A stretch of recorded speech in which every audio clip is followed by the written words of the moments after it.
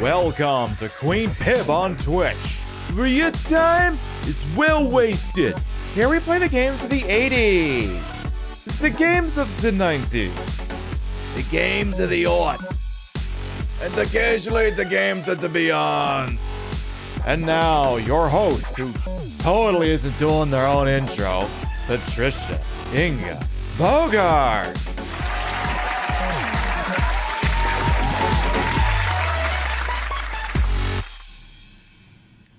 Holy crap, I fired up marbles on stream and it didn't tell me to sign into anything yet. That's weird.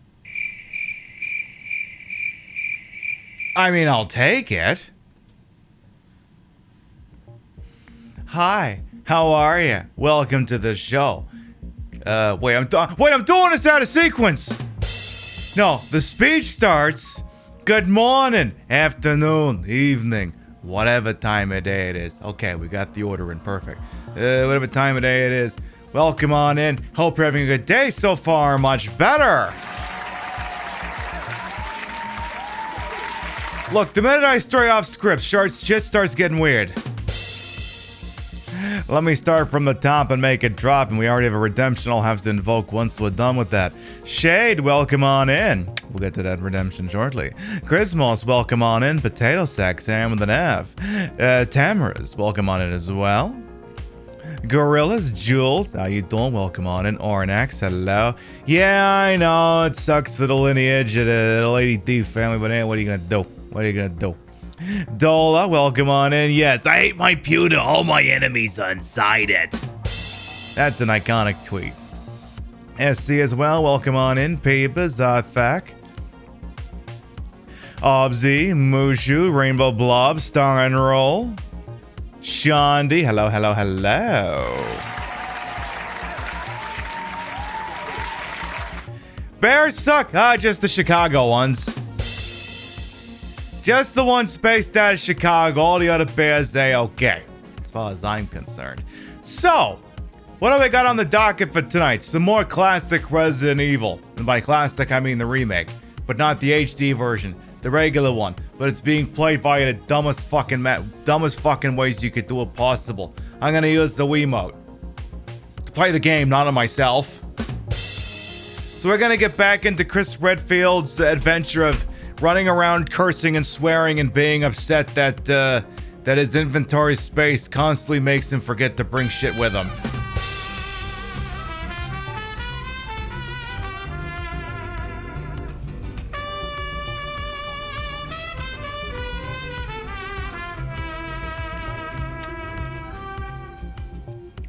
Good evening, my queen. And a good evening to you as well. Thighs the pod, and thank you for the 11-month resub. Welcome back. Your bitsies and aids and subs, fun never did quiet, always appreciate it. And here's the T-chat. We could have some new emotes soon. I got some sketches back from the artist last night, and as I told them, I have no notes. Hey, Akiswell, welcome on in. Doing alright. So, before I do anything else, we do have that redemption we gotta do. Shade has gone ahead and done the 10,000 redemption for, showing off something. Something, you want to see my tit. Is that what this is? You want me to expose to the world my giant, voluptuous tit? Eh? His name is Giuseppe. What happens when we squeeze my tit?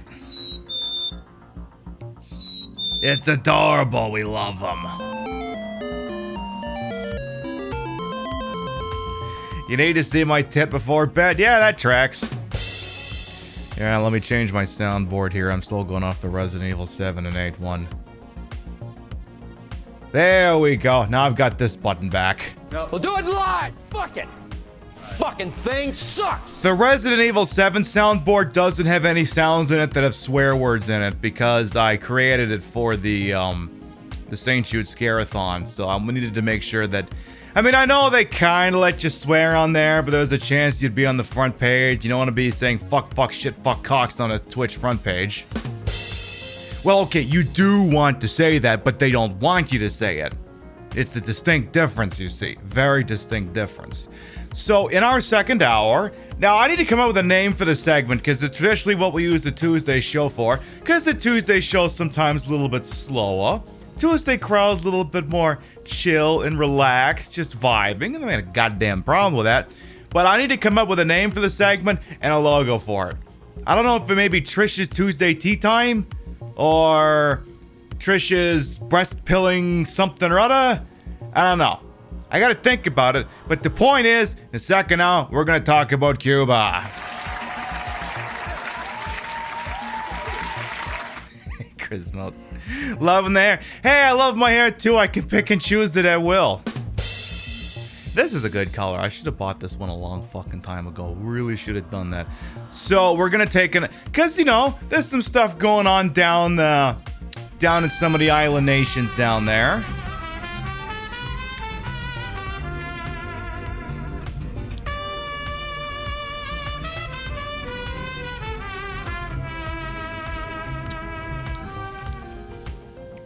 Thank you for the laughs, Bebabite 3. Dallas Des, thank you for the 5-month resub. Welcome back. I entertain, I amuse, and sometimes I educate. That's just what I do. This color combo's Resident Evil 3 promo, Jill? Hey, I'll take it. Assuring breast pilling chats, ABCs. ABC. Always be breast. A, always be breast pilling. C, chat. Always be breast pilling chat. Do you have any idea how much I wish Glengarry Glen Ross was on fucking Amazon Prime? Do you have any idea how much I wish I could do a watch party of that movie? That movie is literally one of the greatest embodiments of toxic masculinity. It's literally the dick waving contest with anyone actually pulling out their dick. It's a fantastic deconstruction of sorts, and I'd fucking love to do a watch party of it. But it's not on Prime! So what the hell am I supposed to do? What am I supposed to do?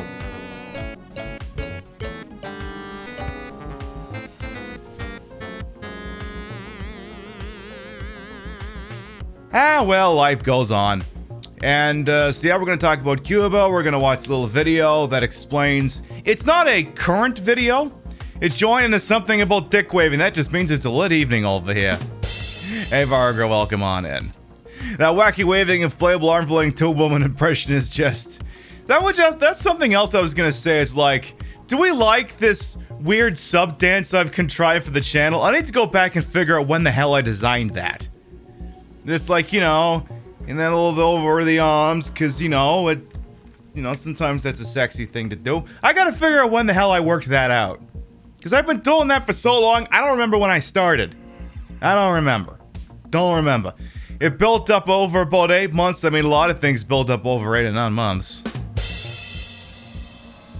Just not usually a dance. Usually it's something else. I think it's usually a human being. All right. So yeah, second hour, we're going to talk about Cuba. We might talk about the guy that used to run the place, the regime that runs the place, how the economy works over there. Maybe give a little bit of context for some of the kerfuffle you've been hearing about that's been going down in Cuba. Haiti's a different story. Haiti got butt fucked by the French. Just, ugh. Colonialism, that's just, ugh. Ay. Anyway, I think we're just about ready to go. Let's get on that shit.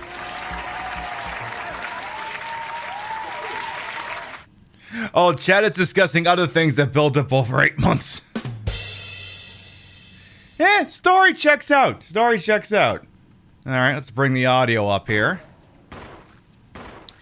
And again, we're playing using, like I said, it's a Nintendo Wii, as I knock a million things over. And let me move that shit around.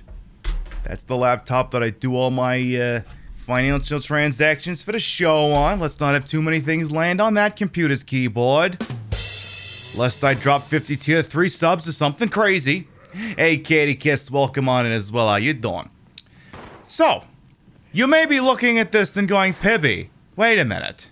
Exactly, those graphics are fantastic. And yet somehow they look like shit at the same time. What's the deal with that? Not that button, this button.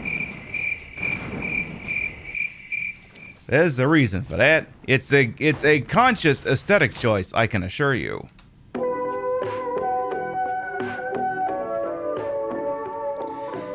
Around here, the breasts may be fake, but the retro is real. This is being played on a real console, hooked up through a giant pile of machinations designed to make it look as old-timey as it used to. Nintendo Wii, hooked up to a VCR, hooked up through RF to a VCR, VCR to a composite video capture card, where your eyeballs tell you it's crap. It's a real VCR, I can even prove it. Here, hang on a second. I can turn it off and on. I can't actually access the channel buttons from here, but I can do this. Yeah, real VCR. Like I said, the breasts are fake, but the retro is real.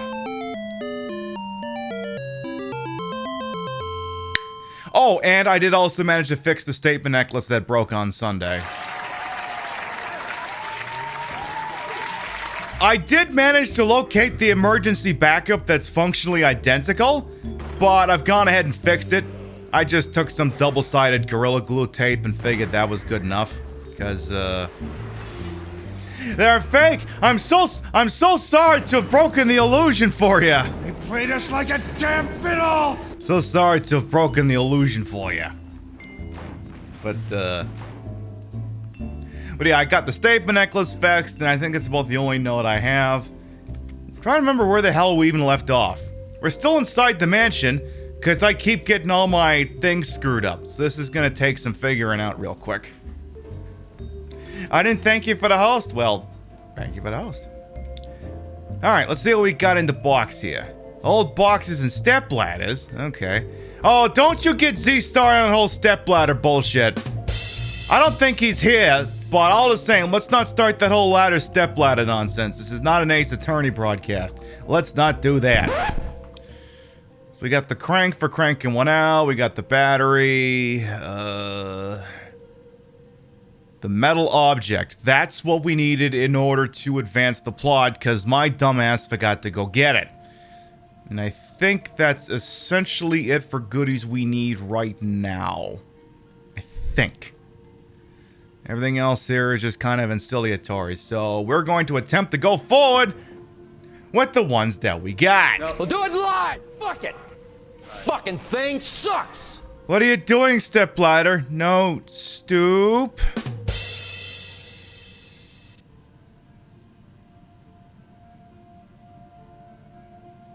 That's a new one. I've actually never heard that one before.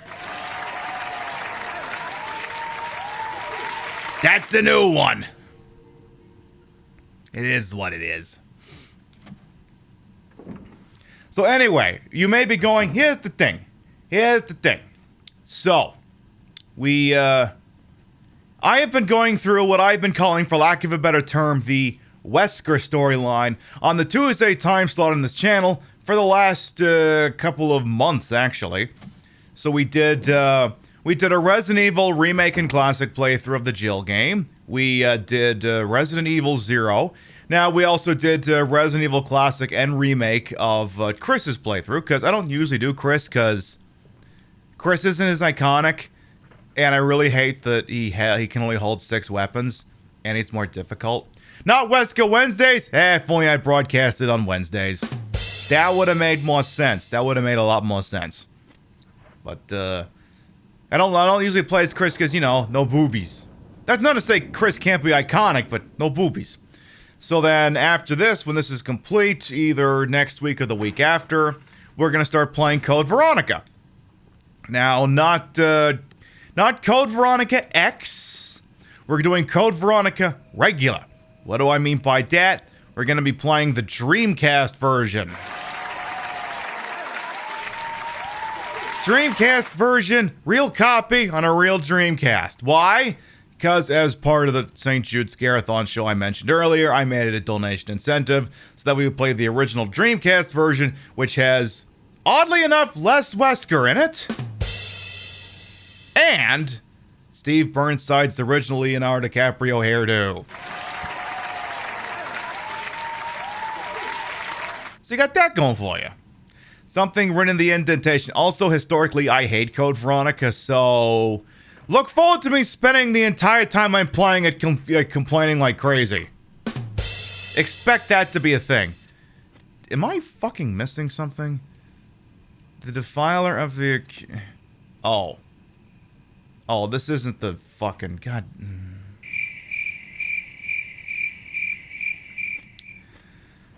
Right! This is not the one that we need. We need the other one. That's over been stuck in at least the Trevor door preemptively. So... yeah. Can you tell I don't play this game very often? Usually I play the original, not the remake. So I gotta go... Do I gotta go back to the item? You know, just go get the goddamn thing. Just go get the goddamn thing. You love... I mean, I'm not hating on anyone who likes Code Veronica. I'm not Look, just because I don't care for Code Veronica doesn't mean I think less of anyone who likes Code Veronica. You can like or not like any game for any contrived reason you want. I play Metal Gear Survive without a shred of irony. I have no room to decry anyone else's gaming taste. None at all. I have no room to decry that in anyone.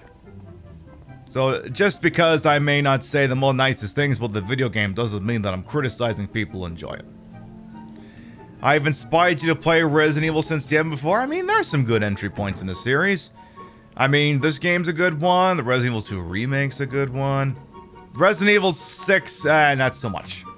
Resident Evil Revelations. Now, there's a good one. There's a good one. Well, system requirements, too.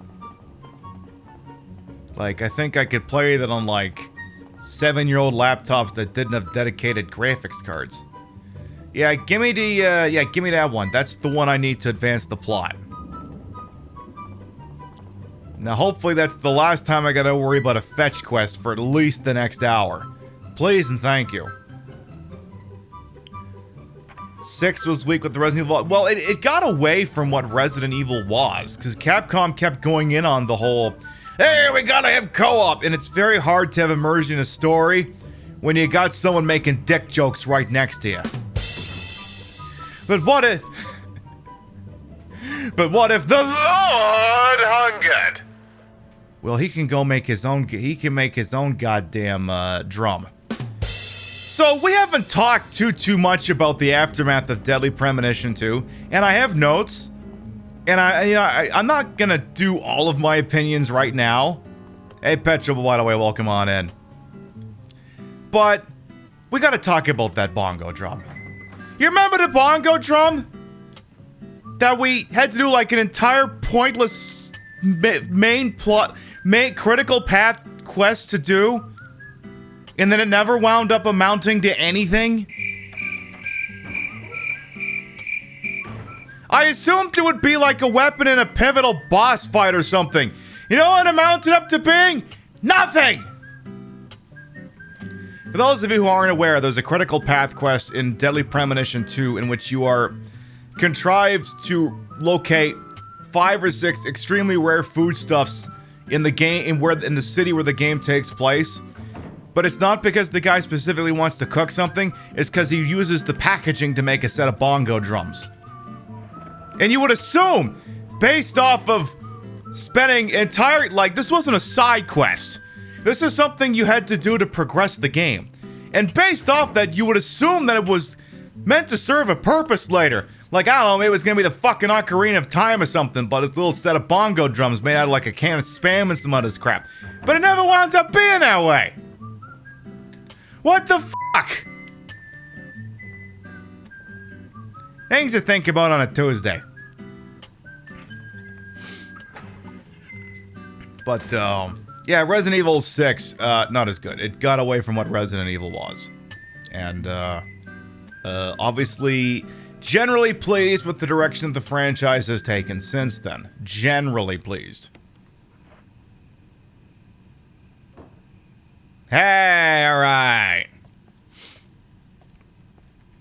Revelation's so good. Outbreak 1 and 2. Yeah, I see. There's a couple of Resident Evil games I've never even done yet. Like, well, just a handful of them. But I've never really played much of Resident Evil Revelations 2. So that one's also on the list at some point. Resident Evil Revelations 2. I'll take the shoddy shells. Sorry, I'm kind of arguing with some lash glue, I think. What do we got down here? What's this shiny at my feet? Is that a grenade? Good. I will gladly accept grenade. Just checking sound levels here. Gaiden? Yeah, Gaiden's eligible, and I haven't played too much of that game. I think I tried playing it a little bit like 8 years ago. Never really gave it too much of a fair shake. I mean, not that one can be forgiven for not really giving Resident Evil Gaiden a fair shake, because it's kind of... Well, I'll just say I prefer to live in a world where that game exists where one word doesn't, but that's not necessarily a glowing endorsement of the game. Dead Space, oh yeah, I played Dead Space. Dead Space 1's a good game. Dead Space 2, from what I understand, also a good game. Dead Space 3, I've heard no. But, you know, that's EA taking what's supposed to be a niche franchise horror and then trying to rebrand it as some sort of Gears of War knockoff. Gaiden is better than Resident Evil 2 on Gamescom, and what a low bar that is indeed. Hey, Tiger Mac, welcome on in. We've never done Dead Space on the show. I wouldn't be opposed to it sometime down the line. Wouldn't be immediately opposed to it. For those of you who aren't familiar, Dead Space is like Alien Isolation, but you have a giant fuck you gun. And that actually works on things. The sound of the waterfall seems to have stopped. You weren't supposed to crank that yet, you dumbass. You're supposed to put the battery in first. The fuck do I do with you now? You know, sometimes I wonder why I even bother. What's worse, Dead Space 3 or Colonial Marines? Okay, I don't think Sega's in here. Probably Colonial Marines. Probably Colonial Marines. But not by much. Nobody tells Sega I said that. Beard Naughty, please tell me I'm not poisoned yet. Beard Naughty Snakes! Look, just because I like wearing snake print doesn't mean I want you to bite me. The DS Aliens game? Yeah, Aliens Infestation, I have that. That was a good game. Really wish that they could port that to like the Switch or something, because Aliens Infestation was really good. Okay, thank you for the follow, welcome on in. Yeah, Aliens Infestation was really good. I bought that for a pittance. And now that's like, what, $100 game on Amazon or something now? Not Amazon, eBay. But that's the game that needs to be ported. I considered doing Infestation once on the show, but there's really no way to play it that doesn't involve emulation. And the problem is that game does rely on the touchscreen quite a bit for switching weapons and things like that. Like, there isn't a conventional tactile button way, I think, to switch weapons, so you would very much frequently have to pick up the stylus to do that shit. So it's a little clunky. But otherwise, fantastic game by Way Forward. Yeah, you could get a capture card DS, but Christ, those things aren't cheap. And some of you may be going, yeah, but Pib, you have a modded 3DS. Yeah, it doesn't work that way. Modded 3DSs can only do that short-range stream thing with 3DS games. It doesn't work for DS mode. Yeah, fingers crossed the Fire Team Elite. Fingers crossed. So now we can actually go inside a stupid freaking waterfall. We can do that. To make... All units, we have a code red.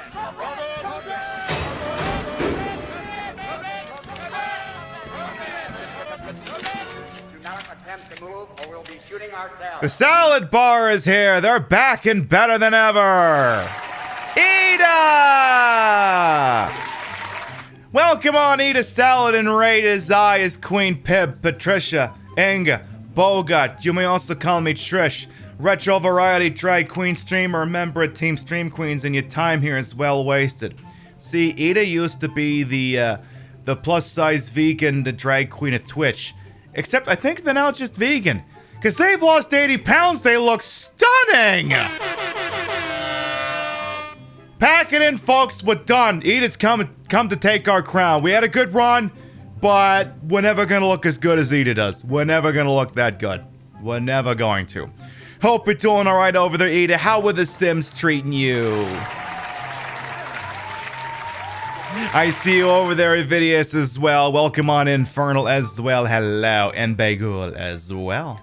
And, who else have we got here? I see Just Work is in here too. We love Just Work. Night of the Moon as well. Gay thanks bye. Hello, hello, hello as well. Mwah.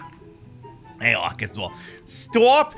Hey, I'm not going to stop saying nicest things about who I think is possibly the most wholesome, wonderful, goddamn charming individual on this fucking platform. A true honest to God Sudden Belle. And not only are they not problematic, they're amazing. So, click through on that link my mods threw in chat and check them out, please and thank you.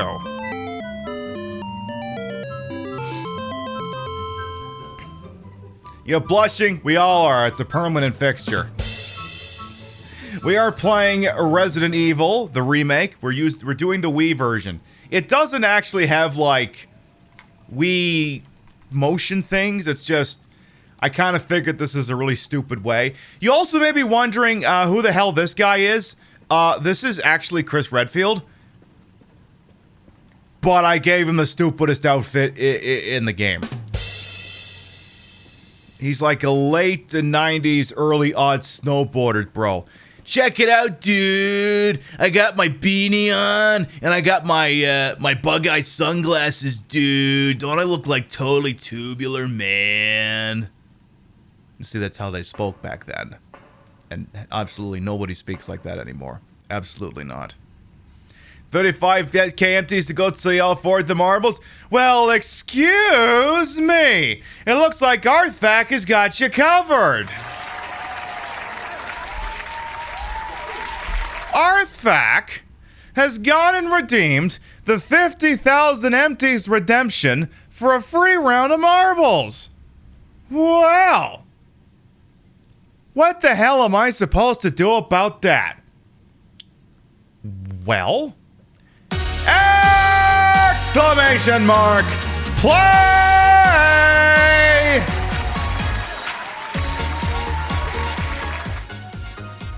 Well, there you go.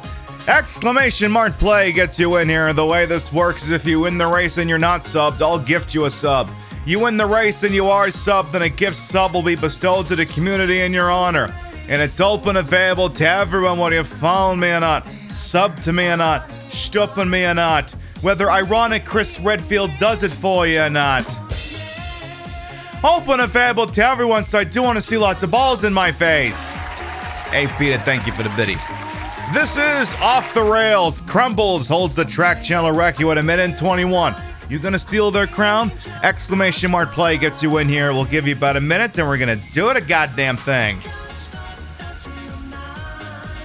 Hey, around here, you never know when around the marbles could come out of fucking nowhere. And here's the deal, chat. I usually give you a free round of marbles after I do aggressive breast pilling, which will be happening in the next hour, so... Statistically speaking, this ain't gonna be the only round of marbles you get tonight. Because I usually do that to give you a giant mood whiplash off of whatever potentially depressing thing I was telling you about earlier. What is breast pilling? It is my take on the term of bread pilling. To bread pill is to spread political ideology through the addressing of material needs, like food and bread, for example. But I put tits in it, so it's breast pilling. That's what I do. Uh-oh, we got a champion in chat. Dan's butthole is here. Oh, it's a party now. It's a party now. All right. Exclamation mark play going once. You gonna see multiple balls tonight? Yes, we will, Sean. Love it here too, Kato. Exclamation mark play going twice. 12, 10, 9, 8, 7, and Pearl, thank you, follow. 6, 5, 4, 3, 2, 1. Buggity, let's go ballin'! Thank you for that follow, Infernal. For those of you who might be new here, I am Queen Pib, Patricia, Inga, Bogart. You may also call me Trish. Retro Variety Drag Queen streamer, member of Team Stream Queens, and your time here is well wasted. Except not tonight. Tonight's the Stoba show. I don't drink on Tuesdays. Why? I honestly have no idea. Probably to offset all the other drinking I do, and it's kind of responsible. All right, Jules is presently in the lead, but this particular track, I'm never quite too sure who's in the lead until we get really far down. Holy Tuesdays! Oh, that could work, Kane. Let's welcome on in. So let's see what happens here. So the track channel record is Crumbles. Their ball is not actually here. It's just a ghost. Pretend it's not there. The non-thirsty Tuesdays. That can work as well. I see we have Frankie and Lola. We have Caster Chaz. Jules presently in the lead, but Egg Dictator looks like they're going to get the tactical drop in from above. All right, neither Jules nor Egg Dictator get a really good draw around the paddle here. This is the only one's match. Caster Chaz and Frankie and Lola coming through. Here comes Evidius as well. All right. Ooh, Frankie and Lola's getting a good one here. Can they get across without dying? Frankie and Lola win the race and takes the record. I'm Luigi, number one.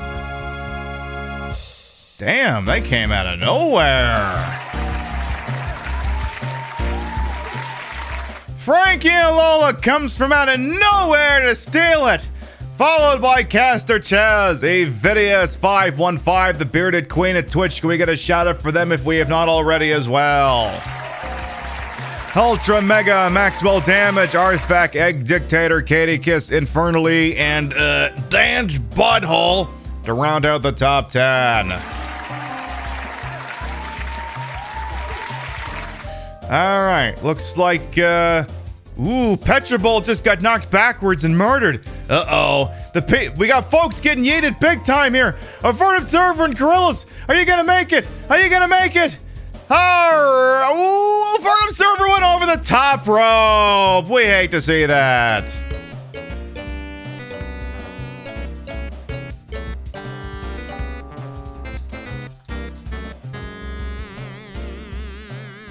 You hate to see it.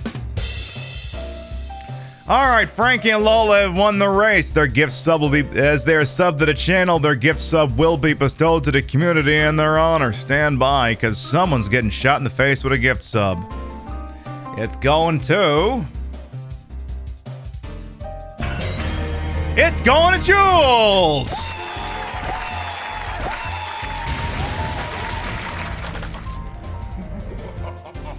Enjoy the emotes and the ad-free view, and congratulations. Mwah. And like I said, this might not be the only round you get this evening. Because like I said, if I'm going to force you to sit down and listen to educational shit, the least I can do afterwards is let you knock some balls around. Alright, back to the game. Let's do this. It's quiet here. Too quiet. Alrighty then. Hey, there's even a typewriter and an item box in here. Isn't that just freaking swell? Seriously, Chris, I get that you're like one of the main protagonists for the entire Resident Evil franchise, but I seriously just can't get over this outfit. You look like a moron. This outfit is so silly. I wouldn't be half surprised if Hassan wore it ironically. I would not be shocked if that were a thing that were to somehow happen. So we're not done with that crank yet. We will need it at some point. I'm gonna put that first aid spray away and away. He wore the brown pants. He was prepared. Can't tell if I shit myself if the pants are already brown.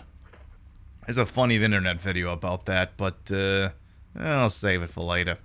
Surprised no one made a mod where it's just his shoulder as the character, or his biceps. Well, now that you put that idea out in the universe, maybe that's a thing that'll happen. Maybe that'll be a thing that happens. Maybe I'll save the game just for a giggle.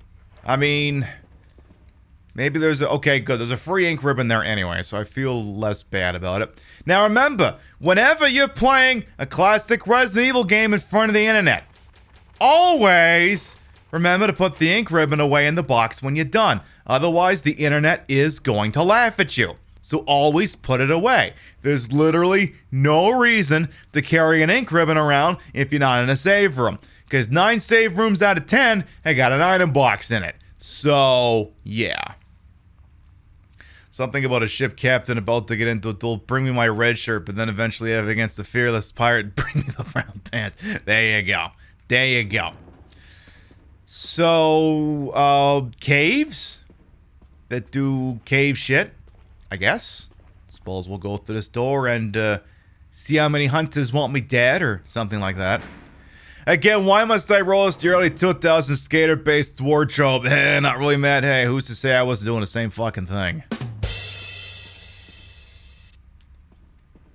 Oh yeah, is this the one that does the Indiana Jones stick, or is this later? A large boulder blocks the way! Chris, try fisting it! Nah, that's not gonna work. This is the pre-boulder fisting Chris days. He doesn't have the biceps for it yet, and frankly, neither do I. There are bloodstains underneath the boulder. So here's my question. How did they roll that back? If there's bloodstains under the boulder, that means it's done the Indiana Jones and the Raiders of the Lost Ark before. But that also means someone had to roll the thing back up. How the hell did you do that? Questions. Hey, Sly Netto, welcome on in. Yes, we should try fisting. Okay, so that must not be an issue until later. You making up for it? Hey, I'm not hating on it. I'm not hating on it. Hey, you get on a trend whenever you goddamn feel like it. Recycled boulders. It's economic. I know. I tell you, the boulder market these days is horribly inflated on account of all these boulders not being manufactured in the last year. It's a real problem. So this is where, presumably, I think I would bring the crank? The elevator's power source is a round lid. Oh yeah, I gotta bring a stupid... No, don't take the shaft. Okay, look, normally, chat, I would not be recommending against taking a shaft. However, this item, you literally don't need it until you bring the other thing there. So, yeah, don't, you leave that there until you need it, essentially.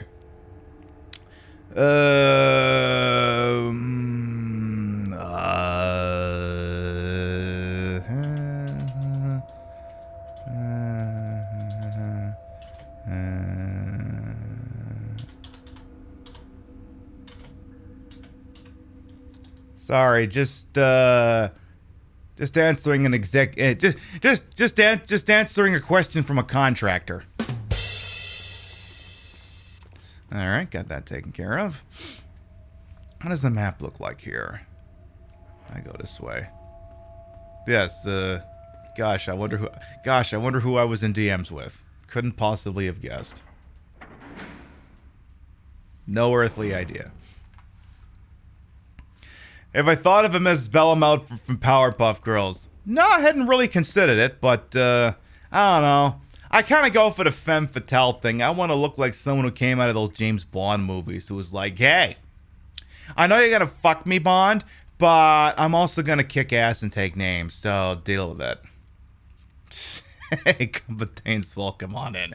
Oh, yes, your mother took the shaft last night, Trebek. Hey, Garrett as well, welcome on in. I think we're coming up on a cutscene here. I think, because, yeah, Enrico should be here. Enrico, don't come any closer, Chris. What happened? Double crosser. Eh? Enrico, wait. I'd shoot him. Enrico! Umbrella. Enrico! Double crosser.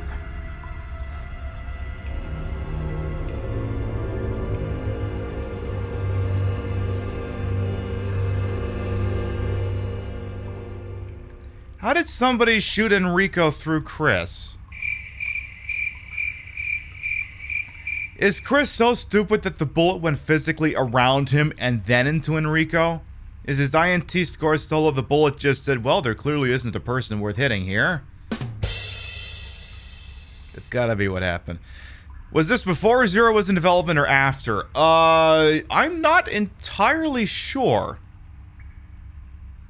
Because, yeah, I know Resident Evil 0 began development on the N64 disk drive before being later moved on over to the GameCube, so I'm not 100% sure. But obviously this one came out first. It's not... Okay, so we got the other side of that... well, no, it's not the shaft, that's the other crank. So, here comes a hunter. I said, here comes a hunter.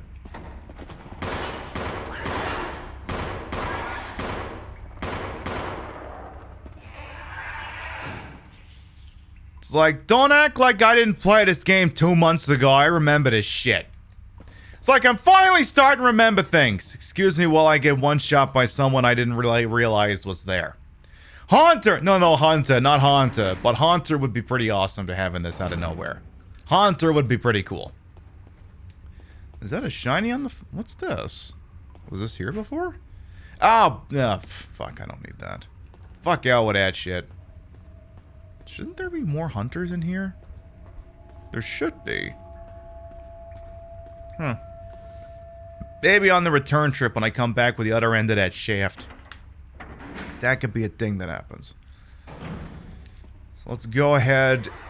Well...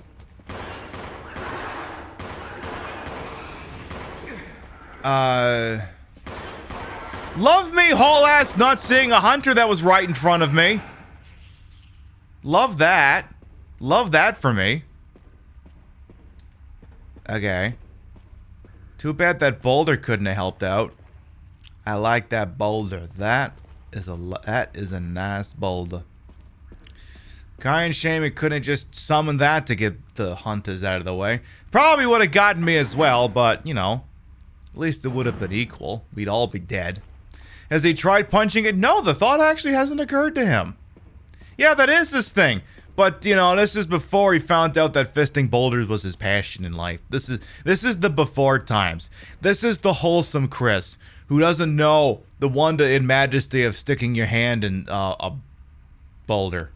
Yeah, let's go with that. That's what it is. Was that a Shrek reference? No, of course not. Don't be silly. Couldn't possibly have been. Any reason why I'd want to do that twice?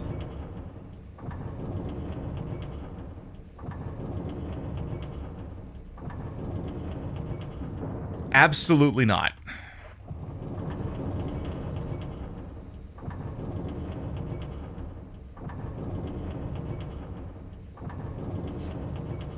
Yeah, or whatever the hell he was doing at the start of Resident Evil 8. I'm sure there's an explanation for it. And chat, don't tell me what it is, because I don't actually know what it is yet. You feel like maybe you could have mentioned something? Like, hi, you may be shocked at what horrible thing has just happened here. Here's why we did it. You just didn't feel compelled to explain it? Like, I feel like if I walked into your room at dinner and shot your wife a bunch of times and took you with me, that I feel like maybe you'd be somewhat entitled to an explanation.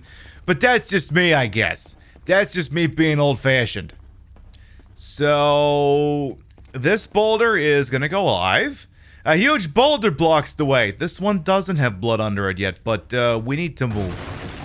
Dun, dun, dun, dun, dun, dun, dun. Didn't get the music up, but it doesn't matter because it's copyrighted.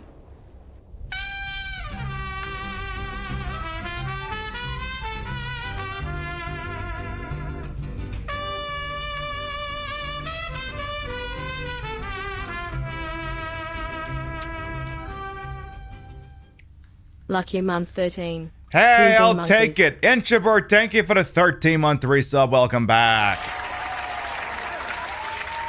Your bits, raids, and subs to these channels, whenever required, always appreciated. Mwah. Hope you're doing alright over there. Doing a little bit more of the old Resident Evil, and then at some point we're going to stop and talk about Cuba a little bit. And then I'm going to sit here and wonder if I could somehow cheese through the whole game tonight and then be able to start Code Veronica next week, or if I'm still going to be playing this next week. Not 100% sure yet, but we'll find out. I got a long day at work tomorrow, but then I'm also like, you know, who cares? Work is work, but this is the stream. Yeah, you can do work all the time, but this is the fun part of your day. Why don't you go all crazy on that?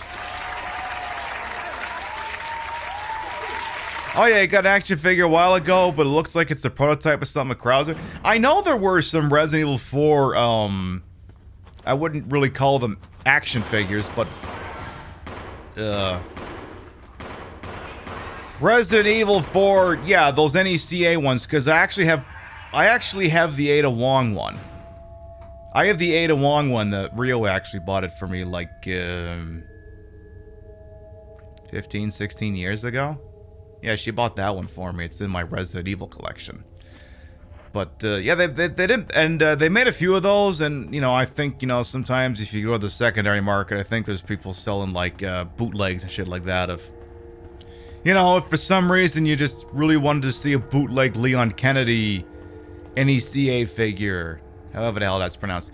Okay, so I can't fully remember, but I feel like there's a non-zero chance that there's a giant, nasty, spider in the next room. I can't fully remember. I'm just gonna put that information out there, and, if there is, close your eyes. Because I can't fully remember, but I'm pretty sure it's behind this. So, if you don't like spiders, close your eyes. Yeah, there's a spider in here. TP, thank you to follow, welcome on in. Yeah, that's a spooter.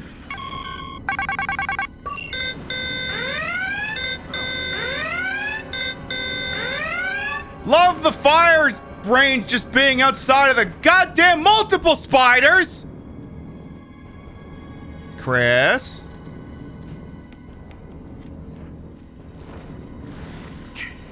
Why are there multiples?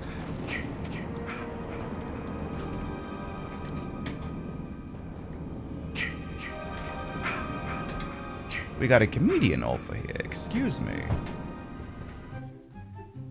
Let's go back to hell. That's okay, Chad, we can fix that. Excuse me. That's okay, old Chad, still Chad. We've dealt with this kind of crap before.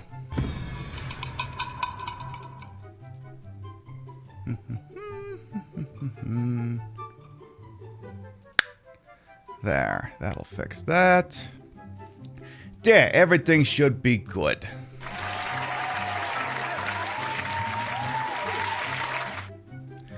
There, the notifications are paused. You see the script kiddies of, oh yeah, that's them. Oh, don't worry, they'll figure that out. Yeah, I mean, that's the thing. Every time that happens, well, see, the beautiful thing is every time someone does that, they actually kind of show their ass, because, yeah, you can do that, but the problem is every time you do that, it's just gonna... what'd you miss? Oh, nothing. Just, you know, some bored script kitty doing whatever it is they do. But unfortunately for them, this ain't exactly my first rodeo around here, so we can actually get back to dealing with the danger spooters, which are so wonderful. Ah, jeez, am I out of ammo for this already? Oh, jeez, I am actually out of ammo for that. Oh, that's not good.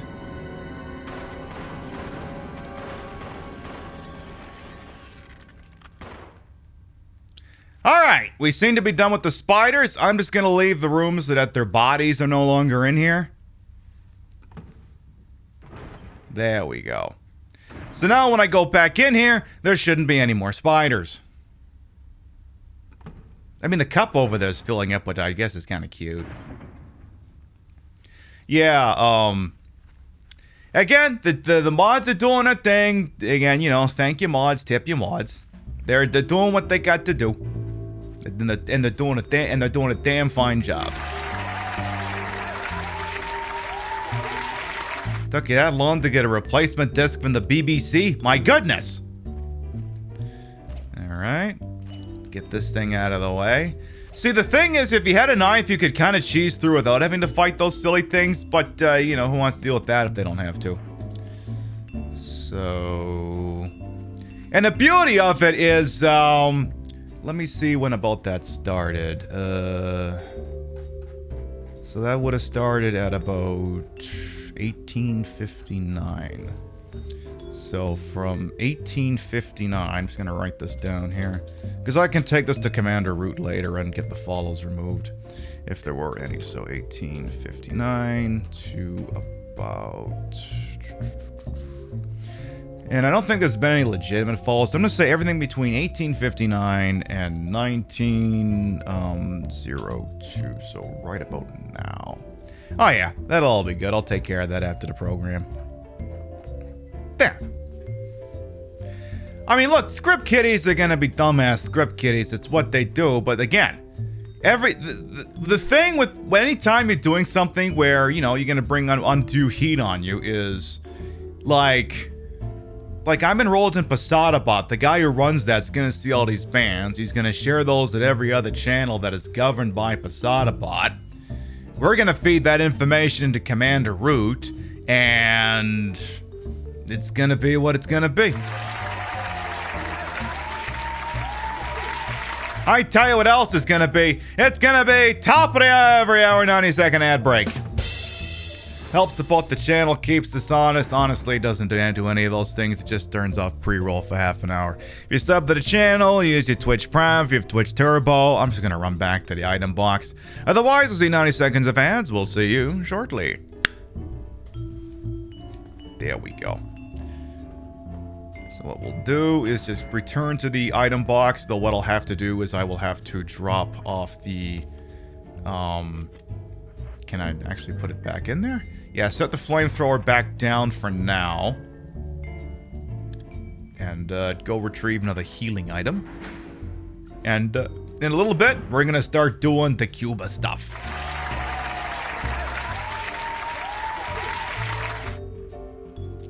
Hey, you know what? I just take this as an indication I'm doing something right. The wind blows harder the further you go up the mountain, you see. So if you got someone in here acting a fool like that, well, gosh, it must mean I'm a pretty big freaking deal. And I mean, I kind of am, but yeah, no. All right, I'm going to take both cranks because I'm not sure which crank I need to crank out all this cranking stuff. We'll do that. And, beautiful. So now it's time for some more puzzling stuff. I also feel like I should really push this button. All this crank and shaft action. I know! Oh, that's just exquisite. It is the best music. That's why I pushed the button, you see.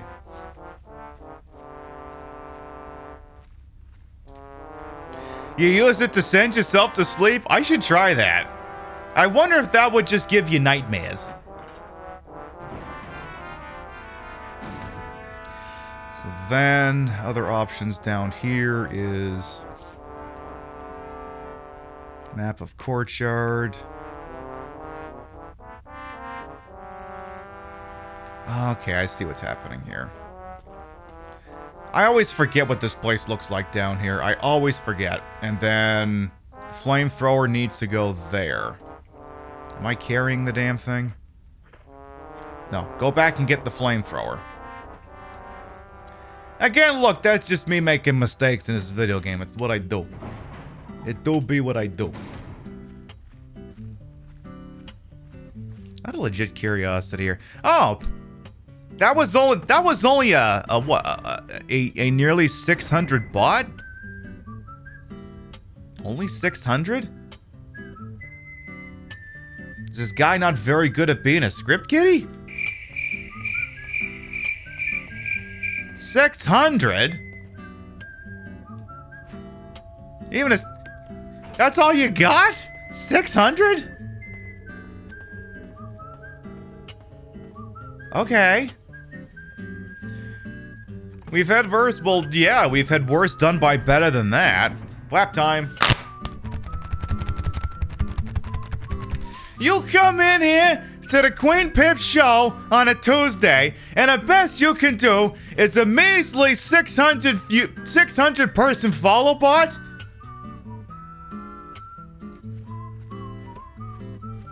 Do you not like being a script kiddie or something? Come back when you got like 4 or 5 figures worth, then we'll talk.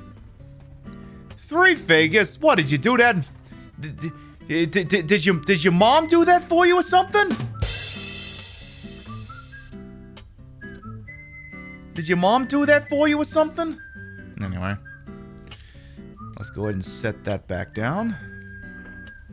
Yes, I'll set the flamethrower back down. Beauty. John, I know, yeah, a 1-year-old niece could do better than that. The other day was 37 people in one of the channels here run the script kiddies either going broke or running out of ideas. I mean, you know, school's out, but, you know, sometimes the weather is kind of shitty in some parts of the country. That could be a thing that happens. So let's see. I tell you what. So let's see. So there's a back way there. Oh yeah, there's another boulder, but I don't remember which crank we need here. Let's actually knock that down. Do that again as well. Little more. Gotta be able to give myself an exit path for what may or may not be happening here. Oh, well.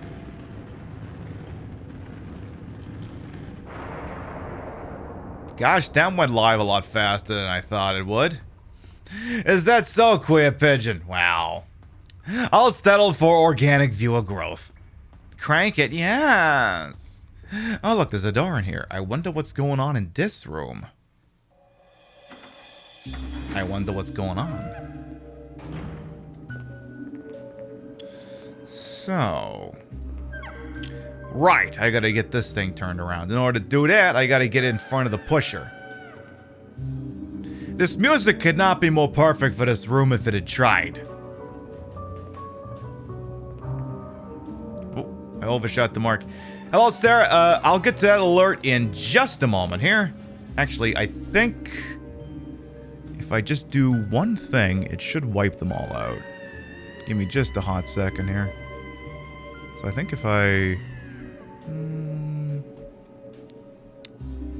just make one rudimentary change, I think it buggers the whole thing up. So then if I do that...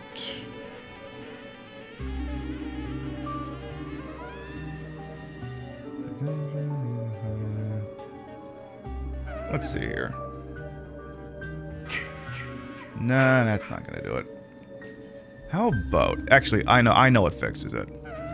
If I log out of Streamlabs and then log back in, that should do it. Because that usually wipes out the backlog. So then if I do that... Oh yeah, that reinitializes that. Well, I could just do this.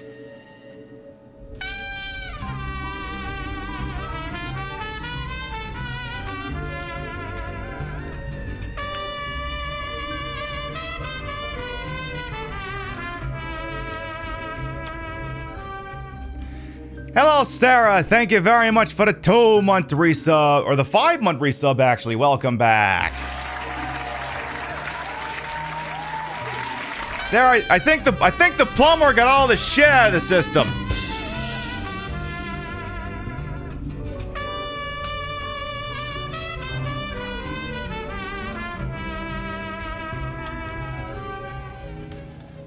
Yay.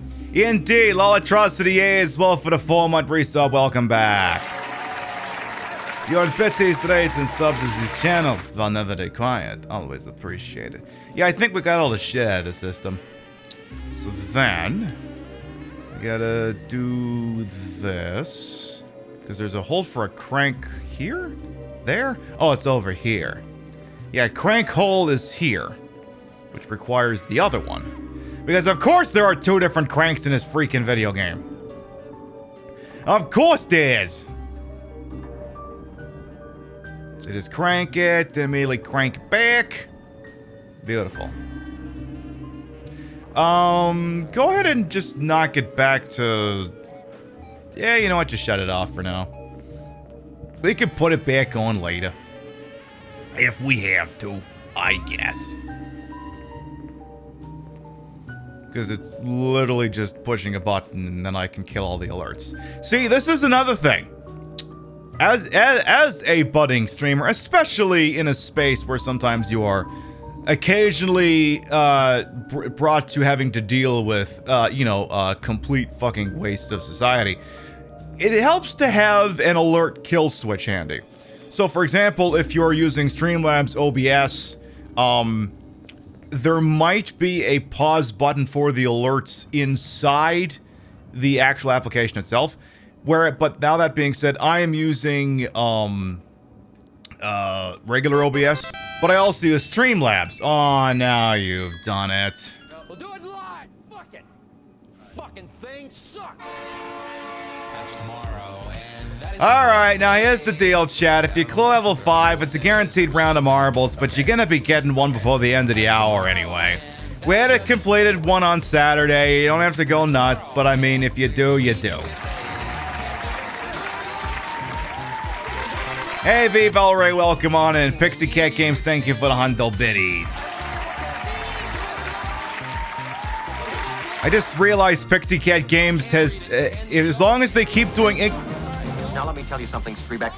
There are two things which clearly differentiate the human species from animals. One, we use cutlery. Two, we're capable of controlling our sexual urges. Now you might be an exception, but don't drag me down into your private hell.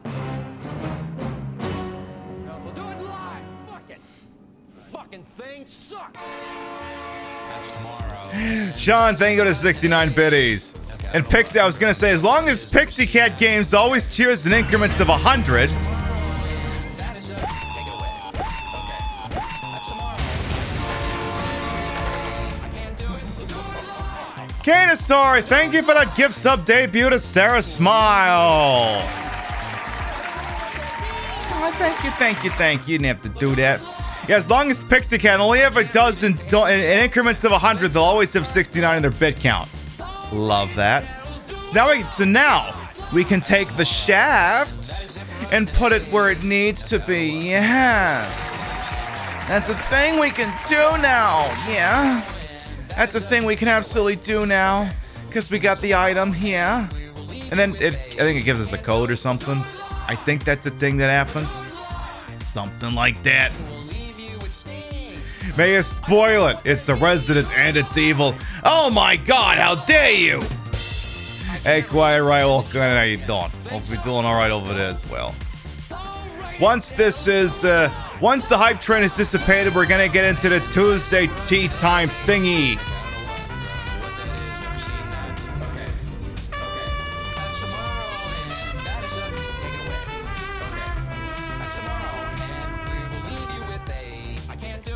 At long last, I have my own bank account and I can subscribe whenever I wish.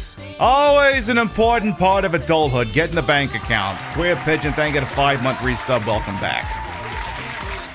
Alright, so I think there's only one part where I gotta worry about hunters. I think that's it.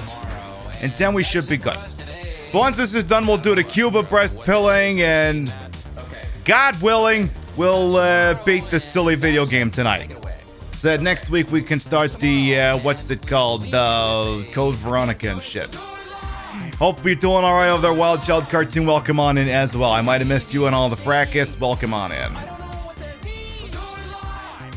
Let's see. We gotta go down here. This is good so far.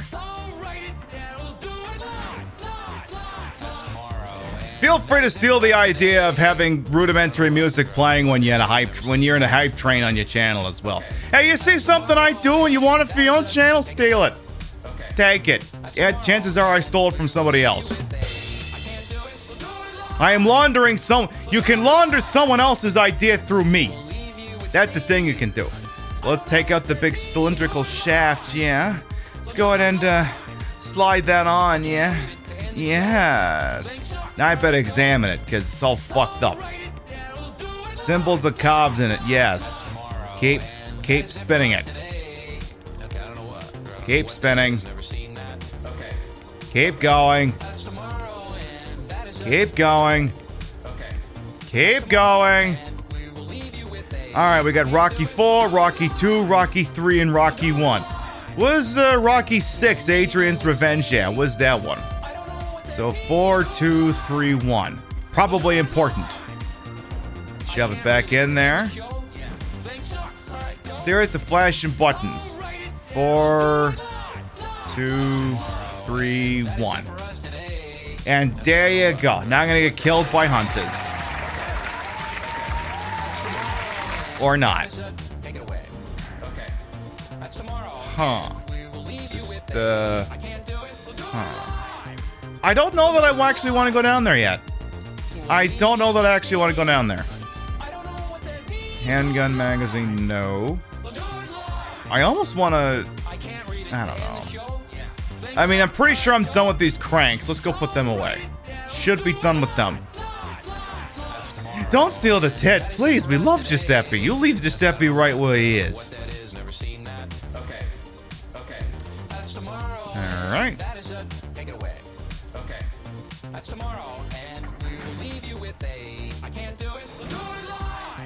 So then... should be able to put the cranks in here. Do one more save, just because why the hell not? Definitely shouldn't have to worry about cranking any of these out anymore. Knock that up there. Put the canteen halfway to Alaska. Oh, Sean, thank you 100 biddies as well. Thank you, thank you, thank you. I love the ink ribbon. Ah, fuck. All right. There's the ink ribbon, yes. There. What wonderful timing. Thank you very much, everyone, for the community support. Thank you, thank you, thank you. And we just saved the game. What a wonderful opportunity for us to switch over to the informally named Trish's Tuesday Tea Time. What a wonderful opportunity for us to do that, because it's time to get learnt. So we're going to go ahead and scoot on over to... oh, hang on. Polishing the old torpedo, sir. Shut up, Stepanek. Thank you, sir. Supposed to be noticed. Oh, get out.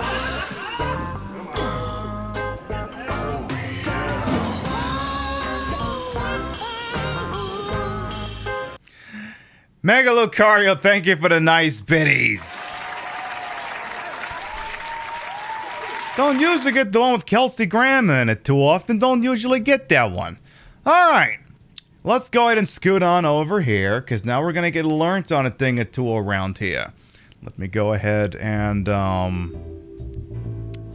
slide that over here. Make sure things don't go too crazy. Alright. Okay, you don't have to... just get rid of the endless YouTube spinning thing. We don't need that. Thank you. There, perfect. So what we're gonna do is, y'all may have seen Cuba start to pop up in the news these days, cause seems there might be some people over there protesting, and people can't seem to decide what they're protesting about. If they want to bring democracy to the long communist island, or if they're pissed off about the US embargo, or possibly both. This is a video by Bad Empanada. It came out about April 16th of 2020, so a little bit after the pandemic went into full swing here. So some of what is discussed here might not be fully one-to-one with what the situation is right now, but it may give context as to what the information disseminated in here will help to explain how Cuban society works, how their economy works, and how, with that information in mind, how they might be particularly bumming in a still kind of in a pandemic world. And with that, I'm going to let Bad Empanada start here, and there's a couple times I might jump in with some insight or an article that I have here about, I don't know, some guy named Batista. Not the wrestler, that's Dave Batista. Not Bautista, he's the one who played right field for the Blue Jays. Let's just get into this, shall we? Cuba. What the hell even goes on over there? Few people outside the country have any idea, but everyone's still got really strong opinions about it. Most of the easily available information on the subject comes from people who are hell-bent on making the country sound as bad as possible. And as a reaction to those people, some others, well-intentioned as they may be, end up overcompensating and painting the country as some sort of utopia. So, I'm gonna try to give you an idea of what things are actually like for an average everyday person in Cuba, based on reliable academic research rather than anecdotes, speculation, or stories from someone's grandpa in Miami. Here goes.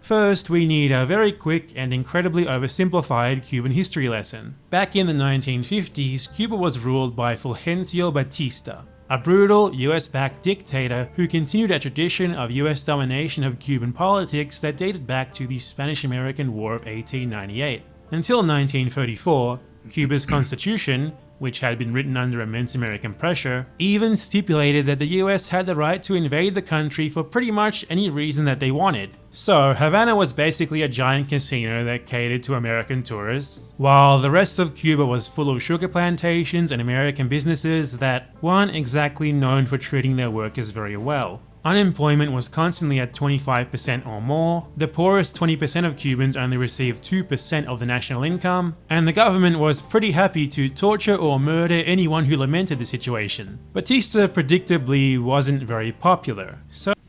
No shit. Let me actually look at the, because, like, you may be going, oh, so it's kind of a haven for US corporate interests and casinos, but that... Have any of you watched The Godfather Part 2? Zach, do you remember that movie? Robert De Niro and Al Pacino both in it, but they don't share any scenes because of how the way the narrative in that movie works. I'll bring that back up in a second here. Let's go look at you know, he taking power by coup, relationship with organized crime. Oh yeah, turns out the Cuban government at the time really in bed with the American mafia. Like a lot. And, let's see. Havana was then what Las Vegas has become. Where's the other one? The Latin Las Vegas. And at the time, that was not necessarily meant as a compliment. Literally part of the plot of Godfather Part 2 is about how the Corleone family is going to help get in on the Cuban gambling and prostitution racket. The whole thing goes tits up when Batista abdicates on New Year's Eve and flees the country. And then the rest of them got to get the flying fuck out before Castro and the revolutionaries show up. Yeah. Like, again, or like organized crime. The United States government had their fingers in the pie to the point where Bautista was just so crooked even the US was like, yeah, we can't do business with you anymore. Like, do you have any idea how fucking crooked you have to be before the Americans like, I'm out of here, I'm sorry. Because yeah, I mean, I'm overglossing the article on Batista here, but we were giving them a lot of stuff until we kind of changed our mind and went, yeah, it turns out you're a little bit too fucking crooked and you're killing too many political dissidents. And there's also something about, I don't know, the literal fucking mafia, so... This is untenable. Suggest seeking asylum in Spain instead. He later wound up in Portugal, where he spent the rest of his life in exile, dying of a heart attack about 2 days before a Cuban hit squad was scheduled to try and take him out. True story, not even making that up. But anyway, back to the show. So in 1956, 84 guys, among them Fidel Castro and Che Guevara, landed a boat on the coast and tried to start a revolution. While only 20 of them survived the landing, rampant poverty and widespread hatred of the regime made it very easy for them to recruit. And so they eventually grew into an actual army and overthrew Batista in 1959. This new government then executed a bunch of Batista's soldiers and police for alleged crimes against humanity, a bedtime story told to children every night in Florida. They also proceeded to nationalize a lot of stuff, redistribute land, and so forth. Some Cubans reacted to this by leaving the country, and it also made the USA very mad, because this was the height of the Cold War, and well, That's communism. And so Cuba became the USA's new official boogeyman, which... Because again, okay, here's one of the other big sticking points whenever you hear someone of Cuban descent who is really not in favor of the current regime over there. It's always very interesting to find out when exactly they left the country. And exactly what business they were in at the time, because I remember, like, one of President Biden's appointees, I can't remember if it was like an FBI director or director of at least one of the three-letter acronym agencies. It was like, a humble background, Cuban parents who grew up in Beverly Hills is like, if he grew up in Beverly Hills, something's wrong here. If he grew up in Beverly Hills, I feel like there's a piece of the story we're not getting. Look, I'm not saying that someone can't come to America and flourish, but, that's not exactly a cheap place to live, you know what I mean? Anyway.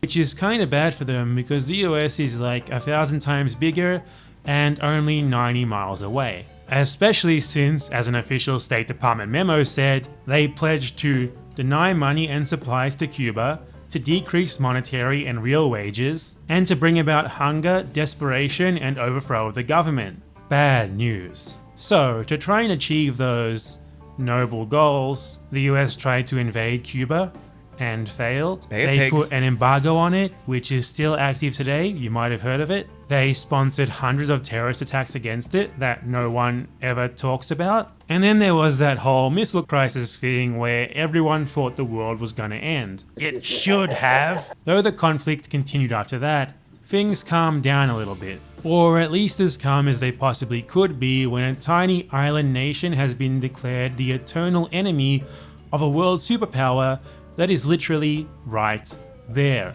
And so Cuba sought closer ties with the USSR and the socialist bloc, and they were able to implement a bunch of social programs like universal healthcare, free public education at all levels, and near guaranteed housing, among others. In the 70s and 80s, things in Cuba were pretty good. Hardly a utopia or anything, just relatively good compared to before, and people were generally optimistic. In fact, during this period, Cuba, despite being a tiny island nation, had the resources and the political will to allow it to project power as far away as in Africa, where it intervened militarily against apartheid South Africa in the Namibian War of Independence and the Angolan Civil War. Then, in the early 90s, things got bad. The USSR and most of the socialist bloc fell, and suddenly Cuba lost most of its international trade and support. This resulted in an economic crisis known as the Special Period, and the US embargo left Cuba with limited options to combat this. You see, it doesn't just affect trade from the US, it's actually enforced even against foreign companies that trade with both countries. For example, ships that trade with Cuba cannot dock in the USA for 6 months, and well, if they have to choose between them, they're gonna choose the much bigger market that's right next door. And worse, as Cuba was struggling, the USA made the embargo even harsher. But by the mid to late 90s, Cuba had nonetheless managed to recover after making some fairly drastic changes. The most important one was the restarting of the old tourist industry, which had been mostly neglected since the revolution due to the social issues that it caused beforehand. And thanks to a lot of government promotion and development, it got big again really fast, even despite restrictions on tourism from the USA, and by the mid-90s it was already Cuba's biggest source of foreign currency. Can confirm. I actually had multiple opportunities to visit in Cuba when I lived in Canada. I passed because I wasn't old enough to appreciate being drunken on a beach perpetually for a week. I was still in the I kind of want to just sit inside and play video games portion of my life. I wasn't old enough to appreciate it at the time. But I absolutely had the opportunity to visit Cuba, and I said, yeah, you guys go without me. But, yeah. Canada, like, it was always one of the weirdest things when you would tell an American, yeah, people visit Cuba. They go there. Admittedly, it's because it's cheaper than the other nations around it. And then the Cubans are going to milk them for everything they're worth, as they should. But yeah, Canadians are going there. Europeans are going there. Some Americans too, except they had to go up to Canada first and then go to Cuba. And then I'll say, Could you please not stamp my passport? I don't want the State Department to ask me about this. And I think they were usually pretty good about that. And then, yeah, I don't have to deal with... That was the other thing, too. Is a lot of the international travelers would go, oh my god, this is the one place I go where I don't have to deal with Americans. Dominican Republic... what's the place in Mexico everyone goes to? Cancun? Oh, all the Americans there. But Cuba? That's usually just Canadians and Europeans. That's usually all it ever was. And, you know, someday I kind of hope that changes. For the Cubans' sake, not for everyone else's. This also brought with it the legalization of the US dollar, along with specific types of private yet highly regulated small businesses, many of them directed at tourists. This was very significant as beforehand, almost everyone was directly employed by a state company. Since then, the tourist industry has only gotten even more important, and these private businesses, along with self-employment, have grown in popularity. Some big things have... You can already start to see the red flag here. Country whose economy is very much based on tourism that had to put up with last year.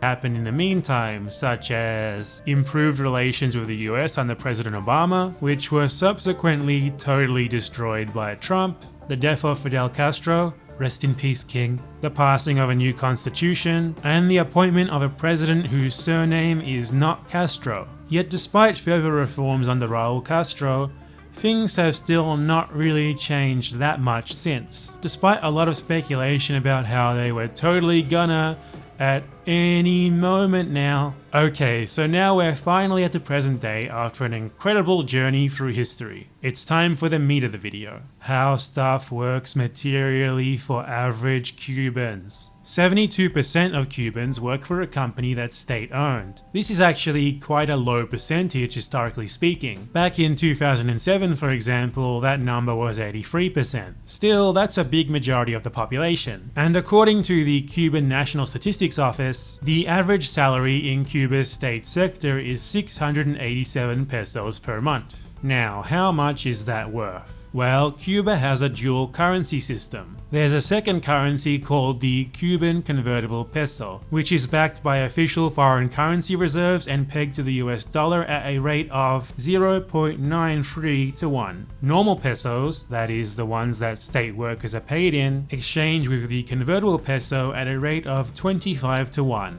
If you're confused, don't worry. Everyone is. What's important is that all up, this means that the average Cuban salary is worth about 28 US dollars per month. Now, that's really low, isn't it? These people must all be homeless, starving, and living in squalor. Not quite. In Cuba, a lot of essential goods are sold at state-owned stores for heavily subsidized prices. For example, a pound of rice goes for about 3.5 pesos, which is about 14 US cents, and a pound of sweet potato goes for 1.5 pesos or 6 US cents. They also sell other everyday essentials like cleaning products, clothes, stationery, stuff like that, all priced to be affordable for people who earn an average salary. Now, relative to other countries, these still are not actually very good prices. For example, here in Argentina you can buy a pound of rice for about 0.3% of the monthly minimum wage. But in Cuba, those 3.5 pesos are about 0.5% of the monthly average wage. It is affordable, but it's not nearly as good as the price tag of 14 cents might make it look at first glance. Hey, Scarlett. This would be pretty bad, but there's more to it. Firstly, all Cuban individuals get a monthly allocation of food. This is called the ration book.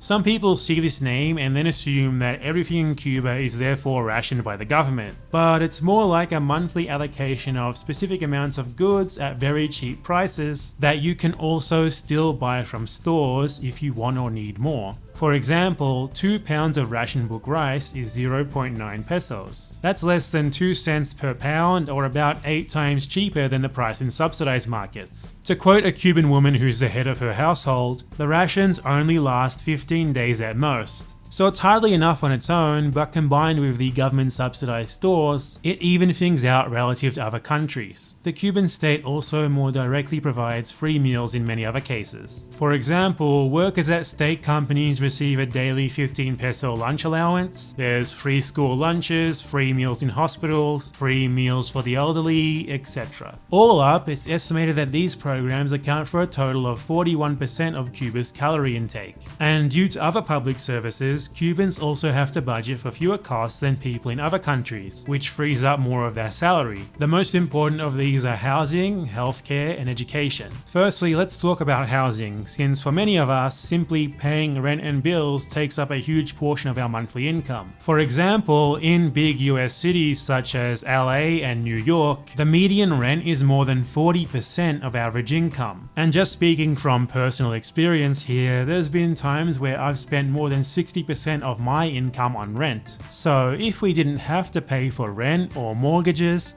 things would be a whole lot easier for many of us. Well, in Cuba, people don't have to. After the revolution, tenants were given ownership of their houses once they'd paid a certain amount of rent, whether the landlord was happy about it or not. And the state built additional housing that was rented out at 10% of the occupant's income. Then in the 80s, public housing tenants were also given ownership. Due to these programs, Cuba has a home ownership rate of 90%, top 10 in the world for context. All right, chat. I'm gonna give you 1 second to guess. 10 seconds. What is the United States home ownership rate?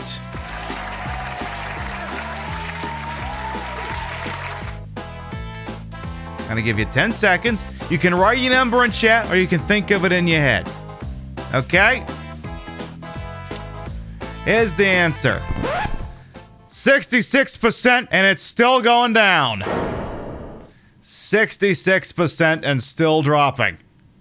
And there's no mortgages, land, or property taxes to pay, so people just have to pay for utilities and maintenance. Houses must also actually be in use. If a homeowner dies or moves away permanently, their house is then passed on to others who live there. If there aren't any other residents who want it, then the government buys it at a fixed price, and then it's allocated to another family who'll put it to use. Swapping houses with other homeowners is legal, and since 2011, private sales are legal too, though the buyer has to be a Cuban citizen or permanent resident. Also, each family can only own 2 homes, one in which they live and one vacation home. I want to bring that one back up here. I want that on the screen here. Resident. Also, this solves the problem right there. You can only own 2 homes. Do you have any idea how hard it is to be a landlord when you can only own 2 properties and one of them has to be the one you live in? So, if one person owns a home in Cuba and they die, government buys it, gives it to someone else. Just a thought. Because there's a lot of homes in this country that got nobody in them. I don't know. It's just a thought. So each family can only own 2 homes. Should we want to unimplement it? I don't know. It's just a thought. One in which they live and one vacation home. Private rentals are also legal, though uncommon. Most rentals are of bedrooms in the family home rather than of entire houses, and the majority serve the tourist market. Utilities, unlike rent and mortgages, actually do hit the monthly budget. We can use electricity, the most expensive utility, as an example. Cuba's electricity consumption per person is 1,434 kilowatt hours per year, or 120 per month. Within this range, the cost per kilowatt hour is 1.2 cents. So the average Cuban spends $1.44 per month on electricity, that is to say about 5% of their salary. This is pretty average in global terms. If we extrapolate a little bit and say that they're also paying the same amount for water and gas, that's a total of 15% of their monthly salary on housing related costs. Considering the lack of additional costs like land taxes, rent, or mortgages, This is very low in global terms. In terms of housing quality, Cuba is well known for the rundown appearance of much of its housing, though this is generally just external. Inside, most houses function just fine. For some visual examples, here's some photos of some everyday Cuban kitchens, from an article by John C. Finn, an American cultural geographer. I mean, a lot of people, especially a lot of people who, you know, can't claim to live in an actual home and live in apartments, a lot of people look at that and go, yeah, that just looks like the place I live. A little bit more colorful, a little dated, but a lot of people in this country, this is what a kitchen looks like. There's no shame in that. Most of them look about as good as any place that I've lived in, though some could definitely use a fresh coat of paint, and the two houses from the countryside are visibly more ramshackle than those from the city. But that's something that's also visible all over Latin America. That said, there's definitely inequalities in housing quality in Cuba. Some people can afford better renovations. Some people don't have easy access to running water. Some families only have 1 or 2 bedrooms. And there's still some informal housing like shantytowns. Cuba may approach housing differently to other nations and be quite successful in doing so, but that doesn't mean that it's perfect. But still, compared to the Latin American average, where 1 in 5 people live in slums, Cuba does pretty well on housing, and all without stuffing too many people into one dwelling. The average number of people per household in Cuba is 2.88, which is similar to Ireland at 2.85, and much lower than Chile at 3.7. Next, there's the famous Cuban healthcare system, which boasts some of the best outcomes in Latin America. The right to free healthcare has been constitutionally enshrined in Cuba since 1976, and this is provided through an expansive public healthcare system that also offers free dental care. As Cuba lacks access to the equipment and medicine required to treat some advanced illnesses, partly due to the US embargo, this system is focused on preventative care. While in some other countries, people have to agonize over the cost of even a simple checkup, in Cuba they are not only free, but frequent checkups are very much encouraged. This means that many issues are detected and treated before requiring advanced care. Of course, sometimes such advanced care is still required, and in these cases, Cuba can struggle to provide it locally. Still, it gets good results, even apart from just its high life expectancy. For example, adjusted for age, per 100,000 people, 122 Cubans die of cancer per year, which compares favorably with the 149 per 100,000 of the USA. And again, it's all totally completely free. Literally zero costs. Something that few other countries can boast, and which saves the average Cuban a whole lot of money. Then there's the education system, which is also completely free at all levels, from kindergarten to PhDs. It's also of very high quality for the region. In UNESCO's Education for All rankings, it's 32nd in the world and 1st in Latin America, and the World Bank, in its assessment of Latin American education systems, said that no Latin American school system today, except possibly Cuba's, is very close to high standards. And also, contrary to some weirdly common beliefs, Cubans can indeed choose their own career path, which includes what they want to study, where they want to work, you know, just like you. And there's also some other stuff that they get more value from, such as free/heavily subsidized public transportation. All in all, it's clear that this $28 average salary goes a lot further than what you might expect. Comparing purchasing power between Cuba and other countries is very difficult because its economy is so distinct, but I think it's safe to say that the average Cuban has it at least as well as the average person in Latin America. Where it does differ is in those social guarantees. While they don't reach everyone equally and while they're hardly perfect, they're still there, and they're enough to ensure that the vast majority of Cubans don't have their basic human needs unfulfilled. Needs that in most other countries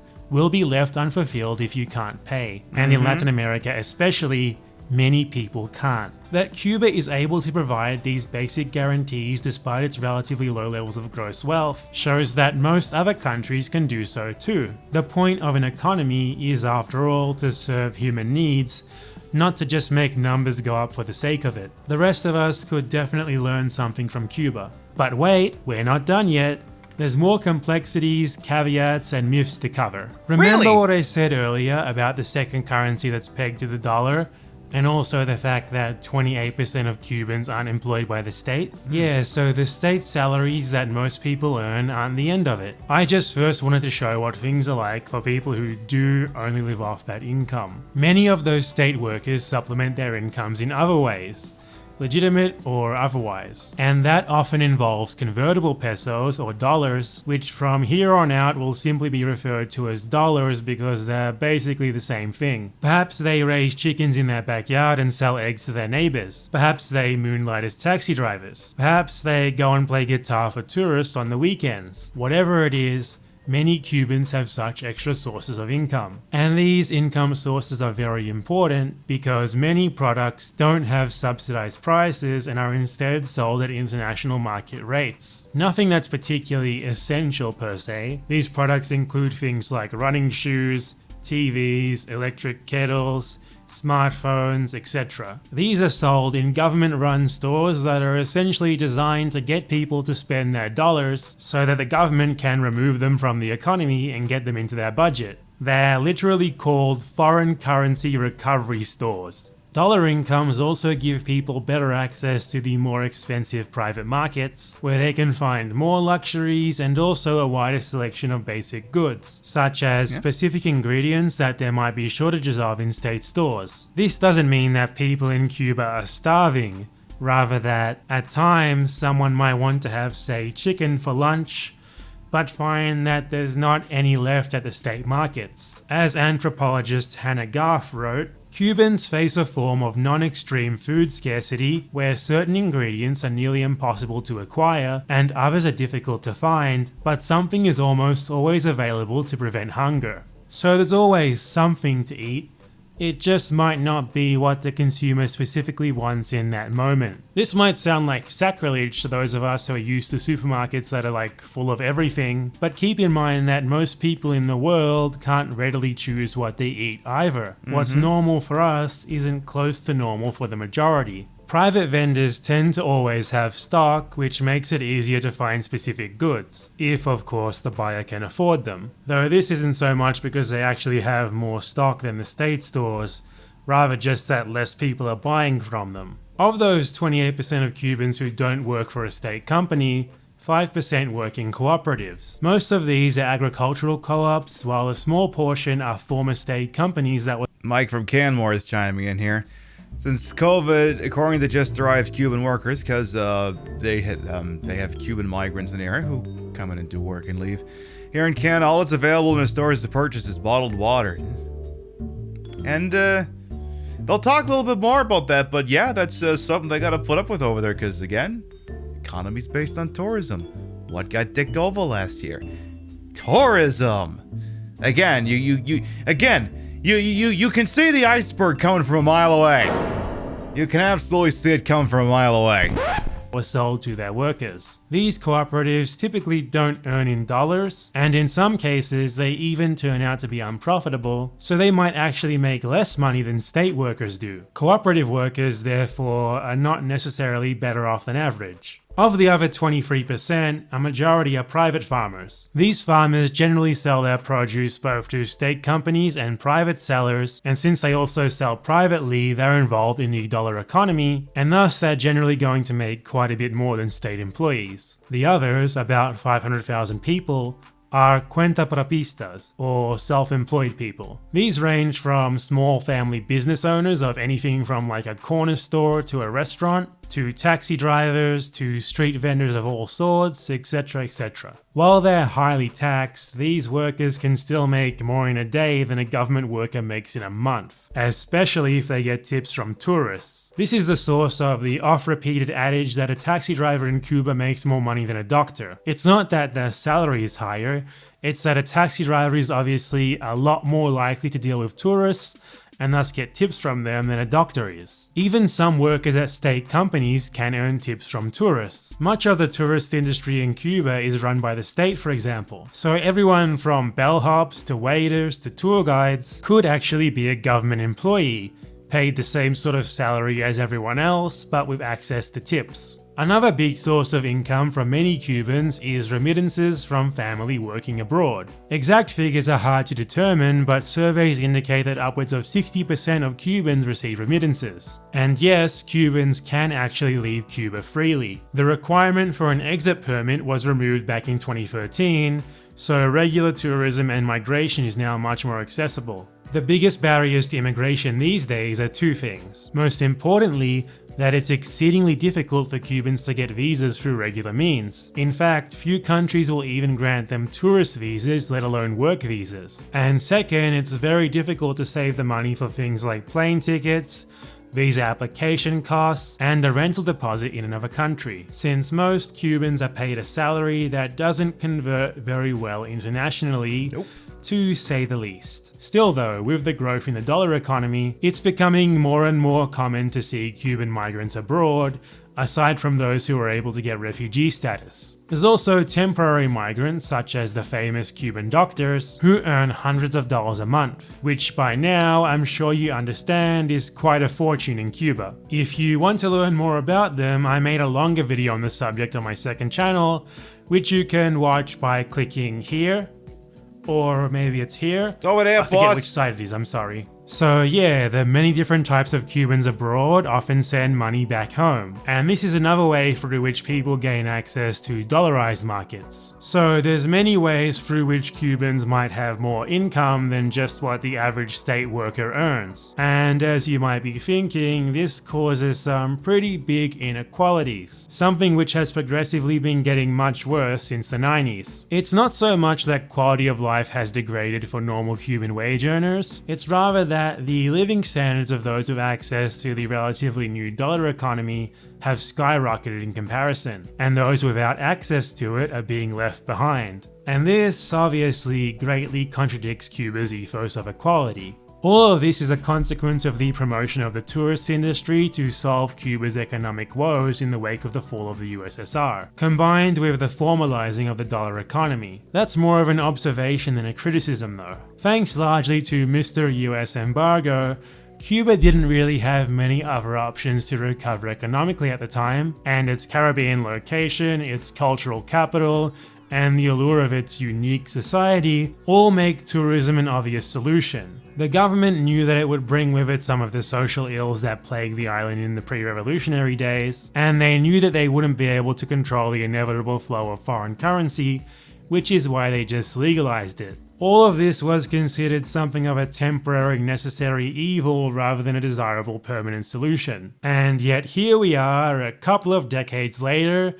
and not much has changed. The government pledged to unify the two currencies way back in 2013, which would go a long way to fixing the inequalities that the dual currency system has caused, but it still hasn't happened and the tourist industry is still predominant. During Raul Castro's rule from 2006 to 2018, he implemented a lot of measures to move the state out of certain industries, especially service industries such as restaurants. The idea was that the new small business sector would take their place, and that since they make so much money by local standards, they could therefore be taxed to help fund government programs and everyone would win out in the end. But in practice, while Cuba still has its quality-free public services, the government has started to dial back its subsidies on goods and on direct provisions such as the ration book. So the people who aren't involved in small business or the dollar economy just aren't seeing any benefits from these policy shifts, and in some cases are even losing out.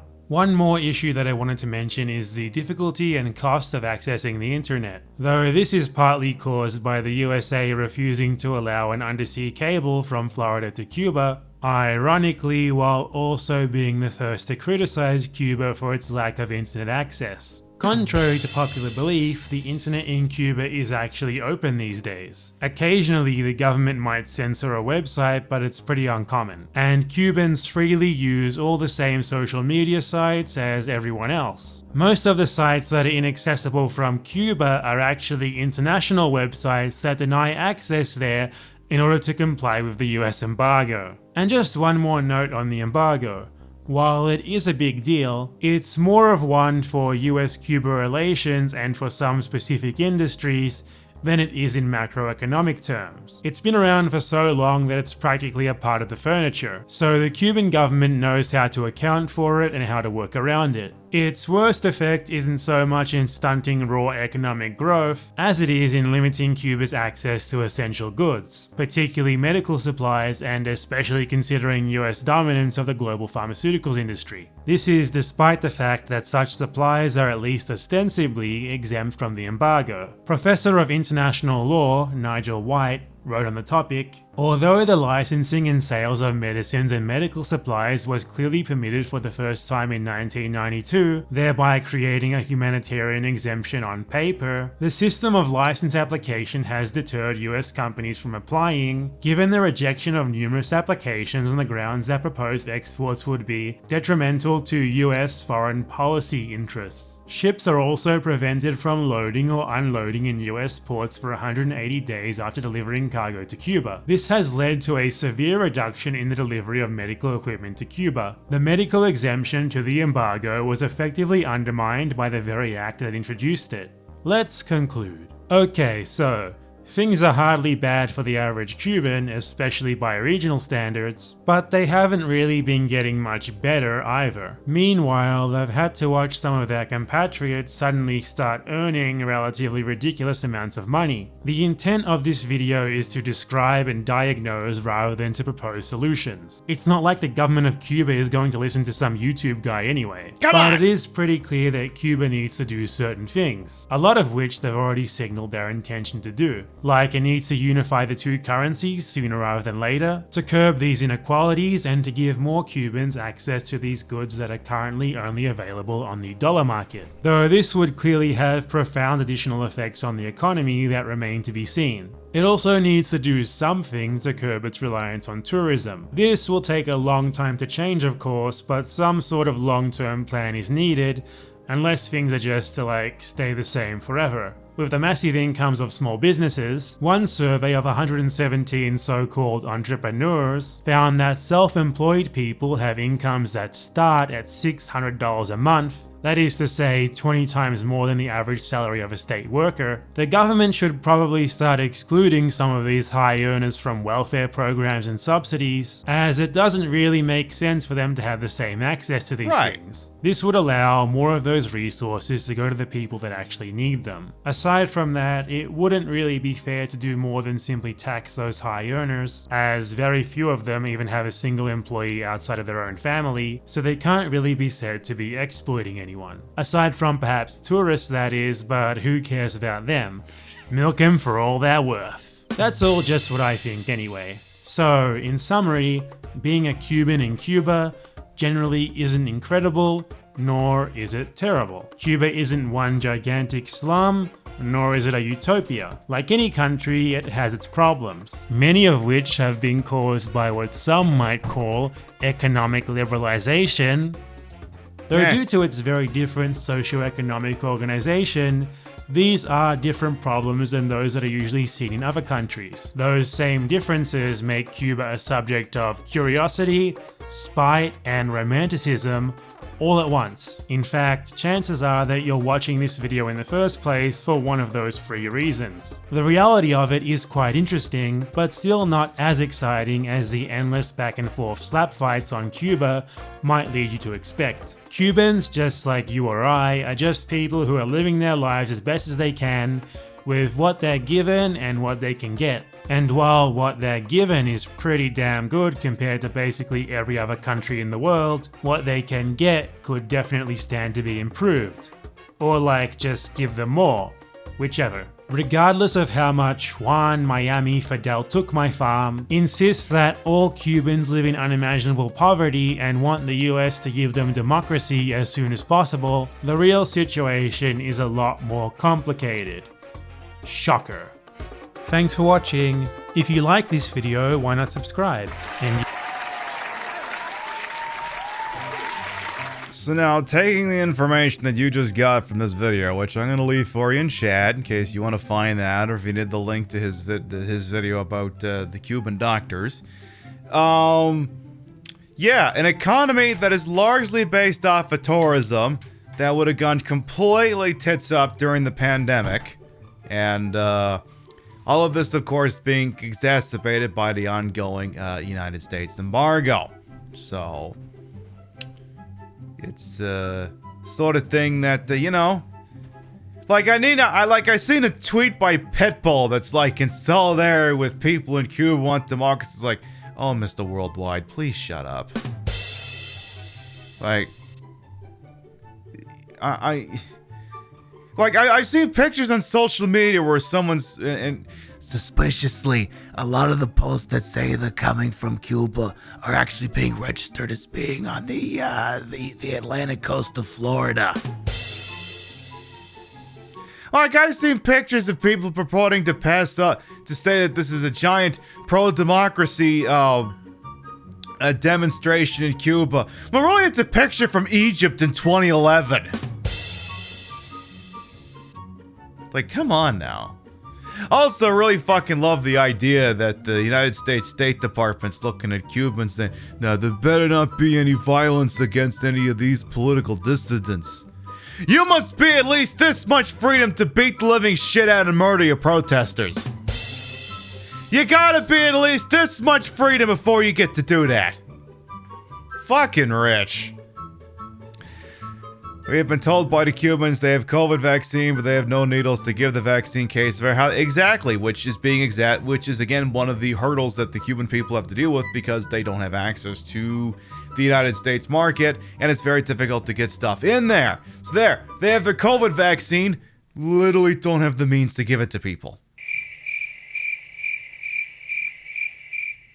And I mean, regardless of anyone's opinion on Cuba, positive or negative in terms of a socialist country, you certainly can't look at it and say that it ever got a fair shake, because between the Batista regime turning it into a goddamn cesspool of avarice and sin, and then the United States slapping in the embargo, it never got a fair chance.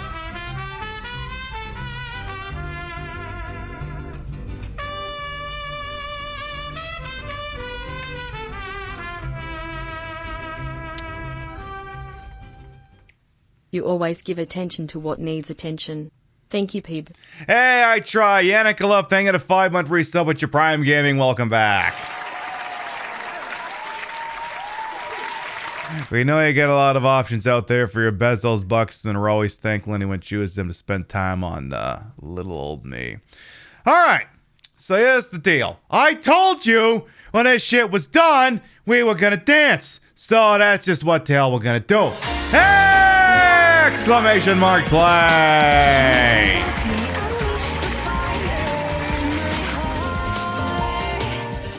Like I said, following the breast pilling marbles, then an ad break, and then hopefully I can try and finish the goddamn video game. Exclamation mark play gets you in here. The way this works, if you win the race and you're not subbed, I'll gift you a sub. You win the race and you are subbed, then a gift sub will be bestowed to the community in your honor. And it's open available to everyone, whether you followed me or not, subbed me or not, stupping me or not, whether you're in Miami and you're telling boogie tales about Castro or not. Open available to everyone, so I want to see lots of balls in my face. This is Rusty Remnant. British Steel holds the track channel wreck with 3 minutes and 9 seconds. Are you going to steal their crown? Exclamation mark play gets you in here. We'll give you about a minute, then we're going to do the goddamn thing. Thanks to the Cube of Enlightenment, you're welcome. Like I said, there's a lot of stuff going down there that the American media wants to misrepresent as being people yearning for a democratic revolution in Cuba. It's like, no, I'm pretty sure that's not what's happening, but go off, boss. Has to fit the narrative, you see. All right. I got 41 brave balls here. We still got some people trickling in, so I'll give you another moment there. Exclamation mark play gets you in here. Then we'll go ahead and wave the Wiimote around a little bit more day. Hey, Fraction, welcome on it. Yeah, I can believe that. All right. Exclamation mark play going once. Exclamation mark play going twice. Sold! 10, 9, 8, 7, 6, 5, 4, 3, 2, one. Vive la revolution!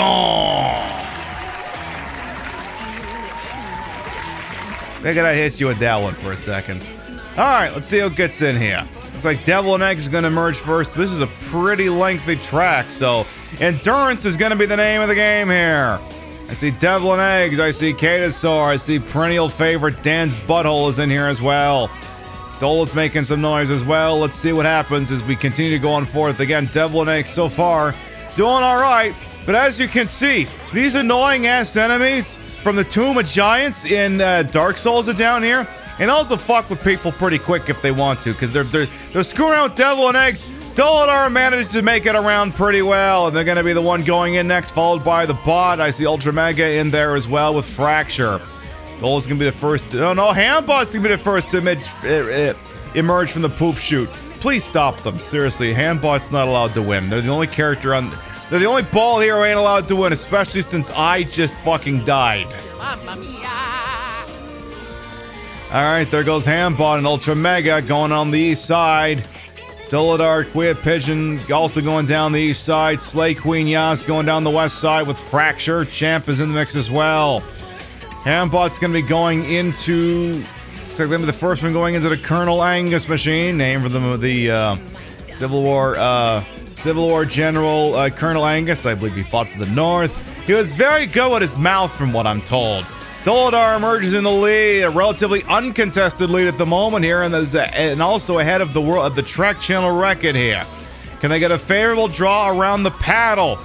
They go right through it. Oh, but they get yeeted by the other side. Ultra Mega is going to be permitted to shoot right on through there. All right, Ultra Mega is now taking over the pole position. They managed to get through here, but they're losing some of their momentum, getting bonked around the obstructions. Champ and Doladar are going to see if they can capitalize on these mistakes. So far, to no avail. All right, Ultra Mega still in the lead, going around the... We got a couple of loops around here. I've already lost a few marbles. Today's match is, of course, brought to you by Boeing Airplanes. Who cares if they don't stay in the ground? They stay in the air. They bounce off the ground. All new safety features. All right, Ultra Mega, gets stopped up while allowing the rest of the pack to catch up here. Devil and Eggs and Champ are going to overtake the pole position here.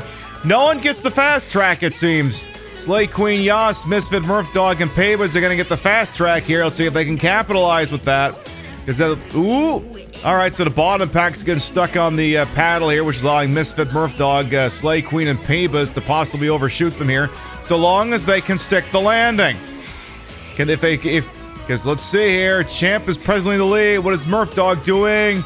Oh, okay, they don't manage to overshoot, so Champ is still ultimately in the lead here. They're going through the Yeetas here. They're through most of the Yeetas already. Okay, we got Slay Queen Yas, we got Peebas, we got Rumble Strips and Yeetas. Who wants it more? Looks like it's gonna be Slay Queen Yas for the W. Number one. Slay Queen Yas wins the race. Narthak just goes, fuck! Followed by Peebas, Misfit Murph Dog, Champ, Hambot, Katasaur, Meta Dragoon, Ultra Mega, Boston Rocks, and Gorillas to round out the top 10. Exactly, and we're seeing all kinds of people get yeeted off by the Yeetas. Probably should come with a better name than that, but, sometimes my naming scheme's not always going to be so great. Hey, Redlog, welcome on in. All right, let's see who's going to... All right, so it looks like Rio and... Angel Yumu, you in or you out? You're in, okay. Looks like Rio and Pixie Cat Games are going to be the last one out. Turn out the lights here. They should make it well ahead of the void, assuming they don't die right here. Pixie Cat Games does not stick the landing. Sorry about that. Mamma mia! And last but not least, Rio. Ain't she wonderful? Slay Queen Yas wins the race, and gosh, would you look at that? They're not subbed to the channel, so I'm gonna need you to hold still for just a second here. Just a second here.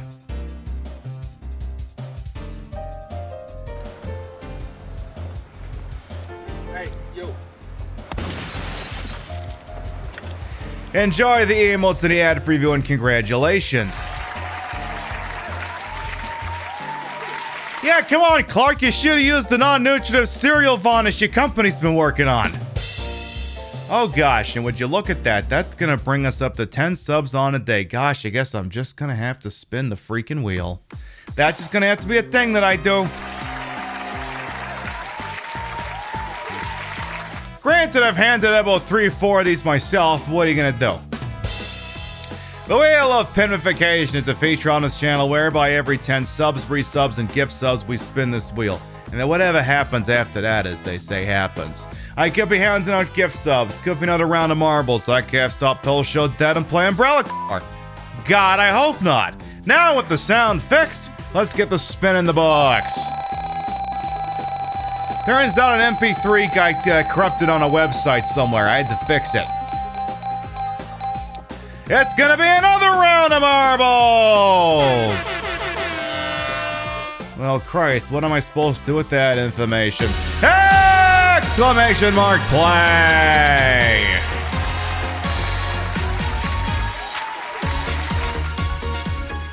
Once more, exclamation mark play gets you in here. The way this works, if you win the race and you're not subbed, I'll gift you a sub. You win the race and you are subbed, then a gift sub will be bestowed to the community in your honor. Open available to everyone, whether you follow me or not, sub to me or not, stupping me or not. Whether you spent the entire breast pilling segment looking at me or not. Open available to everyone, so I want to see lots of balls in my face. This is On Thin Ice. Hambot, of all the goddamn things, holds the track channel record with 2 minutes. You gonna steal their crown?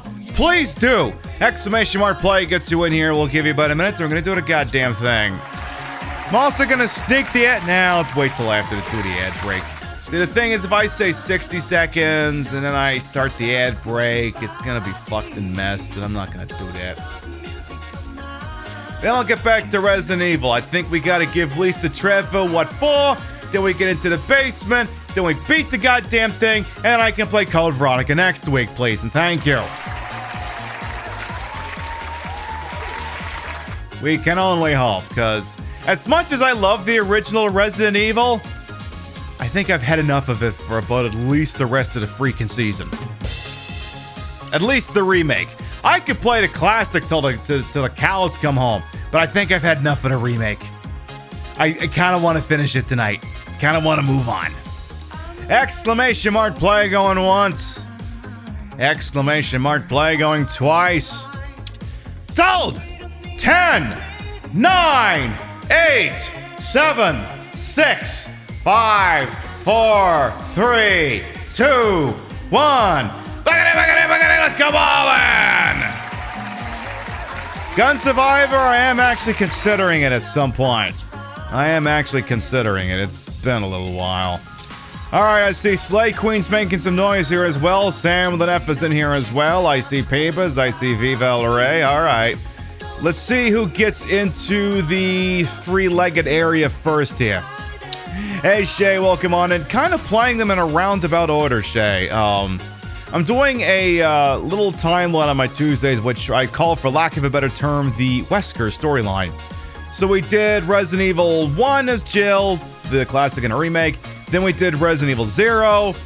Then we're doing Resident Evil Classic and Remake as Chris. Then we're going to do Code Veronica, and then we'll do Resident Evil 5. However, with Resident Evil 5, I am reserving the right to pick and choose the stages I want to play, because I'm not going to lie, there's some parts of Resident Evil 5 that I'd frankly rather not show on Twitch. Alright, Ultra Mega is going to be in the lead. Mike from Canmore doesn't get a favorable drop round here. Clockwork and Katasaur also coming up in the mix here. Ultra Mega is going to get around the giant snowflake here. Oh gosh, y'all are making pretty good time here. Holy smokes, Ultra Mega! Holy cow! If you'd gone down dead center, you might have taken a world record, but let's see what happens here. I mean, Ultra Mega, I don't want to say we've already figured out who's going to win this thing, but unless you fuck this up, I think this is going to be over? Oh, here comes more people. Oh, jeez. Whatever you do, somebody better beat Hambot. Somebody better beat Hambot. It is indeed gonna be Ultra Mega for the W. I'm Luigi, number one. It's like, I don't give a shit who wins. It better not be Hambot. Ultra Mega wins the race, followed by Ridlock, Clockwork, Mike from Canmore, Abraxas, Rio, Error, Maxwell Damage, Chimchamp, and Katasaur to round out the top 10. And indeed, another record goes down. Thank fuck. I love Hambot, but he's not allowed to have any records. In case anyone doesn't know what I'm talking about, use Ham on Thing as the chat bot. All right, let's see who's gonna be last when I'll turn the lights. I see, hey, it's Shay is here, Auntie Pinky, Angel Yumu. No one's getting the favorable drop right down Broadway. You hate to see that. The Void is moving, but not tremendously fast. Like to think everyone should make it true, but let's see what happens. Oh, no, Void's moving. All right, Shay should be emerging into the funnel as well. Then it's just a matter of either waiting for momentum to do its job or getting a favorable bounce off of someone else's ball. And I mean, hey, I'd love to have a favorable bounce off of someone else's ball too. Ayo! Alright, let's see here. Void's still moving. Y'all need to think about getting out of here real quick. Because the Void, much like the Borg, resistance is futile, as they say. Alright, there goes Angel Yumu. Hey, it's Shay and Annie Pinky are still... Oh, geez. Okay, there goes Annie Pinky. Can Shay get out of there? Ooh, I'm not liking the chances. Ah, jeez. Oh, no. Mamma mia! Sorry about that, Shay. Looks like you're not going to make it. All right, Ultra Mega won the race there. Sub to the channel, so the gift sub will be bestowed to the community in their honor. So stand by. Someone's about to get shot in the face with a gift sub.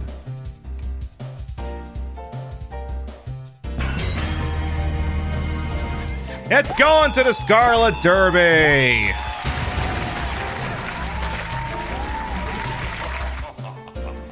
Enjoy those emotes in the ad-free view and congratulations. Alright, that's what we're gonna do. We're like literally 20 minutes overdue for the ad break, so...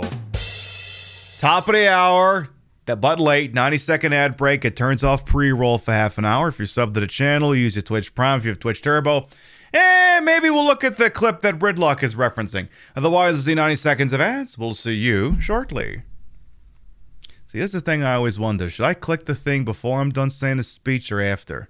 Probably after. Because $10 says I give that speech, and before I'm done giving it, they're getting hit with the ad. Never thought about that until specifically today. So let's go over here for a moment. Let me pull up the clip that you're talking about. Because you're talking about what? You're trying to talk about sales, some sale you didn't get. Put that coffee down! No Blake, no Alec Baldwinning here tonight.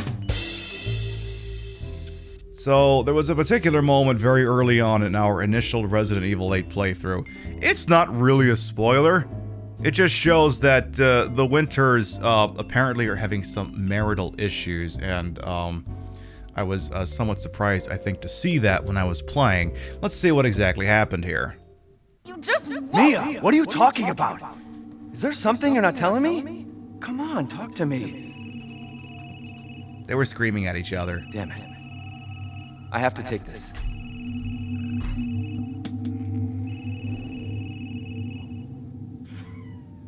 Rio, we don't scream at each other like these people. Do we have a loving relationship? No. Yeah, I didn't think so. We're not truly in love, I guess.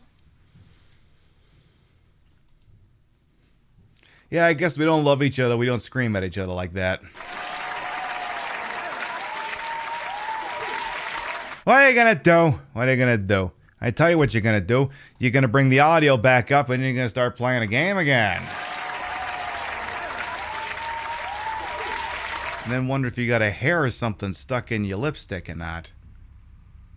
Jury is still out on that. Alright. Pick up your old Wiimotes, wake him back up, and Chris, let's get back into doing whatever the hell it is we're doing, huh? Now remember, Chris, put the ink ribbon down. Ink ribbons are for savers. You are not saving.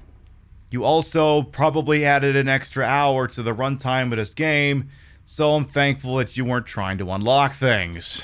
Because if I was trying to unlock things, Probably should have quit the game in the intervening period.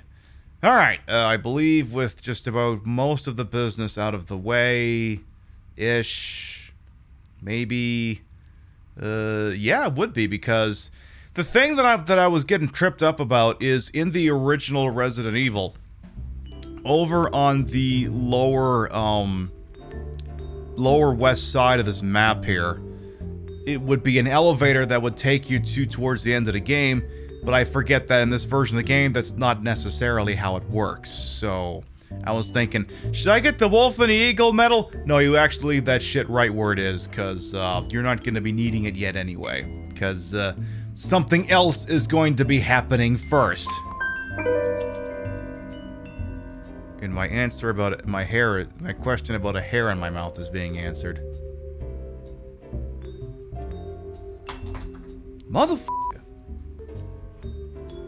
What is in there? A resub!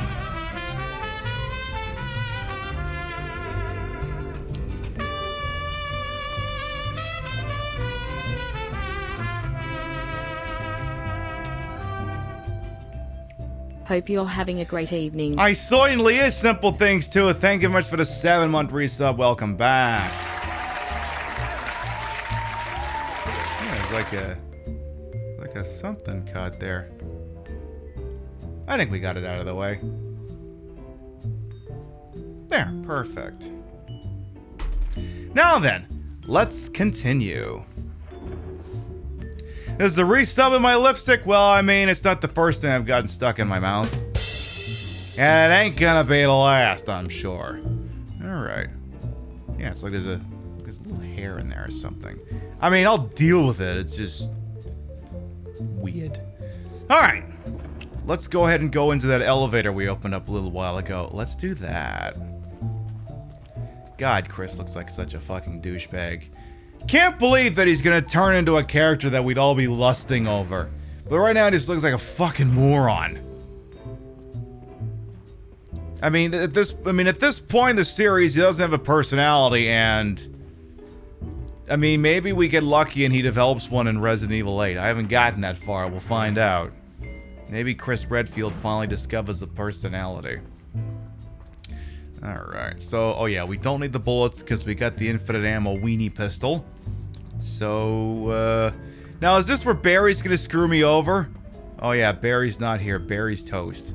Elevator switch. Alright, let's go down. Looks like we're going down together, chat. Yes, yes, I know, phrasing. Now then! So what have we got going on down here? I'm sure there's absolutely nothing evil that's going to transpire down here in this residence. No, I did not plan that before it came out of my mouth, and it shows. Pile of sandbags. Is this how one literally gets sandbagged? Is that how that works?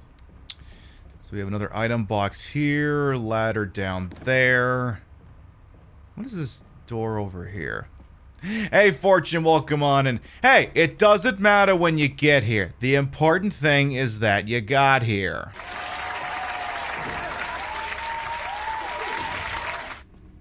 That's the most important thing. Oh yeah, this is oh yeah, this is gonna turn into high. You're tearing us apart, Lisa. Please don't. Probably want to pull that. Yeah, probably, yeah. Do I have to get the flamethrower for that from somewhere? Alright, just whatever you do, try not stand right next to Lisa. Try to avoid that. It's not gonna be good. It will not be bueno. Alright, let's make some dude weed lamau. Perfect. No, not that way, not that way. Oh. There's a time limit to this bullshit. Huh. I wonder what gun has to go in there. Huh. Just, huh. Hey, Mac Tags, welcome on as well. Right, exactly.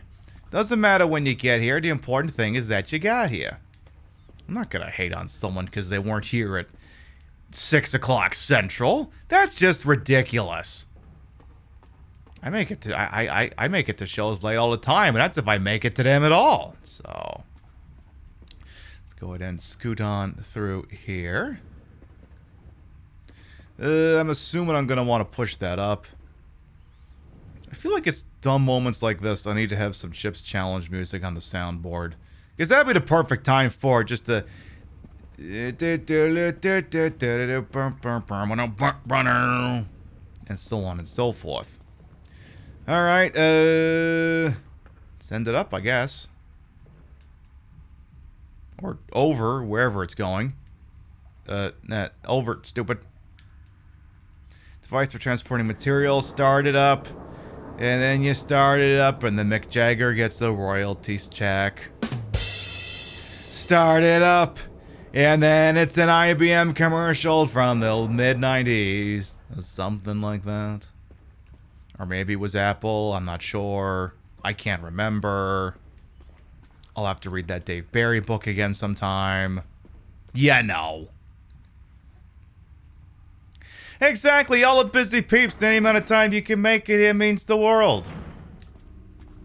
Like I said, I don't I don't disparage the amount of time anyone can spend here for any one freaking second, because all y'all are busy people with a lot of stuff going on. It's a hashtag true fact. Some kind of mechanical hook. The hook is stuck inside the hole, and then I gotta find something to put in there. I wonder if that box is somehow related. I would have to guess yes. So let's go that way. It was an ad for Windows 95. Okay, thank you. Okay, that tracks.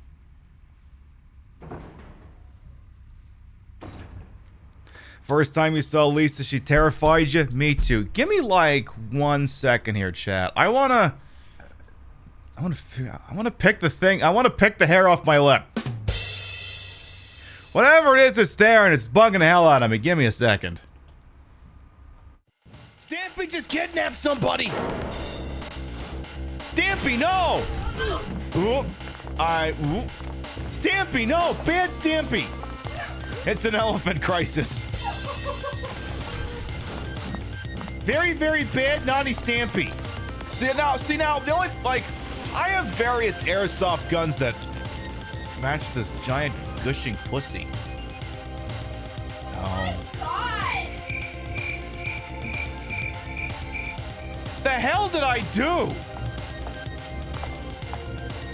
I mean, I know what I did, but I have to pretend I don't know.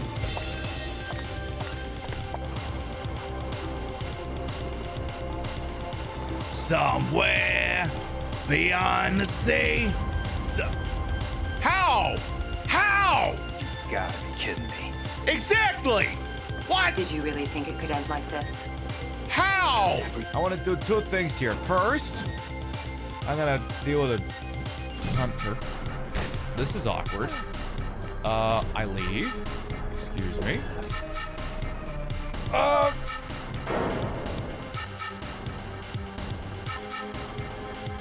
I got it!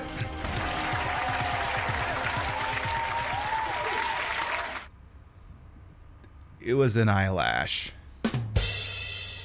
Hey, Lady Lay, welcome on in. How you doing? Yeah, I had an eyelash stuck in my lipstick. Don't look at me. I don't know. I just work here, okay? But I'll tell you what I do know. You need to click through there and follow Lady Lay, please, and thank you. Do you want to see an iconic drag performer go through many Resident Evil games for the first time, as well as other wonderful games? You click through on there, you check out Lady Lay, they're a goddamn treasure. They even sing their own. They even sing their own fucking songs. They're beautiful. You gotta check them out, seriously, please and thank you. All right, where was I? You love the look, hey Nippleopolis, welcome on in. Occupational hazards, you must suffer fear art. Yeah. It's broken. Someone has sabotaged the elevator. All right, who's being suspicious over here? Who's being suspicious? Am I gonna have to eject some of you? Am I gonna have to eject somebody out of freaking airlock? Is that a thing I'm gonna have to do? Speaking of which, what do I... Oh, there's a... there's a trash compactor. And then I think there's like a broken-ass gun in here or something. It's kind of a silly fetch quest, if I'm being honest. Go through the Lisa Trevor section to get this box. Go back through the Lisa Trevor section to do the thing with the box. To get the thing you need to go through the Lisa Trevor thing again. It's a Code Veronica. It's preparing us for Code Veronica next week. That's exactly what it's doing. A garbage compactor. There's a Switch. No, it's a Nintendo Wii. The Switch is in the other room. But I'll push it anyway.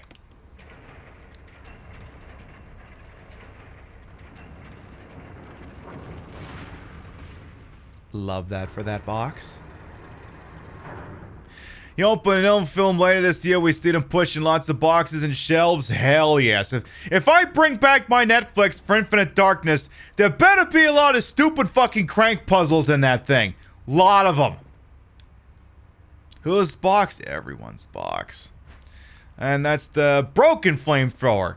I'm sure it was a perfectly functional one until we destroyed it. I look over at a DM I just got. I say, go ahead and send the bill. Go ahead and do that. And make sure you show it to the other person who might be interested in seeing such things. Make sure you let them see it too.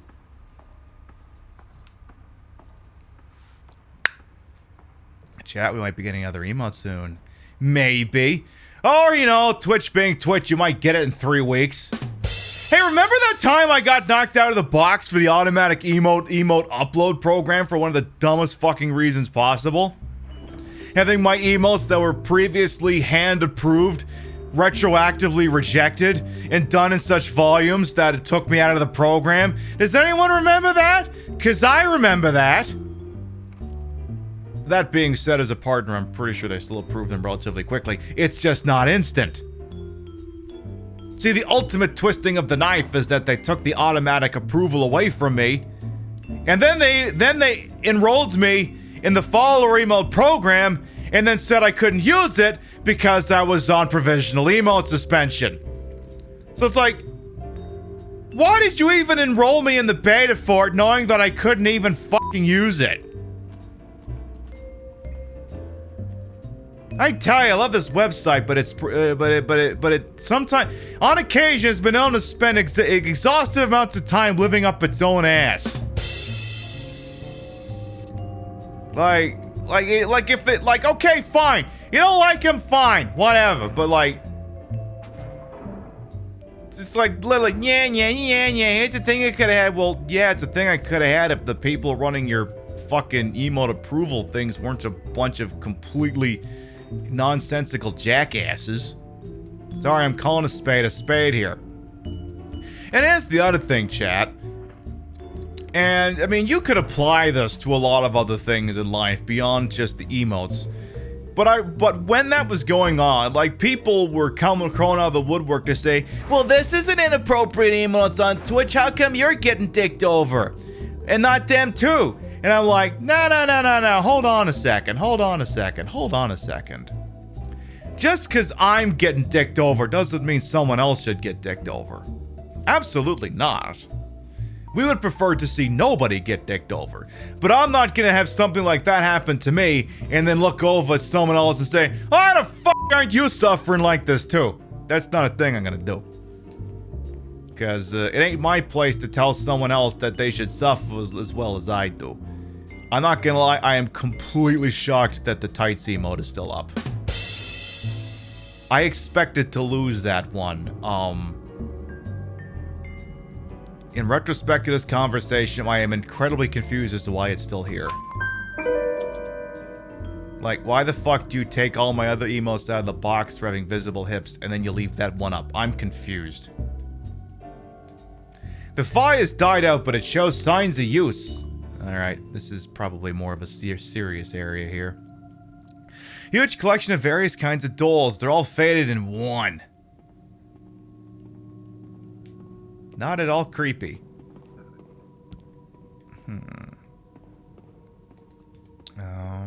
Okay, what do we got over here?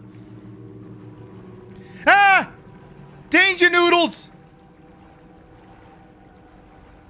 Not the danger noodles! Danger noodles, stay there.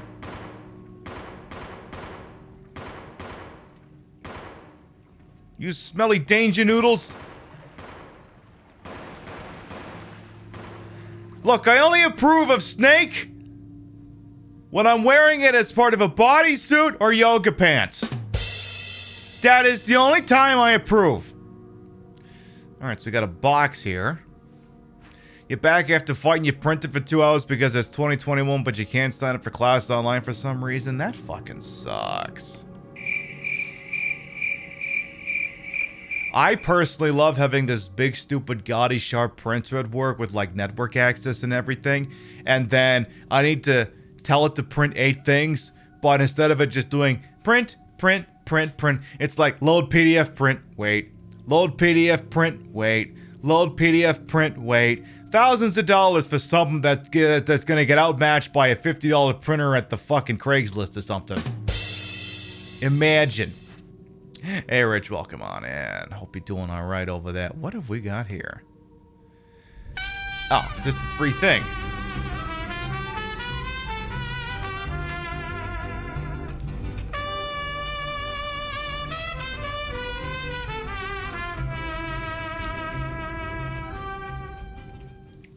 Pin be hype, pin be hype, pin be hype, pin be hype. Dad the Pursuer, thank you much for the 5-month resub. Welcome back. Your bitsy today and subs will never required, always appreciated. Oh yeah, I got a question for you. Would you rather do a compilation of the Resident Evil 7 playthrough that's already happened, or do you want to hold out to the Resident Evil 8 one? I'll let you think on that, you can get back to me. A family picture and notes.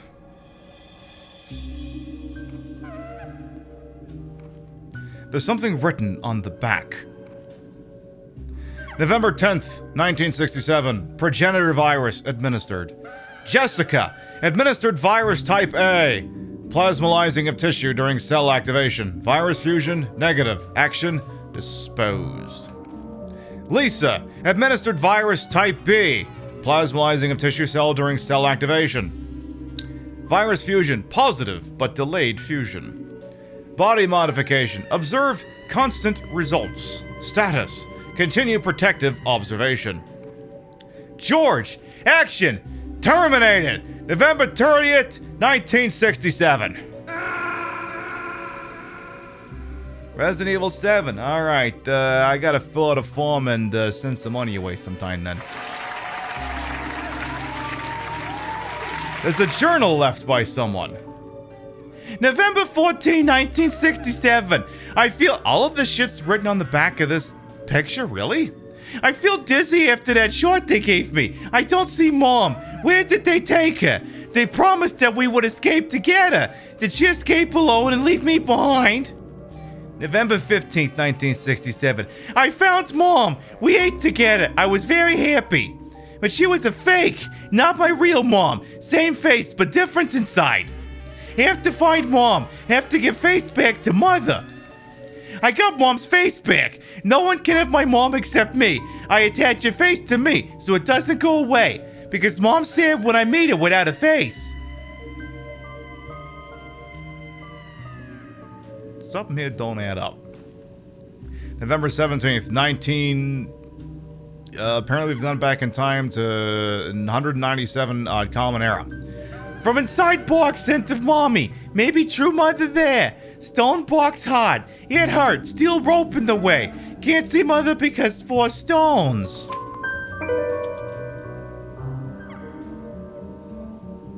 Gosh, it's almost like they're trying to tell us something. You want me to move the 4 stones? I'll see if I can swing that, boss. That might be a thing I could do. We have a ladder here. Where does this take me?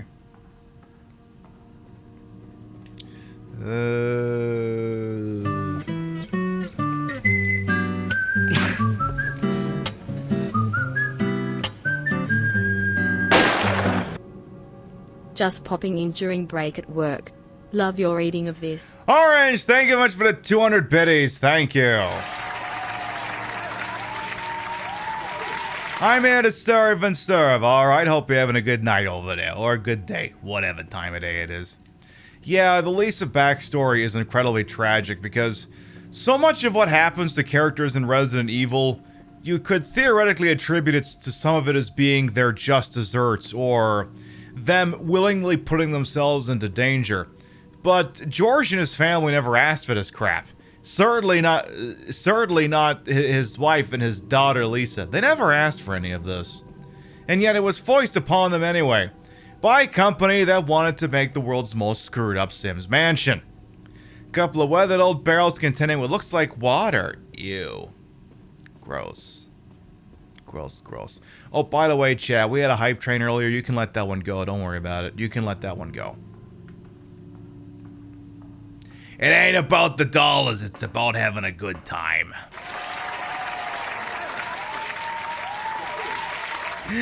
Timmy, nice usage of it there. I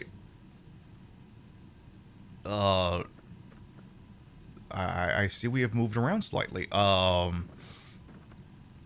Okay then. We are now cool. We are now somewhere else. Let's go ahead and move things around. Exactly. Hey, I'll value for spending the most expensive thing you have. Your time. Your time has a value. Your time has a value. It's whatever you want it to be, and once you lose it, you don't get it back. It's literally the most expensive thing. It costs you nothing, but it has a cost. So I don't take it lightly whenever someone chooses to spend any amount of, either a little bit or their entire evening with me. You are making a time investment in me, and I hope to pay. And I hope I can pay you back for it, and hopefully entertaining at least a little bit of the shit out of you. Making your night shift work a little bit better. Oh, anything to help out the night shift warriors. Like, the people who do the night shift don't get enough fucking thanks from society. They really don't. I did 3 years on the 10 p.m. to 6:30 a.m.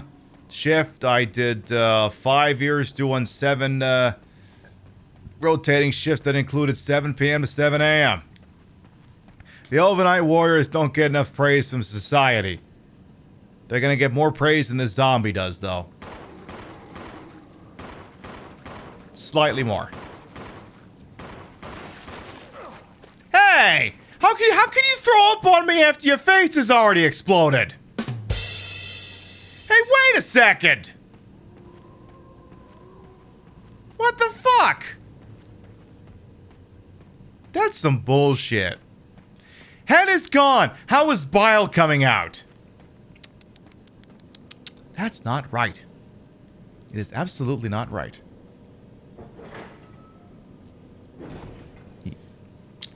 Alright. Zombie. Good. I want to get back into the mansion, and then I want to check something real freaking quick. Real freaking quick. Because, yeah, I mean, I didn't mind working the night shift at that part of my life, because I was just living with my parents. It's not like I got anything better going on.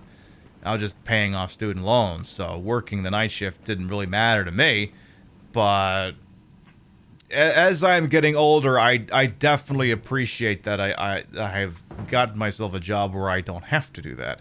It also helps to lend perspective, because sometimes I can look at a particularly not exactly great day at my workplace and go, God, I should just quit and go into Twitch full time.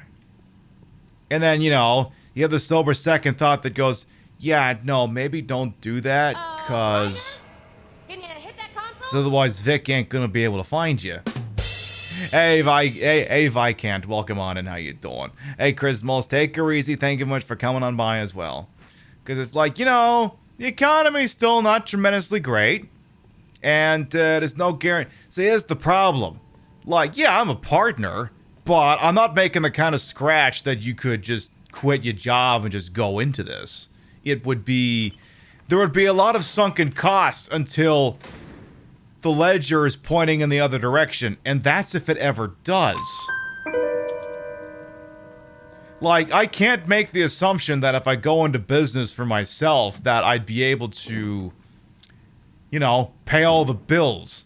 So I'll continue my 40 hours in the office and then the more fun 20 hours while I'm live on a TTV.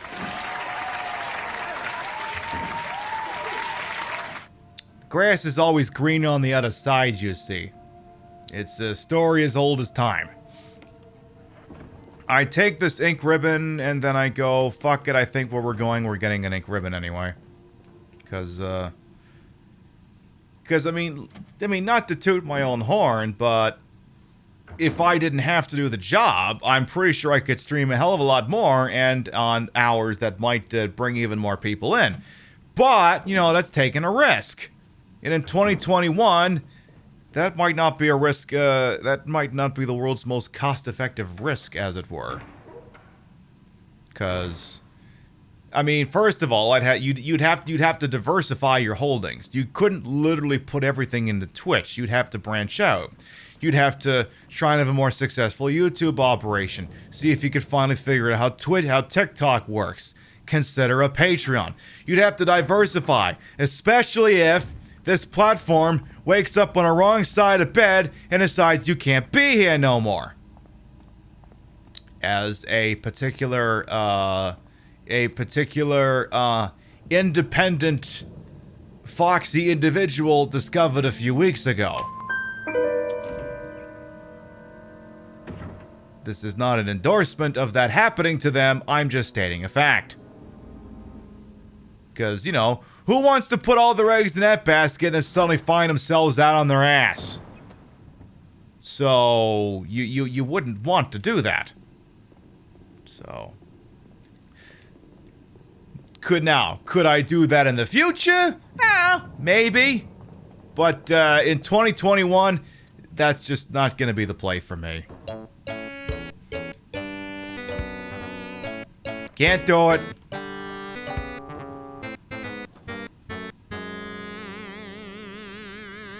The two emblems fit neatly into the door. Open it? Yes. Then you better fucking save the game when you get down there. Better do that. So I think there's something here. It's an old typewriter. If I had an ink ribbon, isn't there? Yeah, there's an item box right there. So we have an item box there. I'm gonna save the game real quick in case I somehow screw up this Lisa Trevor. I hesitate to call it a fight. It's not really a fight. It's more of an extremely uncomplicated puzzle with someone running around causing interference. But before we do that, it's not top of the hour, but I just need to, excuse me while I work on something behind the scenes real quick. It should only take me like 2 minutes. It should only take me like 2 minutes.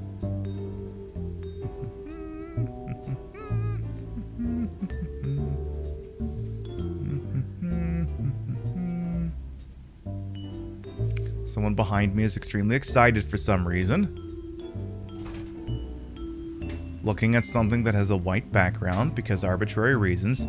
Even if you're a part... Well, Twitch still maintains a lot of... Even though we have, like, signed contracts and shit, they still maintain things like morality clauses that if you fuck up royal, they can be just like, yeah, you're done here.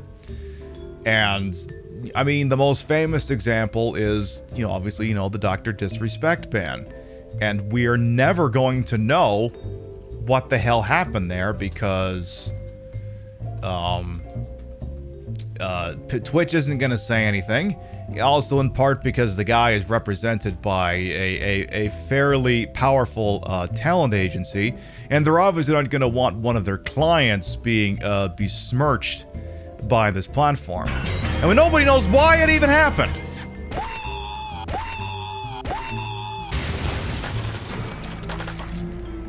Hyrule Hero! Yo, thank you for the sub. Thank you. Your pities, raids, and subs whenever required. Always appreciated. I'm just doing something real quick, chat. I mean, it might, maybe it comes through tonight, maybe it doesn't. I'm just uploading something. And, you know, if it happens, it happens. And if it doesn't happen tonight, then it doesn't happen. But I just want to do something real quick. Let's do that one. Lose me with this auto stuff. This one shouldn't get me in trouble. Alright. Alright. Now we'll see what happens. I also go through my Gmail and I just click everything as read so that I can see if I get an email in the middle of my show. And then I will pay someone for whatever the heck just happened when we are done. There. There. All done with that. Alright, let's go do a really strange puzzle. Let's do that. But yeah, again, that's an example of, you know, maybe don't put all your eggs in a Twitch basket. Because again, this platform, as it stands right now, has the authority to wake up and go, yeah, you don't get to be here anymore because Twitch reasons. And my understanding is that there may be litigation in California that may seek to change that.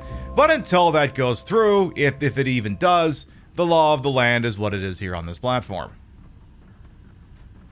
Because there's apparently someone who got in trouble from this platform and they felt they were improperly removed. So they sued under... gosh, what's it called? It's one of those weird California state laws.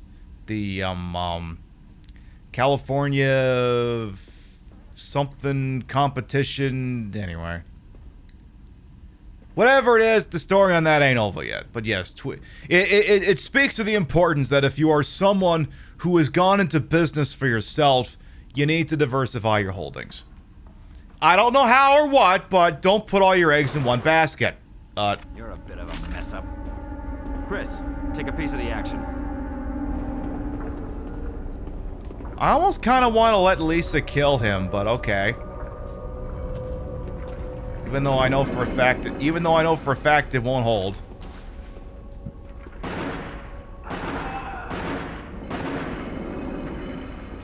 All right. Watch out, Wesker! I think Wesker just fell off. I'm just guessing here. Uh-oh. Excuse me, Lisa, do you mind? I'm trying to help you out here. I swear I'm actually trying to help you. I swear for real funsies, I'm actually trying to help you. Ah, jeez. How much damage have I taken? Holy crap. Yeah, Wesker didn't last 2 minutes. Could you maybe jump, please? And could you do the Pointer Sisters / Van Halen song and Might As Well Jump? Ow. None of these axe handle smashes. What do you think this is? WWF? God, what's the angle on this?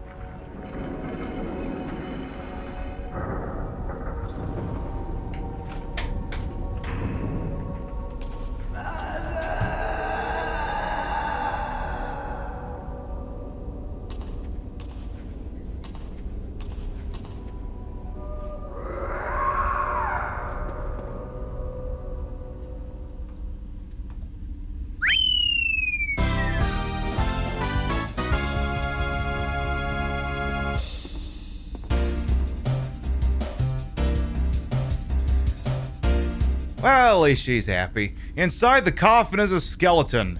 Wait, there's something else. A family picture.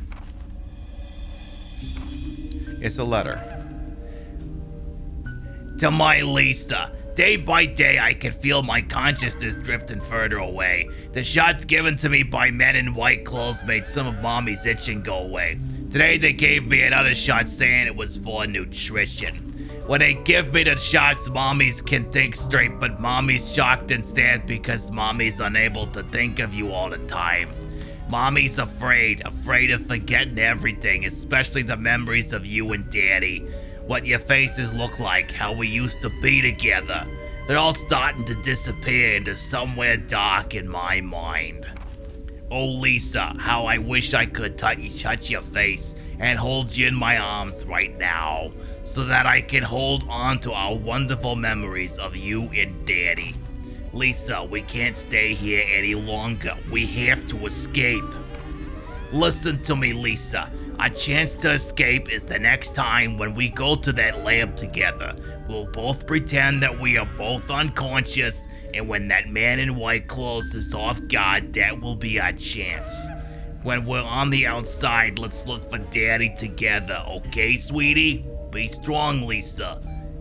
November 13th, 1967. Jessica Trevor. I really felt compelled to get the date on this so that you know when I wrote this, 50 years after the fact.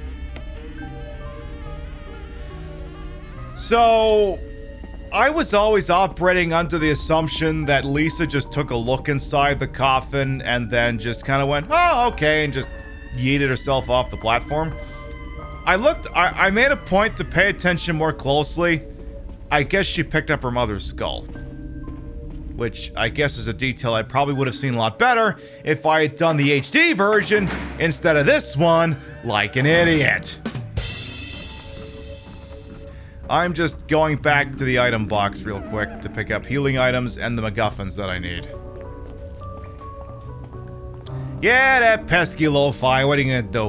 Is there anything here? No? Okay. Just wanted to make sure. Alright. Oh, no, box is right there. Okay. So, let's... kind of feel like if I ain't gonna use the shotgun now, when the hell am I gonna use it? So give me the shotgun, first aid spray, and... actually drop the gun for now. Just go with shoddy. And give me the 2 MacGuffins just in case. We'll get the pistol back later, but for now it's shotgun time. Good. If I'm not gonna use it now, when the hell am I gonna use it? We made it this far. May as well get some boom headshot and badow.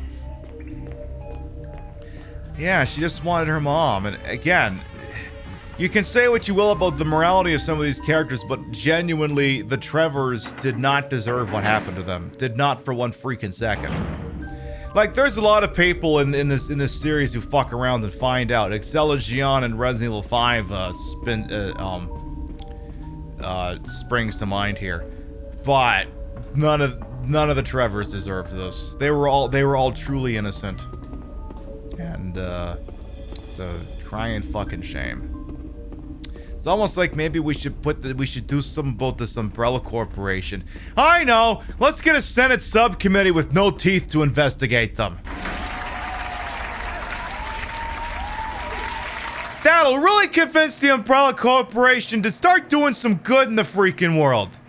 And not, I don't know, accomplish nothing meaningful. I don't know. There's the big stupid door that don't open. There's a large iron door, and it won't budge. Will it bulge, though? I know it won't budge, but could it bulge? Like, what if we asked really nicely? Could it do that for us? Alright, that one? Yeah, the other one. Let's do that one. Alright. Go on over to the other side to drain this. Drainage, Eli! So this is where in the original GameCube version, once through here, you would actually put the second disc in. It always felt to me like a little bit of a strange thing to have happen.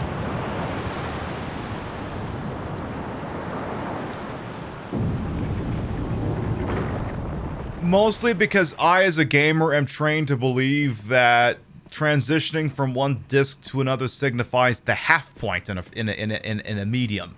Whereas in this case, it's literally like the final 20%. This does not denote the halfway point at all. It's just because the area down there has got all the other assets in the finishing cutscenes, which wouldn't have all fit on one GameCube disc at the time, but does successfully fit on one Wii DVD, as this game is.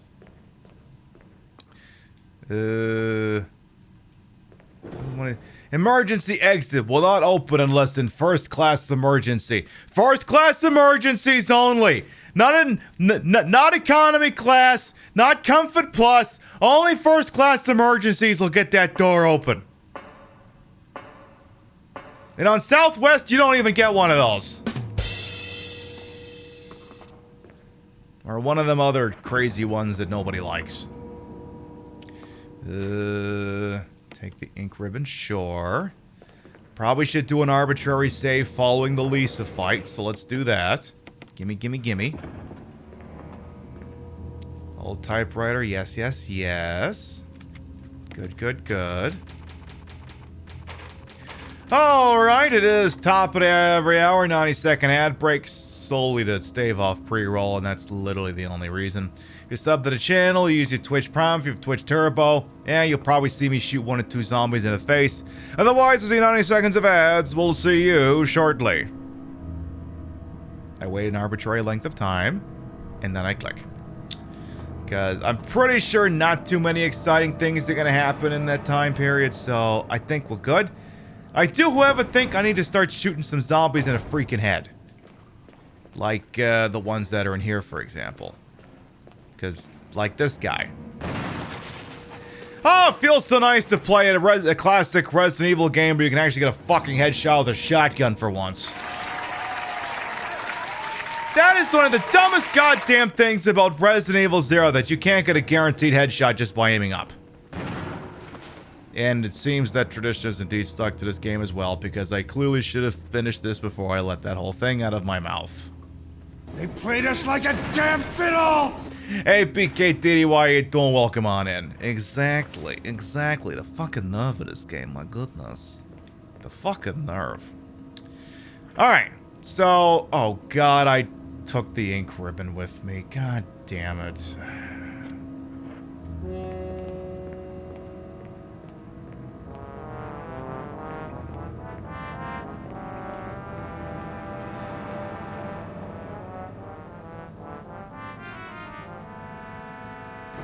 Never, ever, ever take the goddamn ink ribbon with you.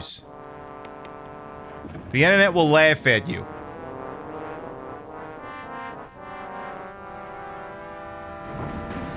Anyway, chat, here's the deal. We're getting a shipment of emotes in. I have uploaded one. It's not available yet. If that should change in the middle of the show, I'll let you know. Oh, I should have picked up that fucking MO disc while I was there. We'll take this. Probably shouldn't have taken that one either. It's locked electronically. Well, that's fucked. So that's always going to be a problem later. Alright, through the door we go. This gate wasn't there originally, but then in the original Resident Evil 1, you couldn't just seamlessly go up and down doors like that, so... I hear zombies in here. I want nothing to do with them. Alright, so the thought process is that if I can finish this game tonight, and it's looking good, we can start playing the original Resident Evil Code Veronica next week. And when I say original, I mean Dreamcast. Not, oh god, not this thing again. Not this fucking thing. I hate it here. Yes, I'll take the well, where's the note for that? Another x-ray, thank god. Memo message board attaches. There's something scrawled on a notepad. To use the electronic door, place the initials in alphabetical order. There's a space to put up an x-ray photograph, so, I don't know, put this one up. Or don't put it up. Part of it's glowing red. Alex Bechet. Then you got, Clark David. I'm noticing a theme here. So this one's gonna be... Franklin Fuck? Gail Holland, okay. So, exchange, no. So...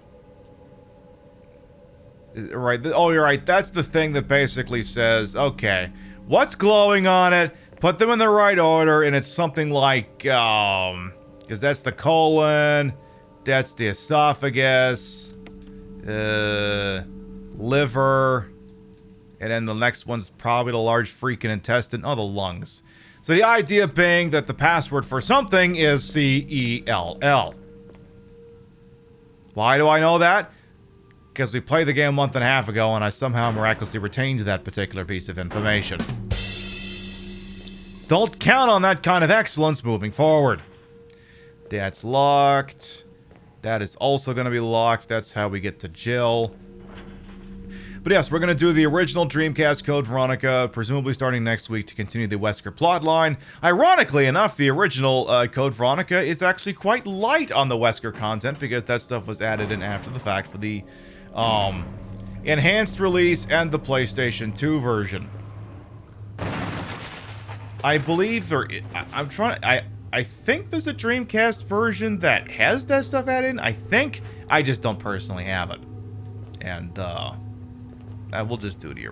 We will just play the game as the original God intended. That door is also locked. That door is also locked. There's gonna be a zombie right around freaking here.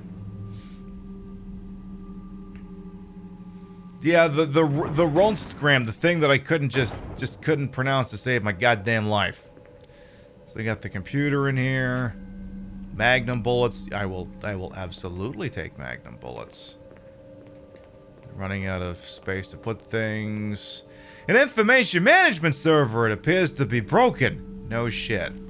Evidence that... Oh, okay. V-Act researcher's note. There is now evidence that when the host loses consciousness, the body goes into a dormant state. During this time, the virus becomes active and rapidly transforms and reconstructs the basic composition of the body.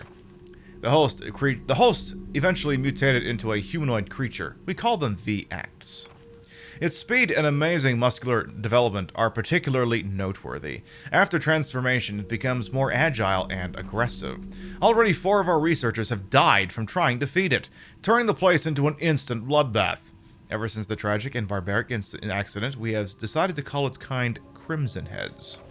That dangerous and precious prototype specimen can't be left there. We have to figure out a way to deal with it. Termination is definitely not an option. We finally decided to freeze the specimen and confine the body inside the basement of the backyard cemetery. Oh, so I probably shouldn't have fucked with that, I guess is what you're telling me. Is this the John Ada thing that we would have found out later, but I'm sequence breaking? Because god damn it, I need to get a leg up on this game somewhere other than just, you know, using cheat weapons. Yay! Check out that sick password policy, dude. Totally secure, man. Also, not even remotely. Like, where the fuck in the current era can you put a password for anything that's only 4 characters? Hey, Negative Nico, welcome on in as well. How you doing? Alright, there we unlocked some... Yeah, strap yourself in. We just opened some fucking doors. And I didn't even type in the word MOLF. And I didn't even do that. That's how far we've come. I should have wrote in self instead. C-E-L-F. Should have done that. Ah, well, maybe we play this game again in a year. Something like that. Fun fact, if you type mole instead of cell, you hear Tofu's voice from Resident Evil 2. Cute. Alright, we should probably head back up to the topper floor there. Should probably be a thing that we do. Also, keep your eyes open for this guy. And the guy behind him. Jackass. Hey!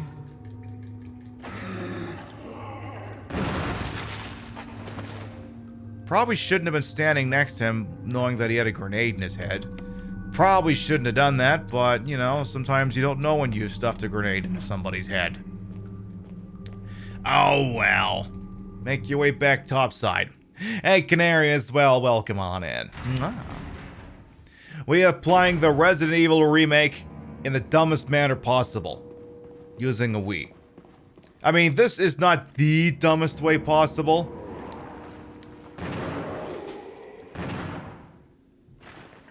You're dead, right? Yeah, you're dead. The dumbest way possible is if you actually take the nunchuck out and then you try playing it like this. Gets kind of cramped pretty freaking quick, especially if I had to deal with that crimson head there. Items. Nah, man, thank you all. Welcome on in. For those of you who might be new here, I am Queen Pib, Patricia, Enga, Bogart. You may also call me Trish. Retro variety drag queen streamer, member of Team Stream Queens, and your time here is well wasted. And for the Coolidge vibes, hey, I'll take whatever I can get. I'll take what I can get. Alright. Let's deposit the Magnum rounds, because we will want to have them later, obviously. Yeah, this is kind of cramped. So the idea being that if you wanted to point the gun, you'd have to hit the trigger on the bottom of the Wiimote. It's not great, and I certainly don't recommend this. So what you would obviously do is if you for some reason did not have a classic controller or a GameCube controller, because you can shove a GameCube controller into the Wii version of this game and play like the original GameCube version. Wiimote and Nunchuck actually work surprisingly well, because there's no motion controls or cursor stuff. Like, no tea, no shade, this is actually legitimately very comfortable. I like Wii games that do this. That don't force me to give myself more carpal tunnel syndrome or make me point at shit and just let me control the game like this. This I actually legitimately appreciate. So we've got, don't pick up everything in this room yet, just in case. We've got, let's leave that there too.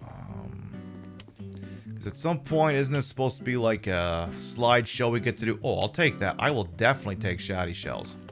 Security protocols. Oh my god, this just goes on forever. And the only thing to look for is the part where it says like Tyrant. And then it's some of a Wesker. I can't fucking remember, but like, oh god, just, I can't read that shit. Videos are stored on the shelves. They're all security camera recordings. Boring! Where's Mr. Rental? I want instant cassettes. They're out in stores before the movie is freaking finished. I want that shit. Major props for playing with the Wii controllers. Hey, like I said, the breast may be fake, but the retro is real. Real console. Fake breast, though. Very fake. Very fake. Oh yeah, Deadly Premonition music. I like to hit that a lot. Oh god. Yeah, I don't know the code for that, so I'm gonna put that away.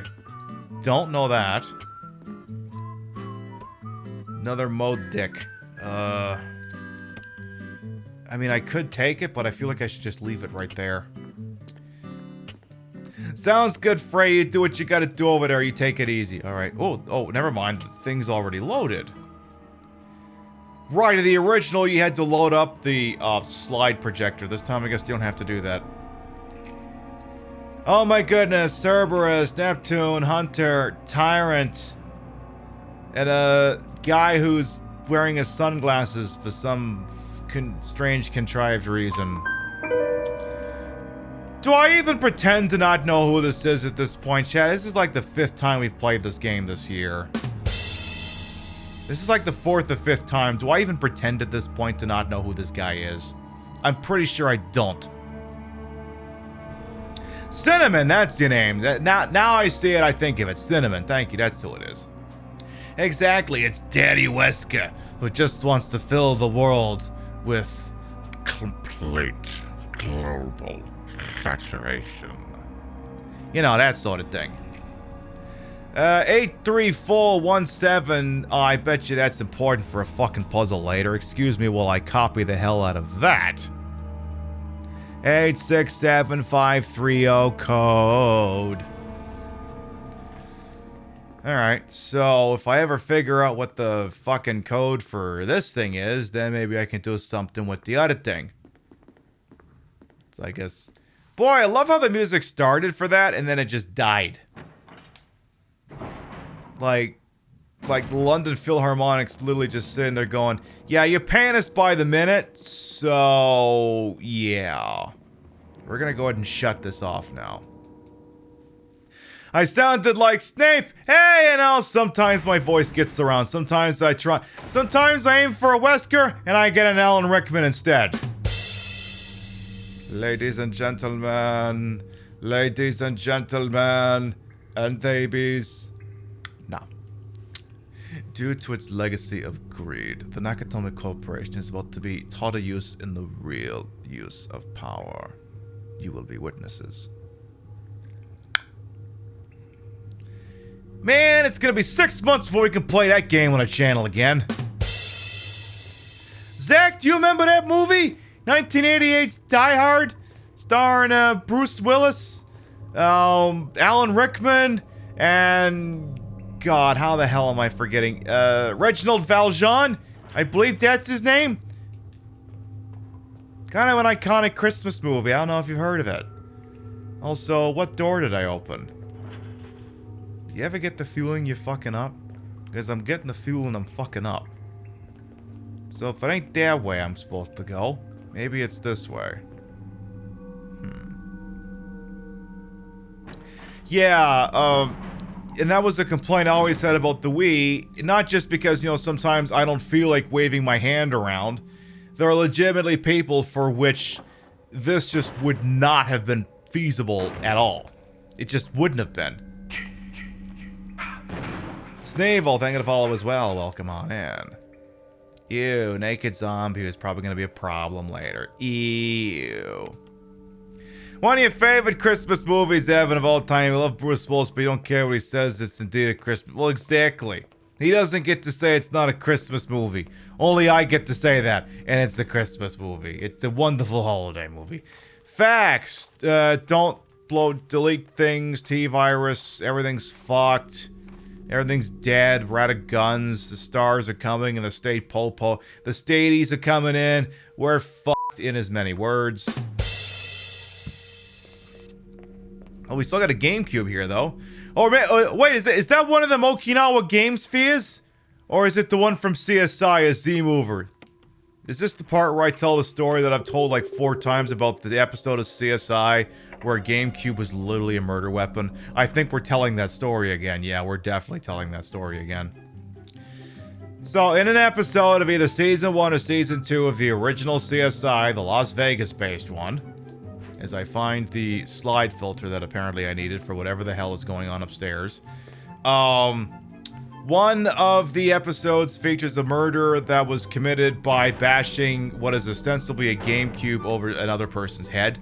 Except this version of the GameCube is called like a Z-Mover or something. It's, you know, the letter Z. But it had like this giant letter Z, or Z if you're a Canadian, sticking out of the top of the unit. So when one person grabbed it by the handle and smacked another person over the head with it, it dented their skull, and well, that was it for them. And that, as they say, was that. There isn't really a point to that story, I just felt like telling it. Alright, so let's see what this thing has to say for itself now.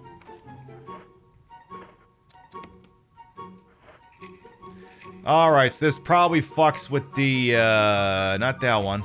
That one, 8462. Alright, go ahead and punch that into the machine here.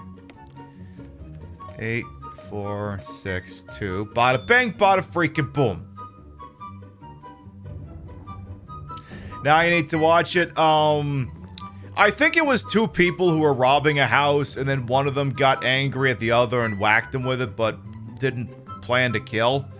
So, you know, depending on your interpretation of the law, it's either manslaughter or felony murder. Because that's the question now. If you're breaking into someone's house and you do something that kills your partner in it, Doesn't that bump it up to felony murder? I don't know. I'm not a district attorney. I don't know these things. All I know is I got a key that enables me to go somewhere. And what have we got here? Some sort of image editing equipment. It looks like you can use it to view Kenneth's film. View the film? Sure! Get away from me! No! Hey! No!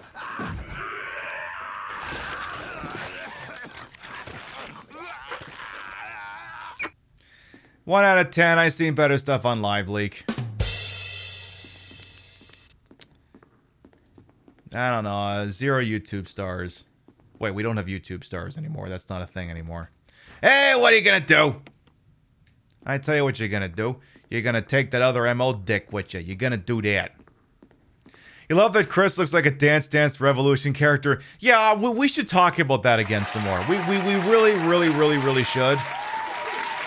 Because, yeah, oh, can I? Yeah, there we go. Because, yeah, like, we haven't been talking enough about the fact that I picked the dumbest outfit for him. Like, I could have picked anything. I could have picked the standard outfit, the one from Code Veronica, but I went with this one. The ultimate early aughts douchebag. I went with that. Whoa, man! Check out the shotgun, dude! I get headshots like half the time, bro! With my bug-eye sunglasses and my knit cap. You see, in Canada, y'all call that a toque. Y'all fucking weird up there, man. Also, I'm Canadian before anyone gives me any shit.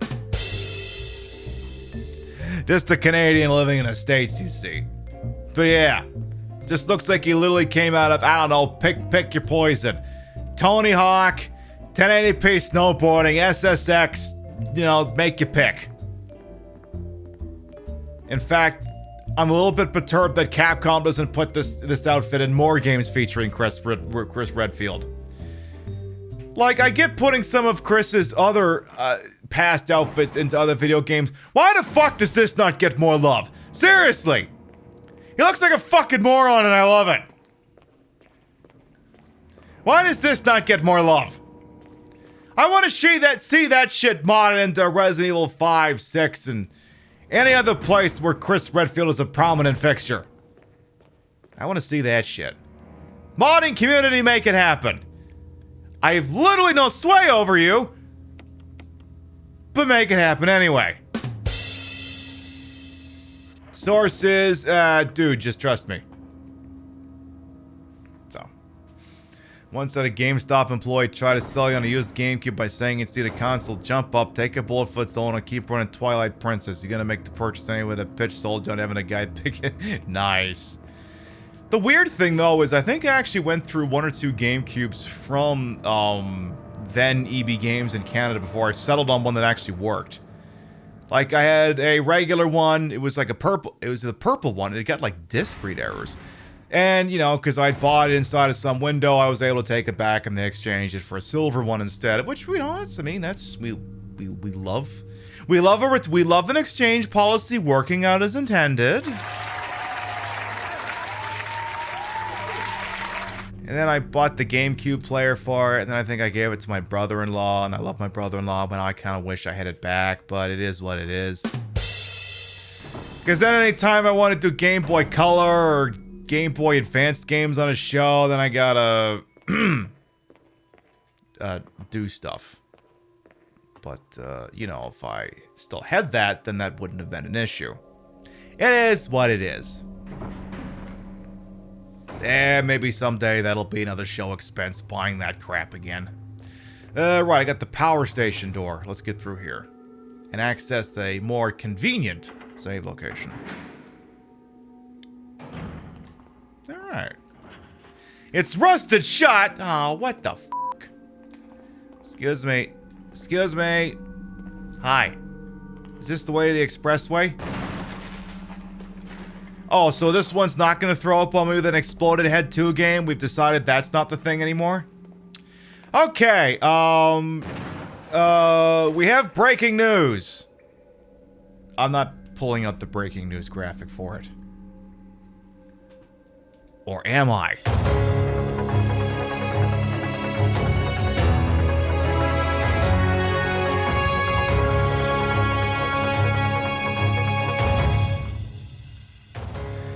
The new emote is now live from what I'm being told. So if you're subbed to the channel, you got a new one. Pimb Nails. It's not of me. It's of Rio. And isn't it just adorable? Rio, I'll get you the files so you can use that as your socials if you feel compelled to do so. There you go, chat. Enjoy that shit. It's yours. And Dola knows I'm good for it. I'll pay for it after the program. Exactly, nails. Alright, so I don't know that I want to go to the power station yet, so let's hang on over here for a second. Sounds good, Slay Queen. You do what you gotta do over there. Thank you for coming on by. Congratulations on winning that round of marbles, and we'll see you next time. Mwah. So I got ourselves another save room here. I'm gonna keep holding on to that Mo Dick just in case. Just in case. Probably should bin that just in case. Ooh, yeah, take that. So, it stands to reason that when we get to the ass end of the game, I'm gonna try to not use the infinite ammo rocket launcher, because I feel like maybe I should make an attempt at trying to be legitimate. I mean, I'm gonna fuck it up royal and probably go back to it anyway. But I'll at least be able to say that I tried. I can say that at least. We also have some other emotes coming up soon. We are always hashtag blessed whenever we're able to operate a little bit at Dola's time. We love it. I have freely told Dola that the only way I'm switching emote artists is if they literally die.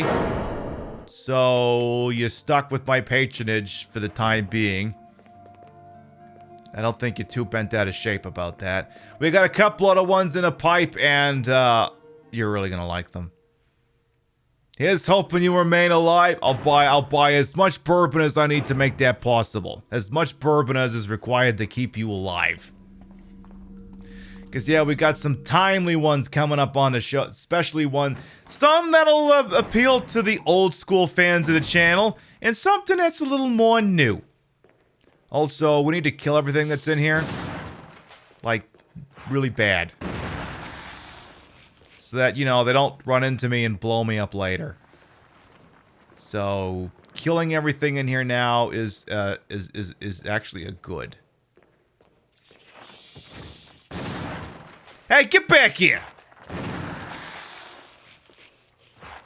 Now let's go find that other game, because that other GameCube's in here. That other murder weapon from CSI something or other. Oh shit! Alright.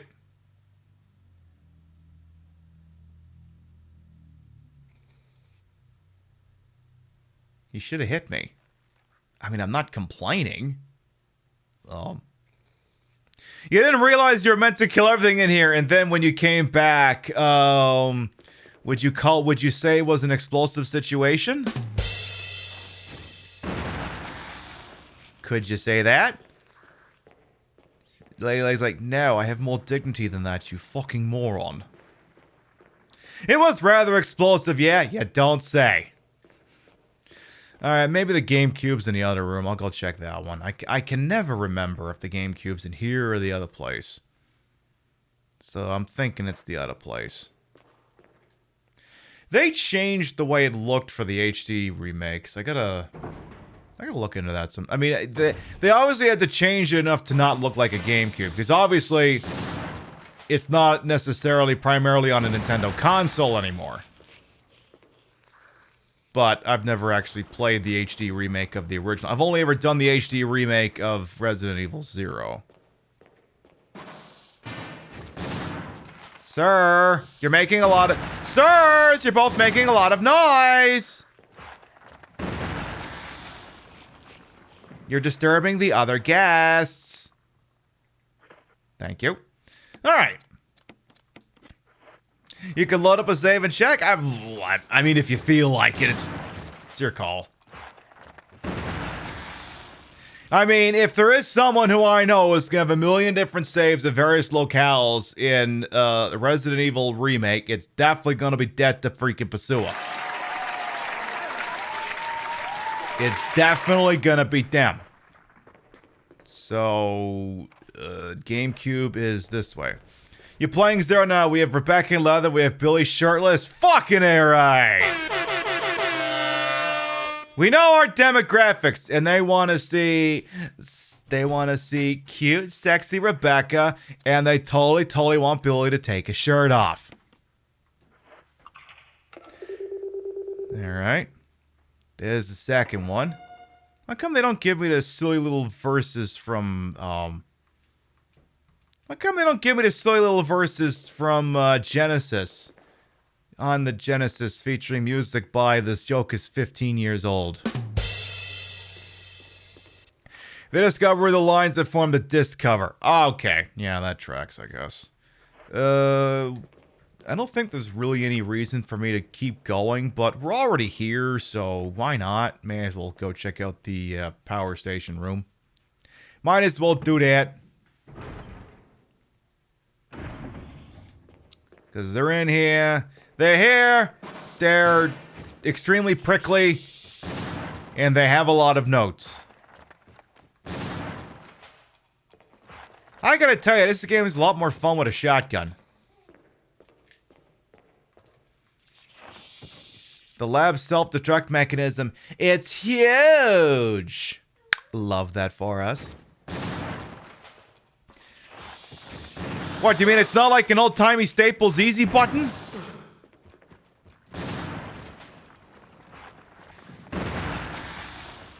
Same before the shotgun was empty, but we did all right.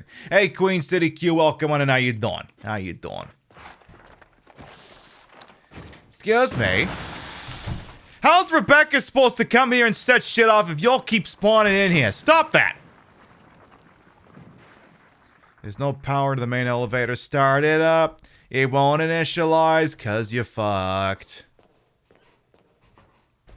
Start it up. It's that Windows 95 commercial we talked about earlier.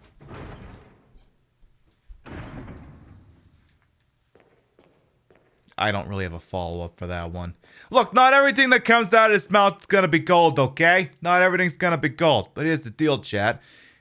Chat's not gonna remember the lines that don't land, but they will remember the ones that do. So, I don't know. Say whatever comes to mind. You know, with obvious certain decorum things, like, you know, don't just say literally anything. You don't want to be, but you don't want to suddenly find yourself off the platform. So, you know, don't do that. Certain exceptions apply. See in store for details. That sort of thing. All right. So we're not done here yet, obviously. We're probably going to do this for at least another hour, hour and a half, depending on how long the game is here.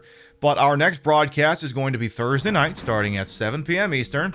We are continuing our playthrough of Resident Evil Village. First time I've ever played it. I'm not going to say too much, just because there could be people in chat who are trying to avoid spoilers for that game. It's certainly possible. I will just say that we have completed the first quadrant of the thingy. And we are obviously very upset about the fact of the implications that are caused by that.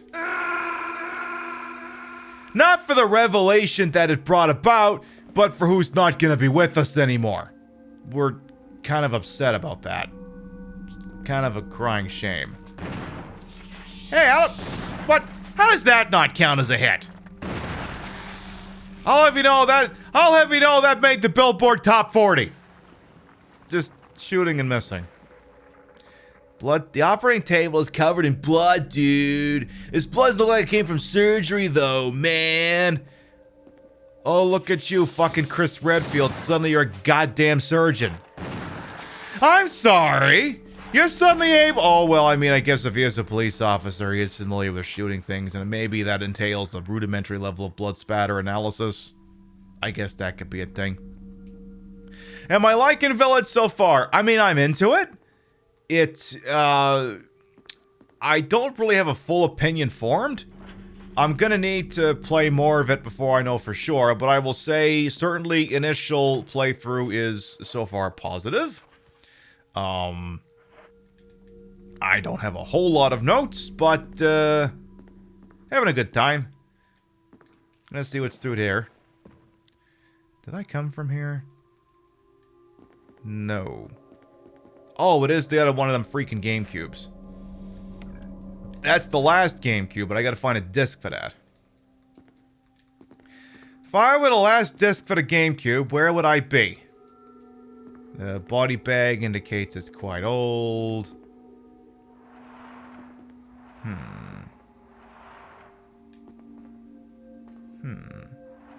Because I picked up... Maybe I binned one of them. I'll have to check. Yeah, I guess if we have one complaint about Village is that there was a particular moment early on where apparently, in order to do forward progress, I had to stand on a box and then go through a hole in a fence or a wall or something, and it never dawned on me to do that. So we literally spent 25 minutes running around while every single possible backseater in chat who knows the mods are gonna shoot them if they explain it to me, and the mods are in on this too because they've also played the game. They're going, God damn it, what is this moron doing? Literally running around when the answer is just go through the hole in the fence, you moron. Though, again, that could be blamed on me being an idiot, not as a true failing of the game. Because, I reserve the right to be wrong in everything I ever do. It was so hard working Bath, but it was worth it. I mean, no, that's edging for you. That's edging. It makes the end of it all, it makes the end result worthwhile. You love being a mod in chats and blocking help and watching the streamer find out regardless of time, yeah. Well... Here's the thing, and I mean, I've gone through, not necessarily just as a streamer, but as a viewer, because everyone at some point in their viewership here on Twitch, hey Ramses, welcome on in, goes through learning how truly a not spoiler run works, because I'll be the first to admit that I probably broke the rules in a lot of channels as well with just telling things and foreshadowing and crap like that. Everyone kind of learns that shit at their own pace. And it really clicked for me when I was watching Mitch Flower Power. I think it was like a year or so ago. He was going through the Dark Souls franchise. He was playing Dark Souls 1. And, you know, his chat moves fast, and because also it's a large streamer playing Dark Souls, it's good. It's definitely going to bring in the people who exclusively go on this channel to watch Soulsborne content. And his mods, bless their hearts, were doing the best job they could. And it was absolute strict, you can't explain nothing. So like, for example, in the corner of the screen where it's got the little number, that sometimes it's a 0 and sometimes it's 1 to indicate the number of humanities that are active, you weren't allowed to explain what the hell that was. That's the level of no backseating that was enforced on there. And I was like, huh. That makes sense. That tracks. You love that level of no backseating, indeed.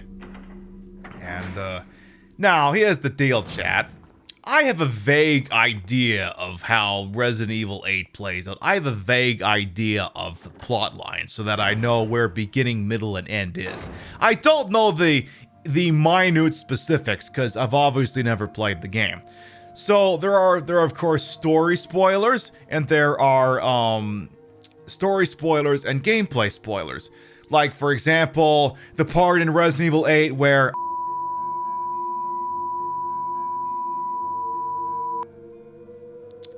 that would be a story spoiler, for example.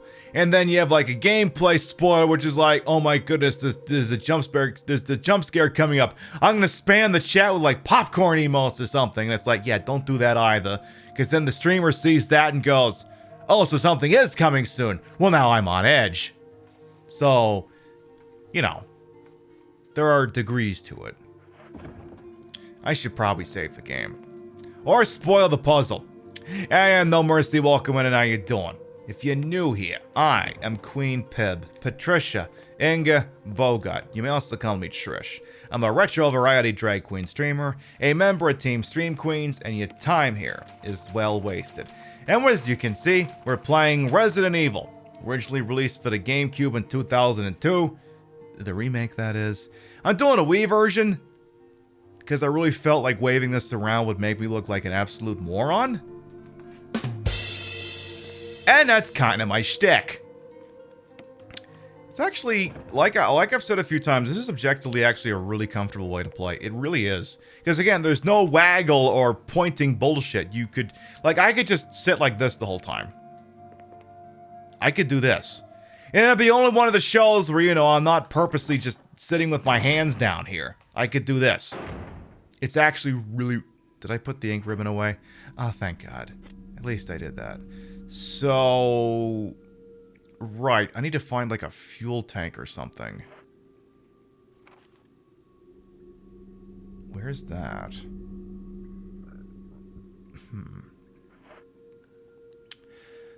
Right, I need to get into that room on the right that's in the center of that loop, and you only get in there using bullshit or something? I'm trying to remember here. I need to go this way. Angel Yuma was the best riddles for help when a streamer is lost. I mean, there are times where I will look at this and go, okay, I am clearly, this is beyond the pale, and I'll say, alright, chat, with as little information as possible, please explain to me yay or nay or something like that. I'll tell you what else is going on. Killer Snake wants me to show, he wants me to show off the troll special. He's usually only showed us off to the trolls, you see. Killer Snake has invoked the 10,000 Empties redemption that shows off something very special. You want me to show chat something very nice. My large, ample, wonderful, salacious tit? Yeah? Is this what you want me to show chat? What if I gave it a squeeze? It's Giuseppe the Titty, we love him.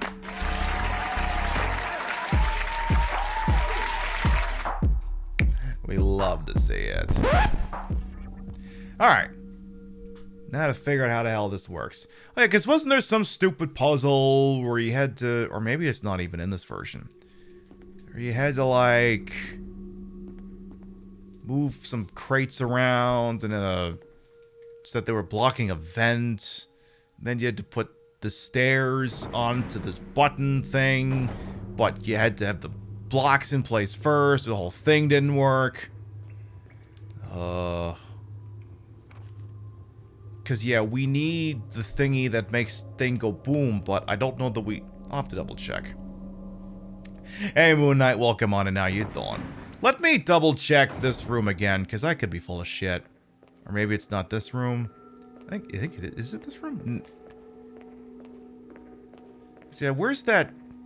Because, yeah, there's that big stupid thingy that goes kaboom when you run around.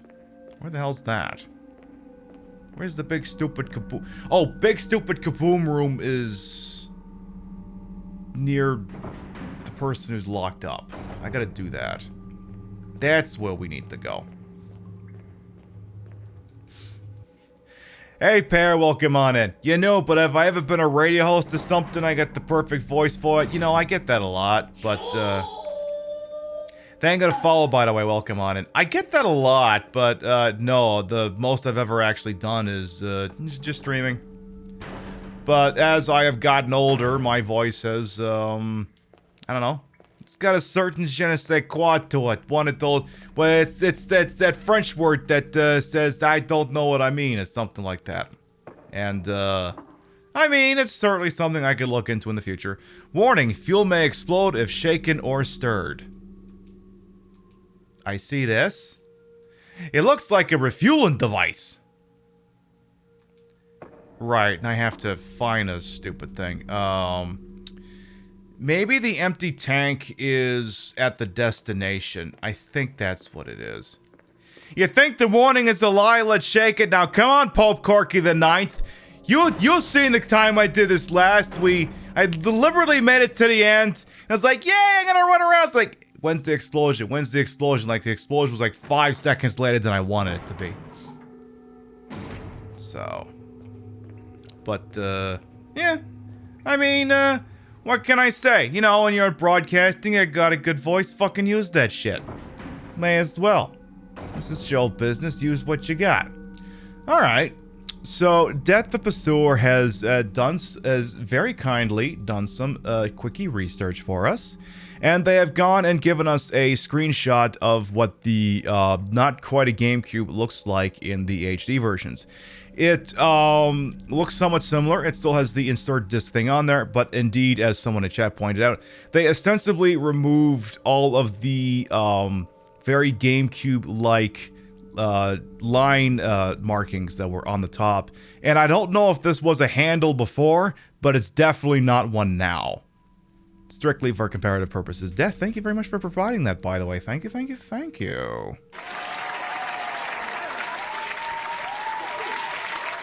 Hey, what can I say? Someone contributes something wonderful like that, I'm gonna comment on it and like it. Alright, we gotta get to the destination. Now it looks like something you may copy SNES games on. Yeah, probably. Probably. Alright, we gotta get moving here. So yeah, I'm gonna check if the stupid tank is at the destination. I mean, it probably is.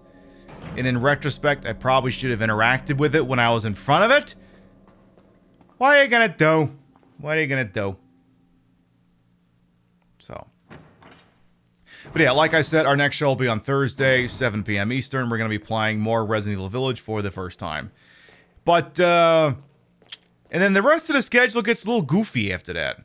Oh yeah, that's what it is. So the tank is here. I needed to grab that when we were here. It's like, knock it off for these warnings. What are you, the Food and Drug Administration? Look, I'll read the goddamn warning when I want to. The warning reads as follows. This is America. I don't want this shit explained to me. Carpe diem. Seize to let the buyer beware. However the hell that Latin shit works. Please note that this is an exaggerated voice and an exaggerated mannerism, by the way. This is just me pretending to be a moron. So let's go on over here. But yeah, next Saturday night, by which I mean this Saturday night, gonna kick it way the hell old school. Yeah, we put this in because OSHA demanded it, exactly. It's a workplace safety requirement, you see, and those OSHA people, do not fuck with them OSHA people. Do not. Take your workplace compliance very seriously. We're gonna be playing the original Metroid. And probably screaming and complaining about it the whole time. But we're gonna play the original Metroid. Because, I haven't played in a while. And the thing is, if I claim to be a retro channel, every so often I do actually have to play an original NES game. Or else I will lose my cred. So, yeah, I basically gotta do this every so often to move the median age of every game we play in this game on this channel back to like 1994 or something. The main ingredients of this fuel appear to be nitro compound. Running, in air quotes, could result in a fatal explosion. Also getting hit, and possibly also shooting. So, just gonna walk. Left foot, right foot, left... Yeah, I'm not even doing that bit. Alright, nice and easy now. No zombies spawning out of nowhere. Don't do that. No last second zombies. That shit's illegal. Don't do it. Do not spawn crimson heads out of fucking nowhere. Welcome to the most stressful part of the game. Yeah, unless you're me and you clear it out and then you reach the end and you deliberately run for a joke. But I'm trying to keep things moving, you see. You went the wrong way, you moron. Not this way. You always get lost playing Metroid, but it's a good game. I used to actually be able to do some of the goofy shit that you could do with the the ice beam to get to the final area. Norfair? I can't remember what it was called. I used to be able to do that to actually be able to get to the final area before you defeating, you know, Ridley and Kraid. Used to be good at that. Nowadays, not so much. I'm sure that knowledge has left me. You had to run in and pimp nails? Aw, hey, dope, how you doing? I tell you, your wife makes some pretty good shit. You should, like, keep her around and what have you. You should keep that broad around. She's pretty awesome. Pretty freaking awesome. Alright, almost there. Almost there.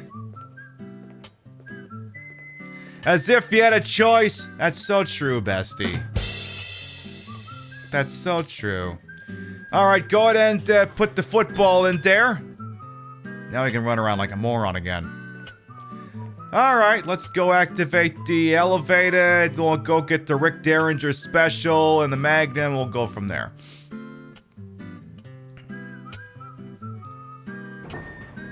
Alrighty then. So... of course, because I killed everything, this is gonna be kind of anticlimactic. Just gonna go, I guess. Did I have any other talking points I wanted to hit tonight? Exactly, now we can run around and just shake everything loose, exactly. We can do that. But yeah, earlier in the broadcast, we did some rudimentary breast pilling on not necessarily what's going on in Cuba right now, but we watched an educational video and discussed some of Cuba's tourism industry and why the country has to operate in the state that it does, and how between the United States embargo and then the undue influence that the mafia and the United States government had as part of the Batista regime in the 50s, the country never really got a fair shake. And even if you're someone who is the most arduous, here we can't have communism, rah, rah, rah. If for some reason you were of that mindset, even you would have to look at this and go and say the country is never going to get an opportunity to succeed or fail on its own merits. Because if the country did a communism and the whole thing went tits up and the US had never done what it did, you could look at it and go, well, would you look at that? I have another example of communism not working. I mean, Chuds is still going to say it anyway without the embargo, but it's like, when an airplane crashes, it's never for one thing. It's 4 or 5 things all fucking up in sequence or unrelated to each other. It's not a single point of failure. And this is what happens with a lot of things, is that there isn't one cause, it's multiple causes. So, if something happened, you know, the whole US embargo is gonna be kind of a pretty big freaking reason as to why shit happens. And, they're, especially where most of their economy is based around the tourism industry, as I forget to pick out all the weapons I wanted to get. Obviously they got rocks last year, so yeah. Teddy's crossed, things improves for everyone over there. Alright, now that we got the guns we actually need, just give me the Rick Springfield Derringer right now. There we go. Can I be a professor? No, but I can breast pill you whenever I go live.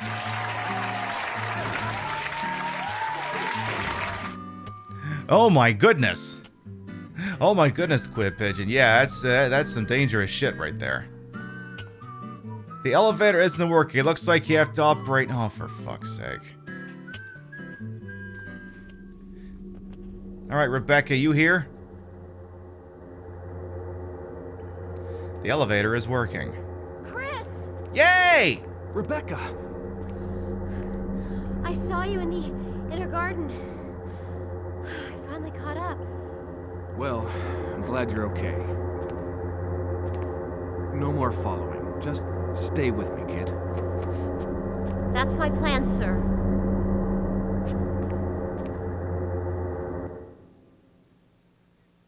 Oh yeah, I should have brought up the sound clip where they're all shooting Rebecca. Maybe before we're done. Whoa, the lighting changed all of a sudden. Obviously, when the embargo was implemented, they had a 2021 pandemic implemented. Exactly. They were thinking that far ahead, obviously. Before we finish the game, I feel like bringing up the dumbest ass clip in the history of anything ever. Yes, I'm doing it. I don't care. We're doing it. This is happening. You have no say in the matter. Prepare to make your time, or whatever the hell it is they wrote in fucking Zero Mission, or Zero Wing. Ouch! What? What is this? Richard. Richard! What happened? Oh, Jill, this house is dangerous. There are terrible demons. Ouch! You're wounded. What kind of demon attacked you? It was a huge snake, and also poisonous. Ugh. Poisonous? It's not just a poisonous snake. It's Rebecca. Chris! Oh my God. I saw you in the garden. I've caught up with you at last. Chris, be careful. No! Let's do this. Richard! Rebecca, what are you doing in this place? Well, because the helicopter made a forced landing, I just ran into this house anyway. Get the hell out of here. But Let me handle this. Don't move. If you do, I'll kill you. Yes, sir. Stop it. Yes, sir. Go to hell. Let's do it.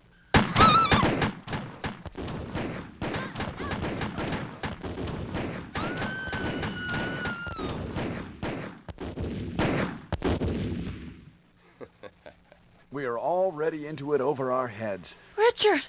He's... Oh, I know. Anyway, let's get out of here. Oh, Richard, he's... Yeah, I know. Anyway, let's get out of here. Fucking love that. Is this Michigan Report from Hell? If only. No, that was the original Resident Evil, but some of the voice clips have been moved around in a manner to make it sound like something. You can play this with Wii controllers. You feel so enlightened. You're welcome. That's not the worst of it. You can actually unplug the nunchuck and play it like this, but it's kind of painful. Sounds good, Dark Ratbat. Do what you gotta do over there. Also, where's Wesker? Or is Wesker not gonna live to do this? Are we being deprived of Wesker? Oh, there he is. Wesker. So you've come. Chris, you make me proud. But of course you are one of my men. Thanks. Thanks.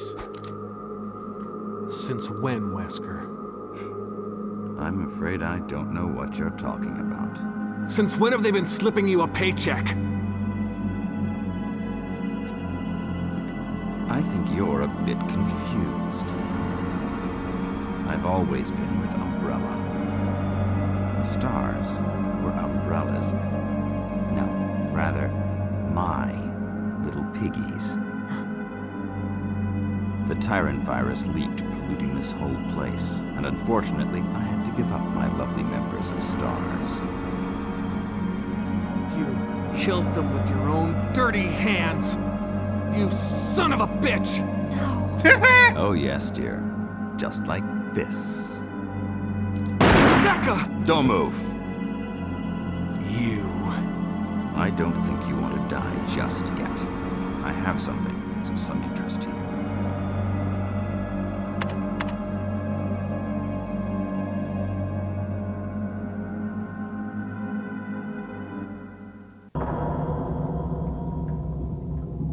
Does he have a dick? Can he hang dong?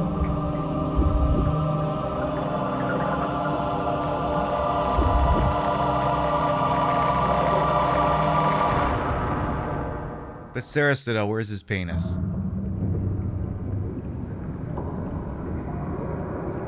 Oh!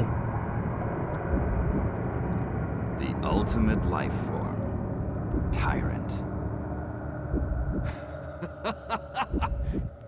Wesker, you've become senile. Chris, you'll never understand. Is this failure his savior? It's magnificent.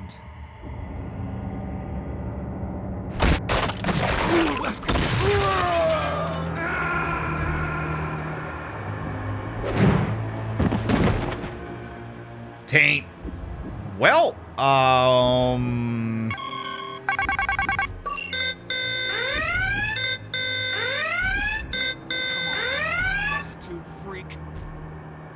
hey, he's very self-conscious about his test tube. Ah, that's gonna hurt. All right, well, that's using up the self-defense gun.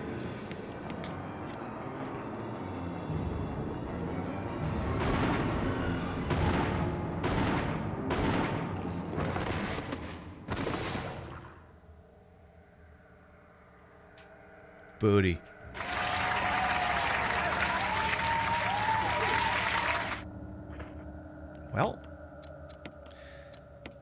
Well, that's four Magnum rounds. Hey, Rebecca, you don't mind that the tyrant landed on you by any chance, right? You don't mind? You didn't crush you or anything, did he?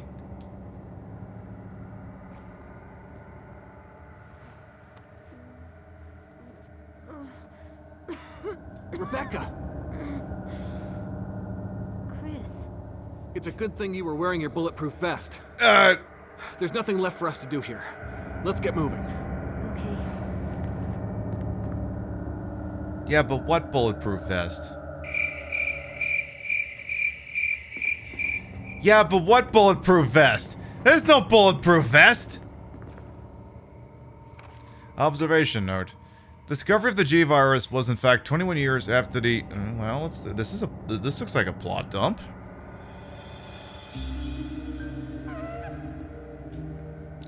The discovery of the G virus was in fact 21 years after the administration of the progenitor virus. A prototype parasite which we had delivered from a laboratory in France was administered to the sample specimen. The sample specimen took in the parasite without showing any signs of adverse reaction. The lack of any reaction was an unsolved mystery, but now everything is clear to me now. The prototype parasite was incubating in the sample specimen's body for 21 years. Then, from that incubating state, the prototype suddenly mutated. Evolved may be a more appropriate way to describe it. This observation gave me more insight in my research. Though further modification and testing, I was able to derive a method to create the G that surpasses the performance of the T. This was the breakthrough that would change the future of the BOW's history. I can't wait to see the look on Alexia's knowing face when I finally announce my research, but unfortunately, I'll have to wait a few more years to completely verify my findings. Willie Birkin. P.S. I hope I don't die in the next three goddamn months. Yeah, it's a full experience here on the Queen Pip Show.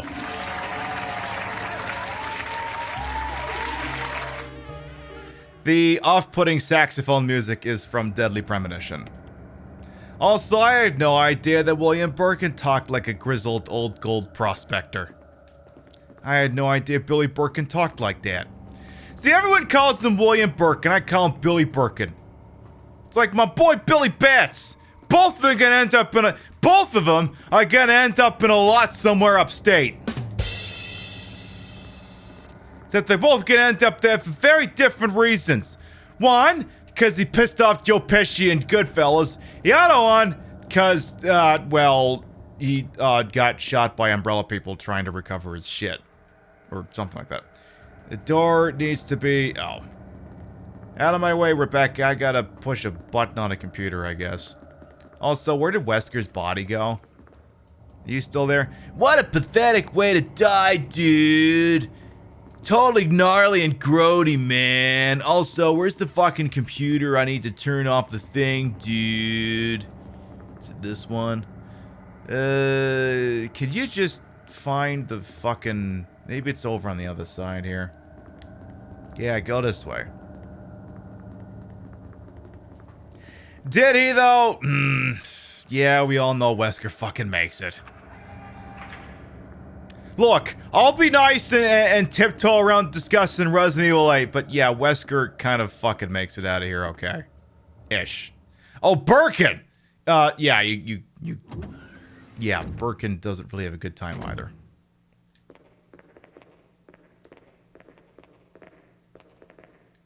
Alright. Let's go polish this one off. Oh yeah, so Thursday, Village. Saturday, Metroid. Sunday, we're gonna play the the Tokyo Games Olympic 2020 video game provided to us by our friends at Sega. It promises to be What is it? I found a file in the lab. Apparently, there's still a lot of tyrant virus here. We should blow this whole place up. Right. The show must go on. I'll leave that up to you, Rebecca. I'm on it. I'll start the self-destruct system I found a little while ago. It's not like we're out of this yet. I'll see you on the outside. Outside. The triggering system has now been activated, or will be. Yeah, we love his sunglasses indoors that go so nicely with Wesker's sunglasses indoors. Everyone's doing their best Corey freaking Ha with the sunglasses at night. But yes, on Sunday we're gonna play the Tokyo Olympic Games 2020 video game provided to us by our friends at Sega. It promises to be an inclusive, body positive, you could theoretically smoke marijuana while playing it Olympic experience. Which will make it miles above and beyond better than the real freaking deal. Like, look, here's the deal. I'm going to quote the late, great stand-up philosopher Robin Williams, who, in part of his stand-up for that he did as part of an HBO special, Robin Williams Live on Broadway, he stated that the only way that marijuana is a performance-enhancing drug is if there's a giant fucking Hershey bar at the end of the run. Marijuana enhances many things. Feelings, tastes, sensations, but you are not fucking empowered. I believe was the exact quote. The only way it's the performance enhancer is that there's a Hershey bar at the end of the run. And then you're like a Swiss ski jumper going, I'm there! So on and so forth. And yeah, they'll have actual virtual people, but they'll be virtual, but yeah, there'll be people in attendance, and you can wear like fucking stupid outfits. Like, there's like a Sonic fursuit you can wear, and there's an astronaut outfit. All personnel must evacuate immediately. Deactivating and releasing all locks. Because, like, to me, it feels like the kind of game that Sega would make if, they wanted to do the Sonic and Mario at the Olympic Games, but wanted to release on other consoles. So it's still got that level of silly about it. And, there was an evening at one point, I was, in a voice call with Opa. And Opa was playing, I want to say it was the Mario and Sonic at the 2020 games that came out for the Switch last year. And that game has a surprisingly deep and interesting plotline to it, with a lot of... It even has, like, throwback classic 8-bit games in it, too. I'm like, holy shit, how did I not know about that? I may have to invest in that game. I may gotta do that.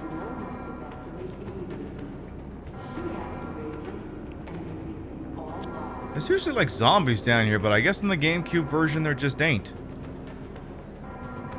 Because yeah, in like the PlayStation version, there's like 5 or 6 zombies out here. The live bleeping, okay, professional. Fucking A, right. Chris!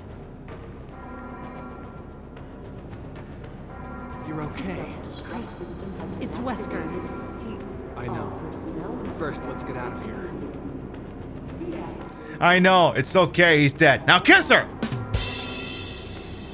Consensually, only if she's into it. You know, be reasonable here. There were never zombies in that area. I swear there was on one of the fucking classic versions I played. Well, maybe I'm full of shit. Let's get going. I'm working on it over here. Right, the classic version. So, Resident Evil, Director's Cut, DualShock, Saturn version, PC version, DS version. So those ones. Yeah, Resident Evil Deadly Silence. I wish Deadly Silence had somehow gotten like a 3DS shop release, because that version of the Resident Evil classic game is too good to be stuck languishing in physical cartridge form on the DS, solely to be sold on eBay by people who are just trying to bleed money out of a stone. That should not be a thing that's allowed to happen. But it is, because literally we're the worst. Leave it to the millennial generation to ruin video game collecting. You know, sometimes we do a lot of good in the world, and sometimes we're assholes. And on that thing, we're an asshole. We're absolutely a freaking asshole. You love this game so much, but the camera kills me. I know, it gets me killed sometimes too. Hey, Kathleen, welcome on, and how you doing? So, Jill's here. Where's Rebecca? Oh yeah, Rebecca's doing a thing. Those tights are amazing, by the way. Thank you. And thank you for the follow, by the way. Thank you very much. Yes, I very much make a point of saying that yes, these are tights, because that is in fact what they actually are. I basically wear like 3 layers of like tights as like a reverse coat of primer paint. This is your last chance. If there's anyone alive, give me a sign. I repeat, this is your last chance. Brad, you're nobody's last chance. Oh, hi, Jill. And then 1 layer of tan tights on top. It's how I abide by the website's terms and conditions. Oh, thingy. Seriously, this is so stupid. Like, it's not bad enough that Chris only has 6 inventory spots, but then you have to come in here with an empty slot just so you can pick up this stupid thing, even though Chris could just literally just pick it up, carry it by the hand, and put it in there. The self-destruct system's activated. No shit! Brad's up in the helicopter. Those things are coming. I'll take care of them. Chris, you just get in contact with Brad somehow. Okay. Really, Rebecca? The self-destruct system's been activated. I had no fucking idea. I don't know where you get that impression from. So it's not bad enough just that you gotta have the empty spot to pick up the goddamn fusion battery pack, whatever the hell it was. That's a good lighting over there. But that you also have to have the spot open for the flare that you're gonna have to use to start the boss fight, and then eventually get the rocket launcher that Captain What's-His-Nuts is gonna drop. This is before Chris gets all big and buff. He's too weak to hold it. I know, that's exactly what it is. Smart. Not smart.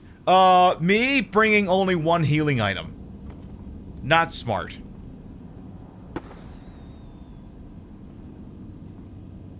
Very not smart. This may not be a guarantee.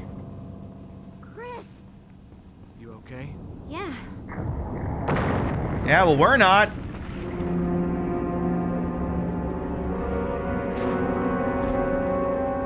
Oh dear. Ow. No, not Jill! Not Barry / Rebecca! Well. So I should probably save you, right, Rebecca? That should be a thing that I do.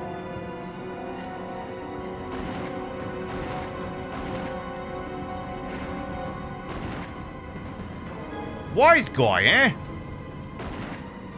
Okay, gun is not quite empty, but close enough. Stick and move! Stick and move!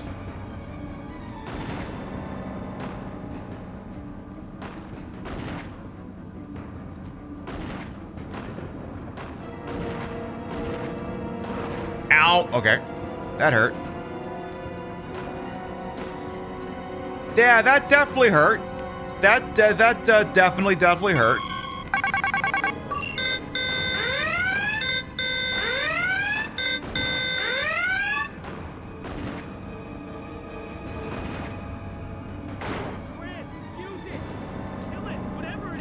Why didn't you drop that at the start, you fucking moron?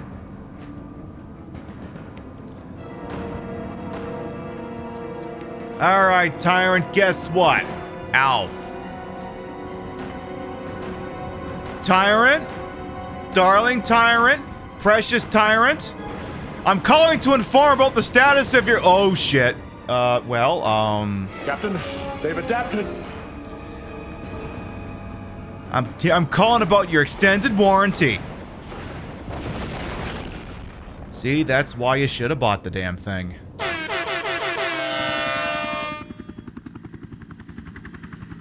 That's why you should have done that.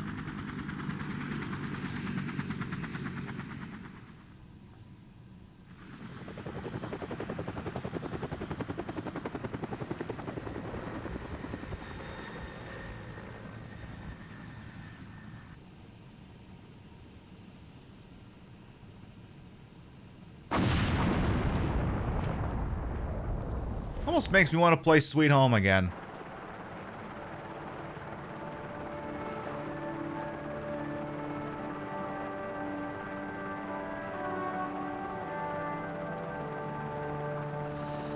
And Barry was never seen ever again.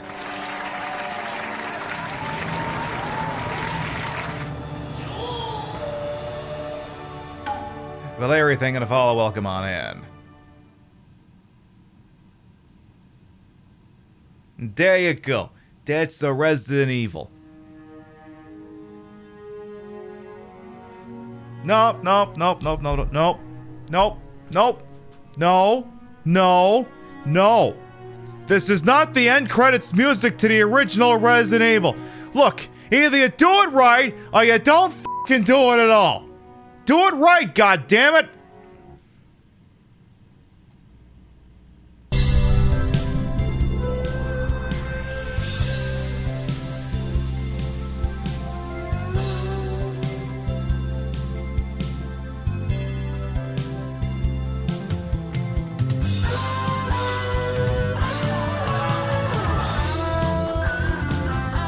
That's more like it. Jericho, thank you to follow as well. Welcome on in.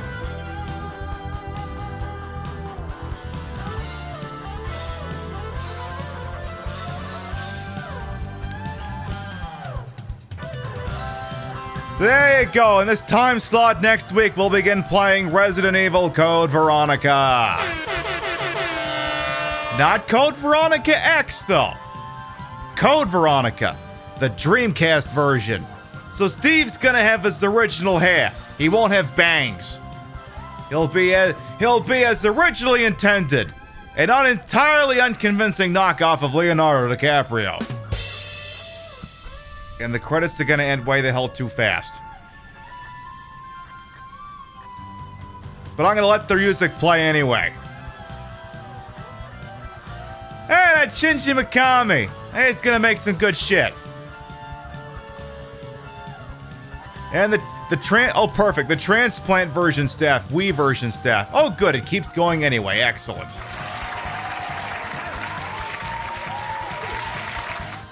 There, they should get their moment in a sun too, because we did the Wii version after all.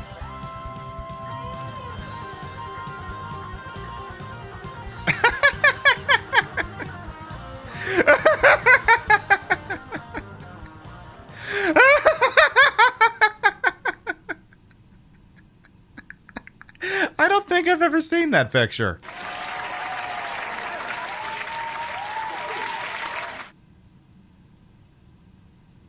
I just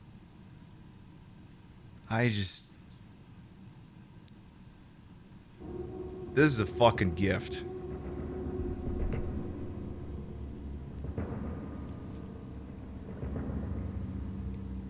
Like what? Did he punch the head off a tyrant or something? What happened?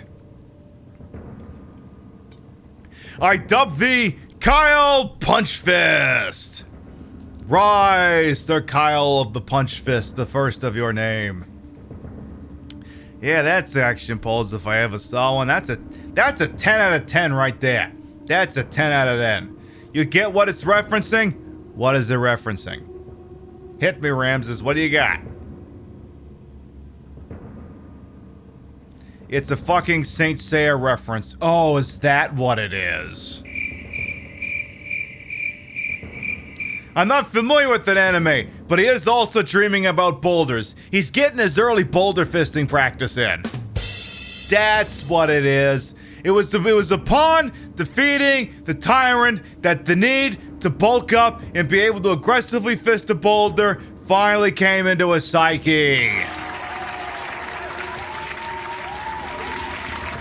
That's what it is. And on the back of that, I'm pretty sure I don't unlock a goddamn thing. But I'll just put that there anyway. Alright. And there you go. Resident Evil. Boom.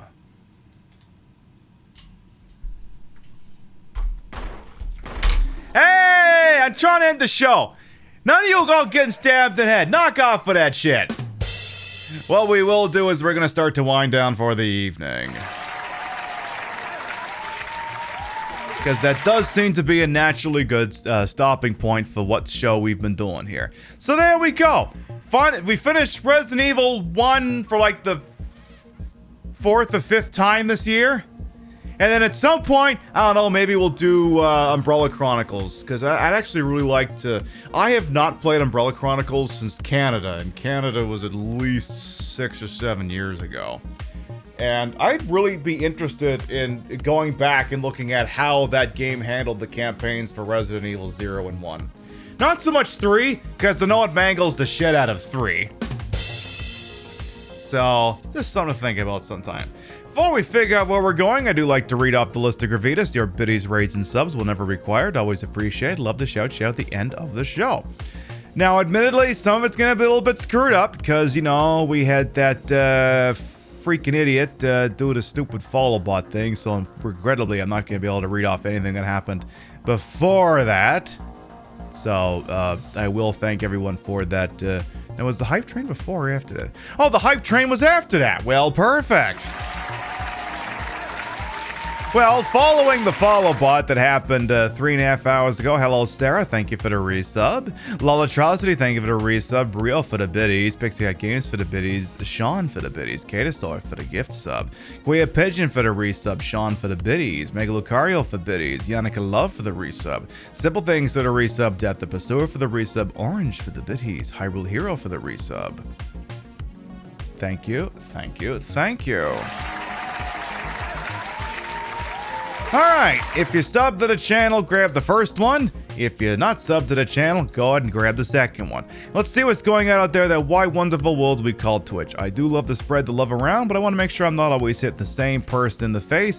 Like to make sure that I drop you off in a spot where I think you can enjoy what's going on and indeed stick around. So let's see here.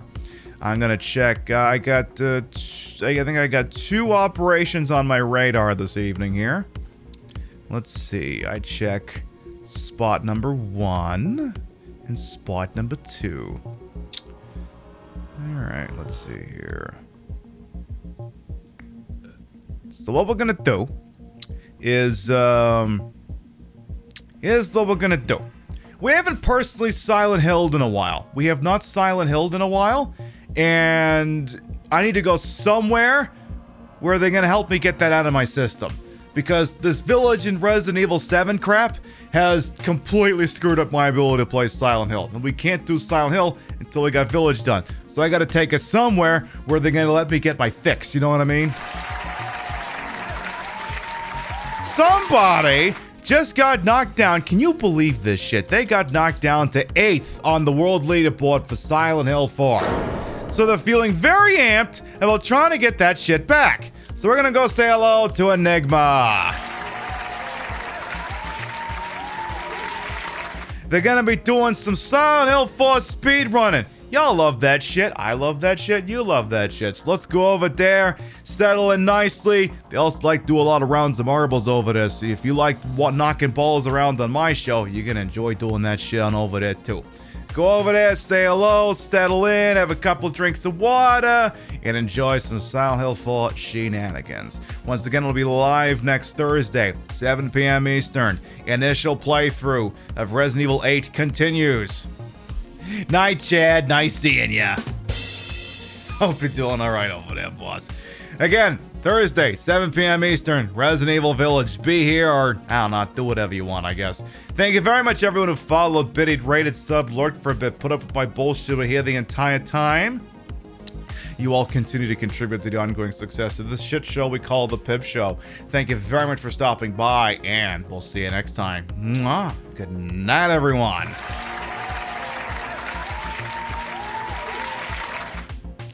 I want to wear something salacious on Thursday. Something that really puts my two best assets forward. I'll think about it, and we'll see you Thursday night. Mwah. Oh.